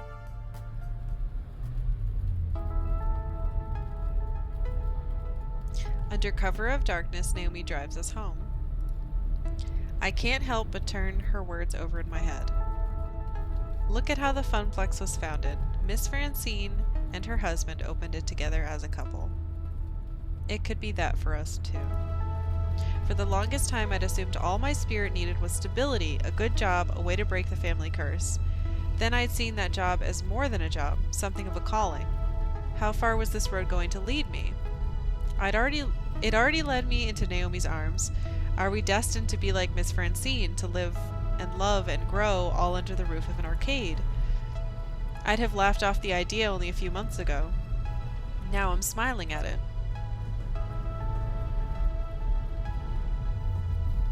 Hey. Penny for your thoughts? A quarter, actually. Huh? No need to go that far tonight, though. It's still a first date, pondering spending the rest of my life with Naomi is premature. Even if that's making me smile, too. We're almost here. You want me to drop you off at your hotel before I park the van at Gavin's? An insistent buzz in my pocket reminds me of something. Actually, we've got one stop to make together after parking the van. Oh, what's that? You'll see. This one's my surprise.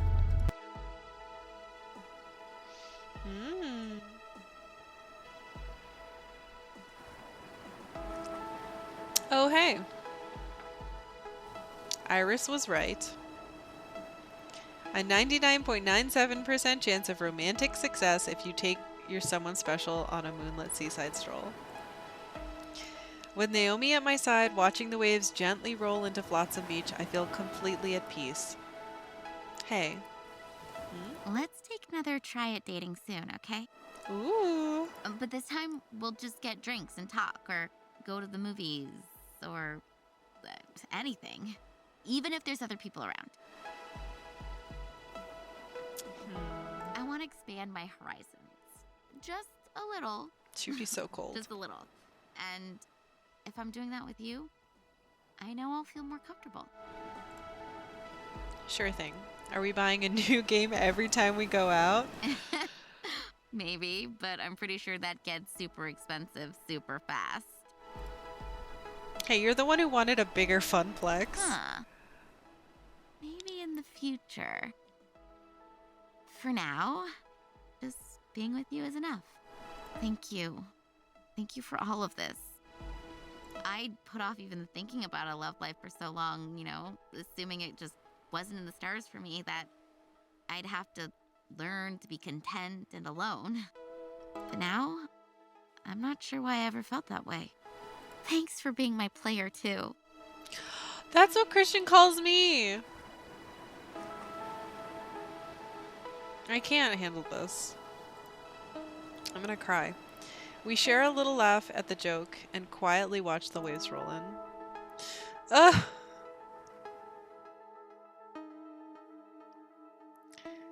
And that's how Naomi and I found each other. I'd called our lunchtime party the high water mark. One perfect moment in time, but I was wrong. This was it. And in the difficult weeks ahead, I'd cling to that high water mark in hopes the wave would roll my way again. Ugh, my heart. Level 5 complete. I've scored 17,100 points. You're winning friends and influencing people. Oh, and pizza fact. 3 of the top 10 weeks of pizza consumption occur in January. More pizza is consumed during the big game week than any other week of the year. You know what? I almost didn't notice the Super Bowl happen this year. I found out while listening to my Bim Bam because I did a joke about it the day after. Yes, I would like to save. That was so lovely. Incredibly good. Hold on. Where's Steam? Oh my gosh. Naomi is clearly the best choice. I'm cheating by looking at the achievements, so many chapters there are. 8. So we have 3 more. We did 3 today. So what I'm going to do is, I've been streaming for about 4.5 hours. And I know Christian's on his way home. So I'm going to stop here for now so we don't stop in the middle of a chapter. I did save, right? I'm going to do it again. I know I just did. I'm going to stop here for today. I will be back on tomorrow. Probably a little earlier. Maybe between 10 and 11. We'll see. And yeah, maybe I'll try to, that should be enough time to finish it tomorrow.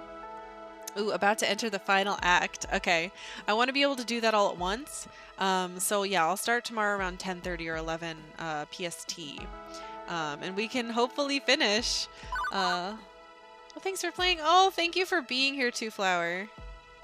It's really nice getting to like ask questions and reminisce about the East Coast. It's been really sweet. And this, as someone who's never really played this type of game, I wasn't expecting it to be so, like, I'm very affected by it. It's extremely heartwarming and good. So yeah, we'll be back tomorrow. Thank you for watching. Have a nice night, everybody.